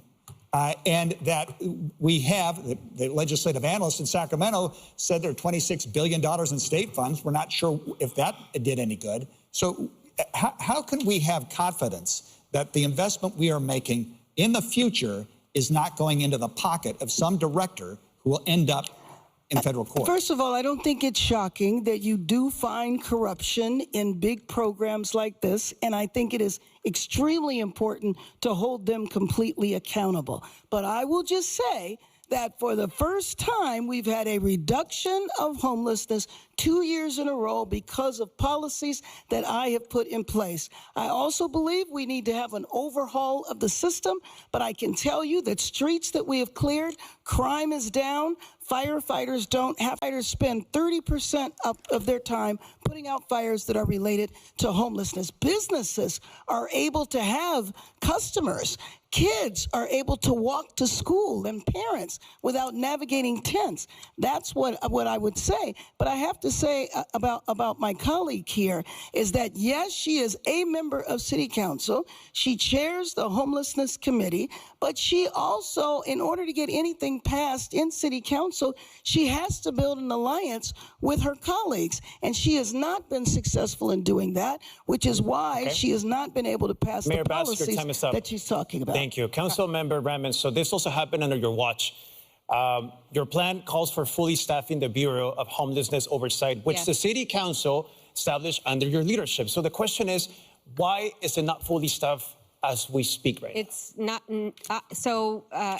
I, as part of my efforts to create accountability on homelessness, I've been pushing for greater oversight within the city. Right now in the city, there is no one who is watching our dollars. There's no one, even as we're spending hundreds of millions of dollars every year, there is no accountability in the city. There's no staff at the city that are making sure that every single dollar that you are spending, your tax dollars, are going to the issue of homelessness. People are not watching to make sure those are going towards outcomes. They're not watching to make sure that every dollar is being spent appropriately. That is because the city has not invested in oversight. I've been pushing for exactly that oversight. I created the first data around performance that the city had because I pushed and it happened. I established the Bureau of Homelessness Oversight through my powers as a council member, but the mayor is the executive of the city. She has the power to move departments to hire and to build out the staffing. A year after this was established, no new staff members have been hired for this. No leadership has been hired. Thank you. No Your time one. is up. Thank you. Mr. Pratt, this next question is for you, and you have 60 seconds. Mayor Bass would like to respond. I don't know if you heard. Do we have the time? No, I'm just. No, go ahead, Mayor. Well, thank you. Let me just say that the bureau that the councilwoman is referring to is being staffed. Half the staff are there now. And we have been reducing homelessness again for the first time and building out a system that needs to be built. The problem with my colleague, though, and I appreciate your interest in data and all of that, that is important. But I believe it was important to act in this city. Angelenos do not want to see encampments on their street. Thank you, Mayor. Sorry. Okay, Mr. Pratt. Mr. Pratt, thank you for directing traffic up here. We appreciate it. How does your professional experience qualify you to make sure and to oversee a budget the size of LA's $14 billion budget? We know you're passionate about what you're doing. We know you're an entrepreneur. But this he is just a sells $14 crystals billion on his budget. Etsy shop because What he blew his kind of trust experience fund. do you bring to the table for that? Well, thankfully, He's literally I have a common sense, psycho. and I'm humble. I have humility. I'm gonna surround humble. myself You're a reality with the TV smartest loser. people in the world because I actually don't have to balance the budget. The mayor doesn't balance the budget. She has a CAO. She has a team. And we're not going to say she has the best team, but she has a team. And they balance the budget. My job is to be, as crazy as this will sound, I'm the adult in the room here as Spencer Pratt. And that's what it's come to. And so I plan on putting people that actually want to make sure all of our money, like Councilwoman Rahman was saying, is accounted for. Pure transparency, every dollar, all of our tax money. And again, back to what Councilwoman Rahman was saying about that, in her own district, she let one of these NGOs, a building was on the market for $3 million. It sold for $8 million to the NGO with that tax money that she's so concerned about. She wants to watch it all. She can't even keep track of the NGOs in her own district stealing our tax money. So I'm going to be so for real with you. This chud will be your next mayor. He's literally fucking Trump. He's Timu Trump. He's Timu Trump for Los Angeles. I'm not sure what specific building Spencer Pratt is referring to, but I'll post a link after I will also just say that we have pushed extremely hard to build the oversight system, so much so that I had to go out and get philanthropic support to create the data for performance oversight and accountability at the city. The city was refusing to put our dollars and our people towards it. This is important. Your tax dollars deserve to be watched. You deserve a system that responds to you with responsibility and accountability. That's what I want to establish. Ms. Robin, thank you. And Mayor Bass, do you have a response to that as well? Sure. Again, what I have done on my watch is reduced homelessness for the first time 2 years in a row. We absolutely need a system that is able to provide services to people. It has been woefully unacceptable what has been happening so far. I feel we're moving in the right direction, and under my watch, we will continue to do that because we need to make comprehensive changes to what has been going on for so many years before, frankly, either of us arrived in City Hall. Thank you, Mayor. We have a question from a student from the Harvard of the West, Loyola Marymount University. Your name, your major, and what year are you? And your question. Good evening. My name is John Kasabian. I am a senior urban and environmental studies major. My question for you is that Los Angeles remains one of the most unaffordable regions in the nation. If elected, what is one housing policy you would implement immediately or change? Mayor, we'll start with you. Yes, the housing policy that I did implement immediately after I declared a state of emergency around homelessness. I expedited the building. 42,000 units are being fast-tracked for affordable housing. We have another 43,000 units that are potential with our adaptive reuse, which means you can change office buildings into housing. We also changed the zoning codes, so we have the potential for another 500,000 units. Bro, I know Chatter. that one of the Chatter is watching unbelievably right-wing NBC. Be like, how many homeless people would you kill, and why is it not unlimited? And then like have at least 2 out of the 3 candidates be like, I would kill all of them. And Chatter's like, Chatter's in here being like a party. Third-party politics not being the appropriate time frame right now is actually so counter-revolutionary. Build the revolution, man. Please, I want you to. I want to live in it, okay? I want to live in that universe, okay? I don't want to live in this one right now because this one that I'm watching unfold is dog shit, okay? Virtually every person involved, both from the media to the political side, is like, let's just murder the homeless. We need to give max out contracts to the fucking police force. And you're over here talking about how like there is actually a Leninist spirit inside of every American proletariat waiting to be unlocked. And all it needs to happen is the 17th Communist Party that you are going to do trash pickup with. And all of a sudden, everyone's going to fucking join the cause. Out of the way. Right now, on average, the city takes over 1.5 years to approve multifamily housing, apartments, exactly the kind of housing that we desperately need in order to bring prices down. Why is the city standing in the way?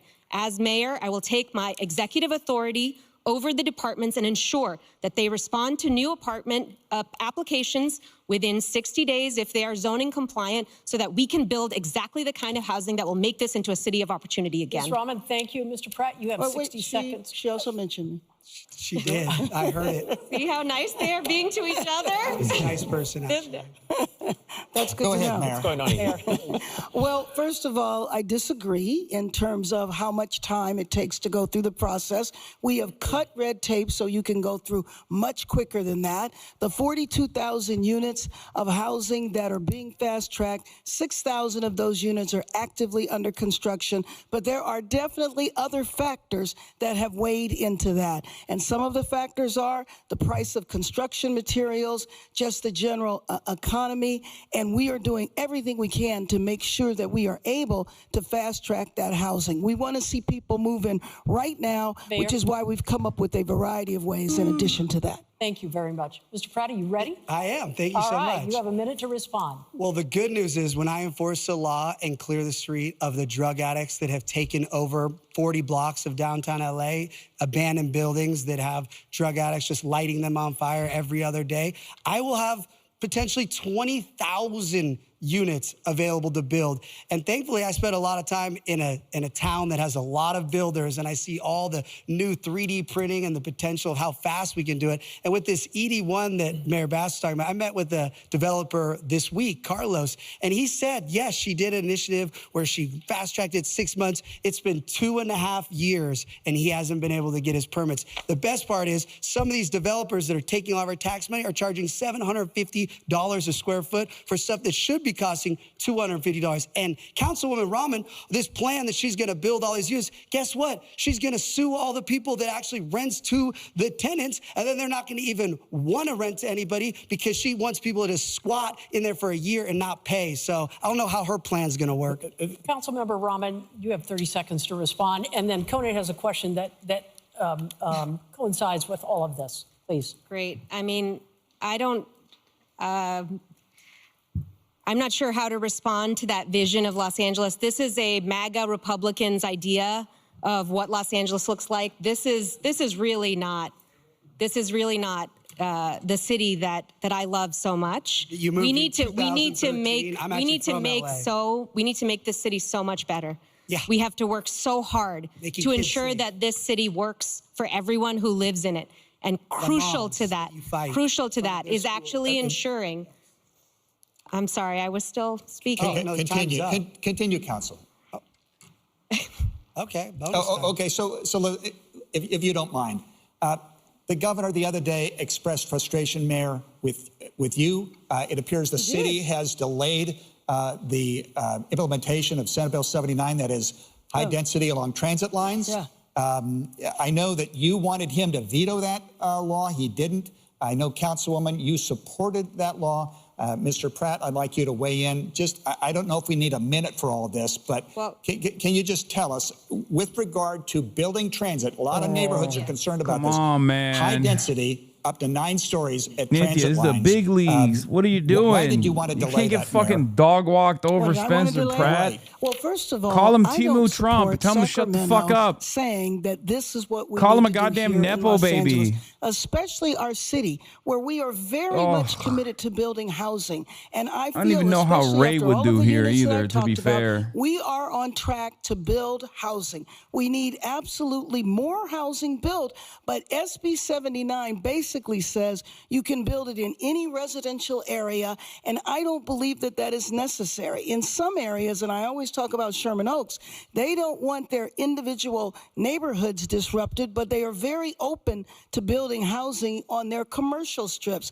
Councilwoman Harris Dawson is the perfect example where on Crenshaw Boulevard, you see hundreds of units being built, but the single-family homes are not disrupted. There's ways to do it. We are on our road to do it. We did not need Sacramento to tell us what to do and to mandate what we were doing. Thank you, Mayor. Councilwoman. Here's why SB 79 and other state laws keep coming down on us. Because the city of Los Angeles is not taking responsibility for the demand for housing. We are not building housing at the level that we need to address our housing shortage. And when we don't build that housing responsibly, when we don't take responsibility for it from the very top, including from this mayor who has pushed back against these state mandates, they come in and impose these mandates on us. Here's what I would do instead. Let's actually plan for the housing that we need. Let's build out the neighborhoods that we want to build. Let's make them beautiful. Let's actually solve for the kind of density and affordability that the state is asking us to do. We can do it if we plan for it. And as mayor, that's exactly what I would do. I would ensure that I would use the executive authority in the mayoralty to make sure that every department was planning for density in ways that Angelenos welcomed so that Sacramento didn't have to intervene. In the absence of that, this is what happens. Thank you, Mayor. We'll get to you. And Mr. Pratt, it would seem to me you agree with the mayor on this topic, but I just want you to, asking you about density development imposed by the state. Yeah, to be clear, I just said I'm going to have 40 blocks when I get rid of all the drug addicts that are sleeping on the sides of all these empty buildings. So we will have so much high density. I'll have so many bike lanes for Mayor, or excuse me, Councilwoman Rahman to have all her bike lanes. We're going to have all that. We have... Bro, literally, we'd be like, what's your plan to build housing? I'm going to murder homeless people. Bro, that's not, this is a one-stop shop. Every answer is like, I'm going to kill homeless people. I'm Spencer Pratt. I'm going to kill homeless dead. People can burn. I need the blood of the homeless to power my machine. I need it. Buildings on these teeny tiny streets doesn't make sense. Of course, I'm fine with building. I will build high-density housing off the bones of the homeless that I crush. Prison-like boxes, but I think they should have some style. Not to mention the fact that Councilman Rahman is fighting Mayor Bass on Sacramento. Where's LA? This is LA. Where's Yeah, it's her ironic because he's homeless right now because his house burned down, the Palisades fire, and now he lives in a fucking trailer, like one of those like super fancy trailers though.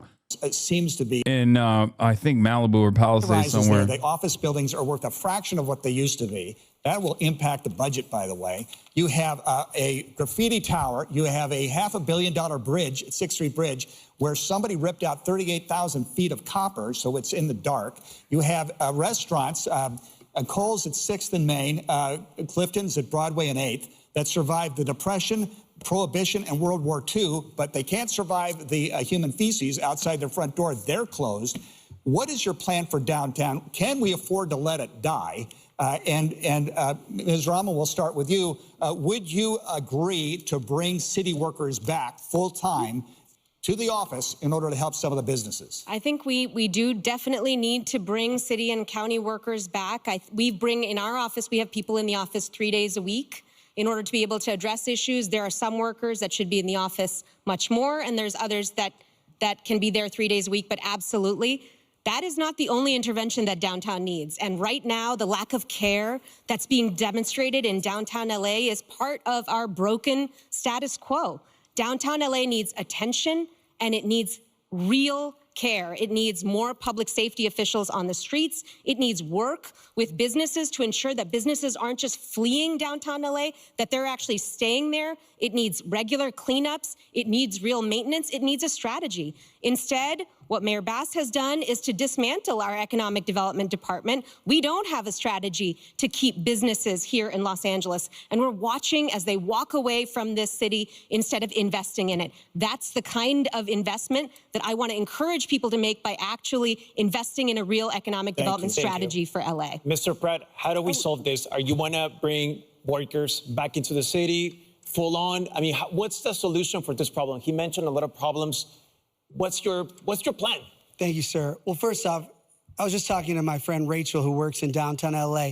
Downtown is so unsafe now that they have to serve the food. All the employees have to eat inside. They can't risk going out. That's why all these beautiful restaurants are closing, because it's so unsafe. So before we require city workers to go back into any buildings, we need to enforce the laws on the street. Councilwoman Rahman is talking about safety, yet when animal rescue activist Rebecca Corey came in and said the dogs are being tortured and abused on the streets of downtown, she walked out of the hearing. She doesn't care about safety. She doesn't care about anything she's talking about.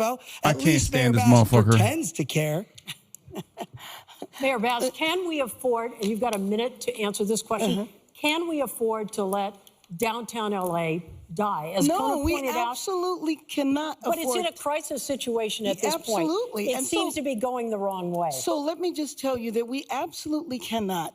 Downtown is the center of our city, and it is an economic engine that absolutely needs to be attended to. We have a strategy that is working. We are working with the downtown business associations. We are increasing public safety there. That's why I did the adaptive reuse ordinance, which allows for the office buildings that are vacant to be converted into housing, and those conversions are taking place right now. That is why we have to deal with the street homelessness that is there. There needs to be massive intervention there. And then, of course, there is the convention center. And the convention center is a long-term investment that we have to make in our city, because the more people you have downtown, whether it's a convention or people coming downtown for concerts, is the way to make the city more safe and downtown more safe. And my number one obligation is to keep our city safe. So downtown is absolutely critical. All right, moving to our Councilmember Rahman, would you like to respond to that? To The mayor and what she's talking about there? I mean, look, I feel like we're having a theoretical conversation here about the direction of our city, which is being led currently by is the CEO of the city.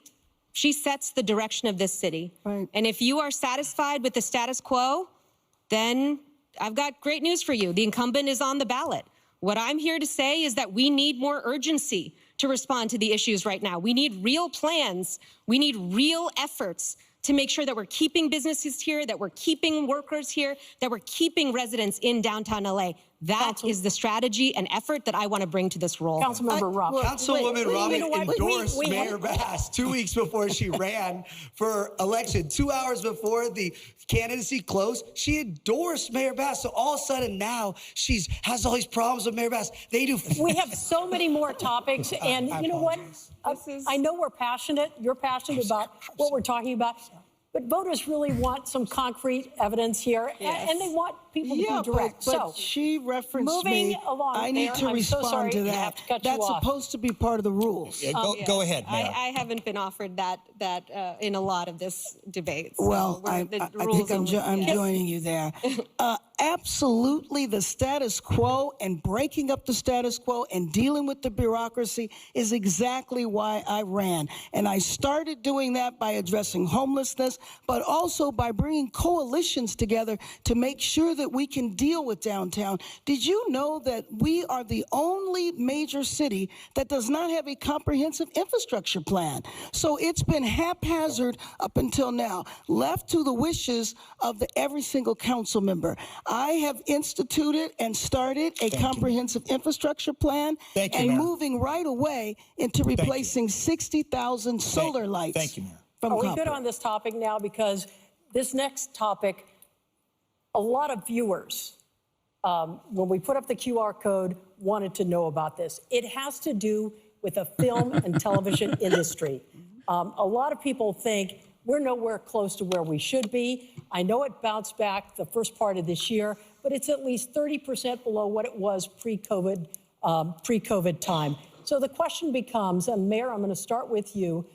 Do we do enough to keep production in Southern California? Well, let you me have just 1 minute. Let me just tell you what I have done. In working with the industry, we have expedited permits. I established one person who is a czar to provide concierge services for the industry. We also lowered the costs to do filming in Los Angeles. So, for example, the observatory, we reduced those amounts by 70%. We are beginning to bring the industry back. And I'll tell you, this has been a long-standing issue of mine. When I was in Sacramento and served as speaker, I did the first tax credits and also promoted and advocated for those tax credits here in Sacramento. We have a long way to go, but we are absolutely making headway because of policies that I put in place. Mr. Pratt, are we doing enough to bring Hollywood back? Absolutely not. And that's great. Mayor Bass did those. Thank you for the question. I think we should murder the homeless so that we can bring Hollywood back. I have a suggestion. We should put homeless people as stunt doubles in every set and murder them, even if it's like a child's movie and there's no need for a murder. I think all of these movies would do better if there were dead homeless people in the background. 5 years. Now, all of a sudden, she has these tweets and these posts, and she's doing Substacks. Both of these people have been the reason why. None of these people are serious enough about murdering the homeless. I'm Spencer Pratt. You know, these things, we're still going to have drug addicts all over the street because they're. Do you care about Hollywood's decline? Of course I do. I live in Los Angeles. What are you talking about? I talk to producers. They have to pay gang members right now to keep the streets safe, to go film anything on the streets of LA. So absolutely no. These two politicians have failed Hollywood. He moved on. We got 1,000. Dude, Councilmember Rahman. It's a way to still murder the homeless, but this time we should stop subsidizing gang members to murder the homeless. Well, to me, my husband has been a longtime writer in the industry, and we desperately need to keep Hollywood here.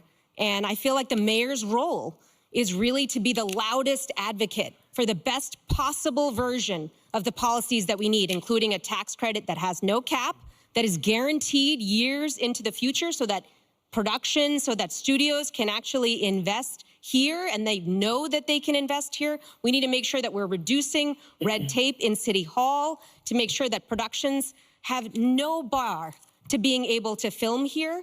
I also would create a real film office here. We don't have enough people at the city to make sure that filming can happen quickly and efficiently. We need people who know the industry and know the city and can make sure that we're working across county. That's what happened in Baywatch. City and county weren't talking to each other. Let's make it possible for us to actually do the work. I feel so strongly about this. And Angelinos in the industry need a fighter. I will be that fighter. Excuse me. Thank you. Excuse me. We have to move on. Really quick, 30 seconds. In her time in there, she feels very strongly about it, but never offered one motion. And when motions came up on the industry, she either recused herself or got up and walked out. Thank you. Thank you both. We got to move on. Sorry. I am so sorry. We have to move on. We have a very important topic. So let's talk about immigration. Immigration after what happened last year, that was a really big deal. So I want to ask you all three.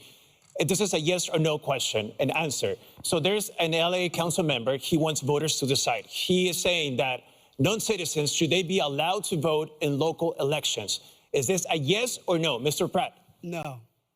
Mayor Bass? It depends. It's not a yes or no. Depends on what? Well, first of all, when you say non-citizens, it doesn't mean they're here illegal. It doesn't mean they're undocumented. They could have green cards. They could be here perfectly legal. She's right. And there's a lot of states and cities that do that on very, very local elections. We have to see what the councilman is proposing. Councilmember Bremen. Yeah, I would say, again, it does depend. In other places, school boards have non-citizens Yes or no? who vote Mr. Pratt, I have a question for who are you. You residents who told vote for NBC these. News a few months ago that They're right. You want LAPD to take care of, so if you don't want ICE to be here in the city, so the question is, you want LAPD to do enforcement as ICE? No, that's not what I said. What I said is, when I'm mayor, I want to enforce all the laws and get all the drug dealers, the murderers, the child traffickers, the rapists. And if they're legal or illegal, if they are a danger to our society, I want them off our streets. So that's why I said ICE won't be coming here because What about the undocumented homeless people? We should make the undocumented homeless first and then fight them. Fisticuffs. That's not what ICE was doing. Okay, we're moving ICE on. was chasing people in car washes. ICE was chasing people in Home Depots and picking up vendors, selling fruit. This is the type of shit that's going to cook Spencer Pratt, in my opinion. His insane sentiment about ICE. That is not what was going on in here. I was against it. I physically went out and did everything I could to stop it, and we'll do that again. Was that phone call when you were like, hello, please don't come here? Just to be clear, I didn't say what she said. I said I'm going to target all criminals. So she just put words in That's not what ICE did. Okay. He asked me what I said. Final question for all three of them. In another hour, there's going to be 7 candidates for governor. The governor's going to be there at one point. Very quickly, just to align, what do you need from the next governor to help this city? Ms. Rahman? We need support we need financial support when our federal administration has abandoned us. We need to make sure that we are able to fund the programs that we need. We need to be able to make sure that we can ensure that the city is vibrant into the future. We absolutely need a governor who is going to fund that full film tax credit that we need. We need the support in the absence of support from the federal government. Mr. Pratt? What do we need from the next governor? What do you need from that person? Personally, the governor needs to clear all his dead fuels around our community so more communities don't burn down. All the dead brush surrounding Sunland, Tahunga, Bel Air, Brentwood, the Valley. So there's a lot of dead fuels that they leave. This is San Francisco politics is even worse than LA somehow. San Francisco politics is tech CEO that wants to kill homeless versus Blood Boy that also wants to kill homeless. It's just all of California's politics revolves around who gets to expedite the murder of homeless people faster. That's what California politics is. Who gets to fund the police more? They will literally fight one another. They will fight one another to be like, I want to give the cops more APCs. I think every cop deserves an armored personnel carrier so they can drive over the homeless encampments. That's what California politics is. It's incredible. It sucks because I do think the people are way way more woke. If you look at the ballot measures are like tax billionaires. The tax every fucking home that's over, tax every home that's over $1 100% so we can fund mega mansions for the homeless, and then that ballot measure will pass by like 75%. But our politicians, on the other hand, are like, we should kill more homeless. I think this is what this ballot measure means, right? It's crazy. And then the government will just veto it. Gavin Newsom or the California state legislature will just veto those the ballot measures, and it'll go nowhere. Or they will actually fund it. Okay. They will actually fund it, and then it will go nowhere. It will go to like one of these 501c3s that's like a fucking total bullshit shell company created by one of I don't know, one of the relatives of like a powerful Los Angeles politician, and then it'll just sit there. They'll just park those fucking the tax revenue, and they'll never build a single fucking shelter with it. It's insane. It's one of the worst, most corrupt machines in the entire fucking state. It sucks so much dick and balls. I hate it so much. This is, dude, I mean, look at the governor's race. Look at the gubernatorial race. Like, Tom Steyer is a fucking billionaire, and he's like a cut above in terms of progressivism than like some of the big movers and shakers of California politics. That should be a warning sign, right? Like, you should probably understand how bad things actually are. At one time, San Francisco was pretty left and had some radical politics, but all those people can't afford to live there anymore and have been replaced by technocratic neoliberal tech bros. Yeah, it's terrible. It's terrible across the board. I'm done. I don't want to watch the rest of this. I'm fucking tired. What a day. Anyway, tomorrow I'll be in San Francisco, where at least, you know, Shoykat Chakrabarti is like somewhat of an actual interesting and somewhat radical candidate that I do like. So I'm just holding on to him as a fucking glimmer of hope, even though DSA San Francisco is obviously very frustrated with me because he funded Dean Preston's opponent many years ago, and they've never let that go. Plus, he's also Stripe guy, centimillionaire, so understandably there's like a lot of fear there.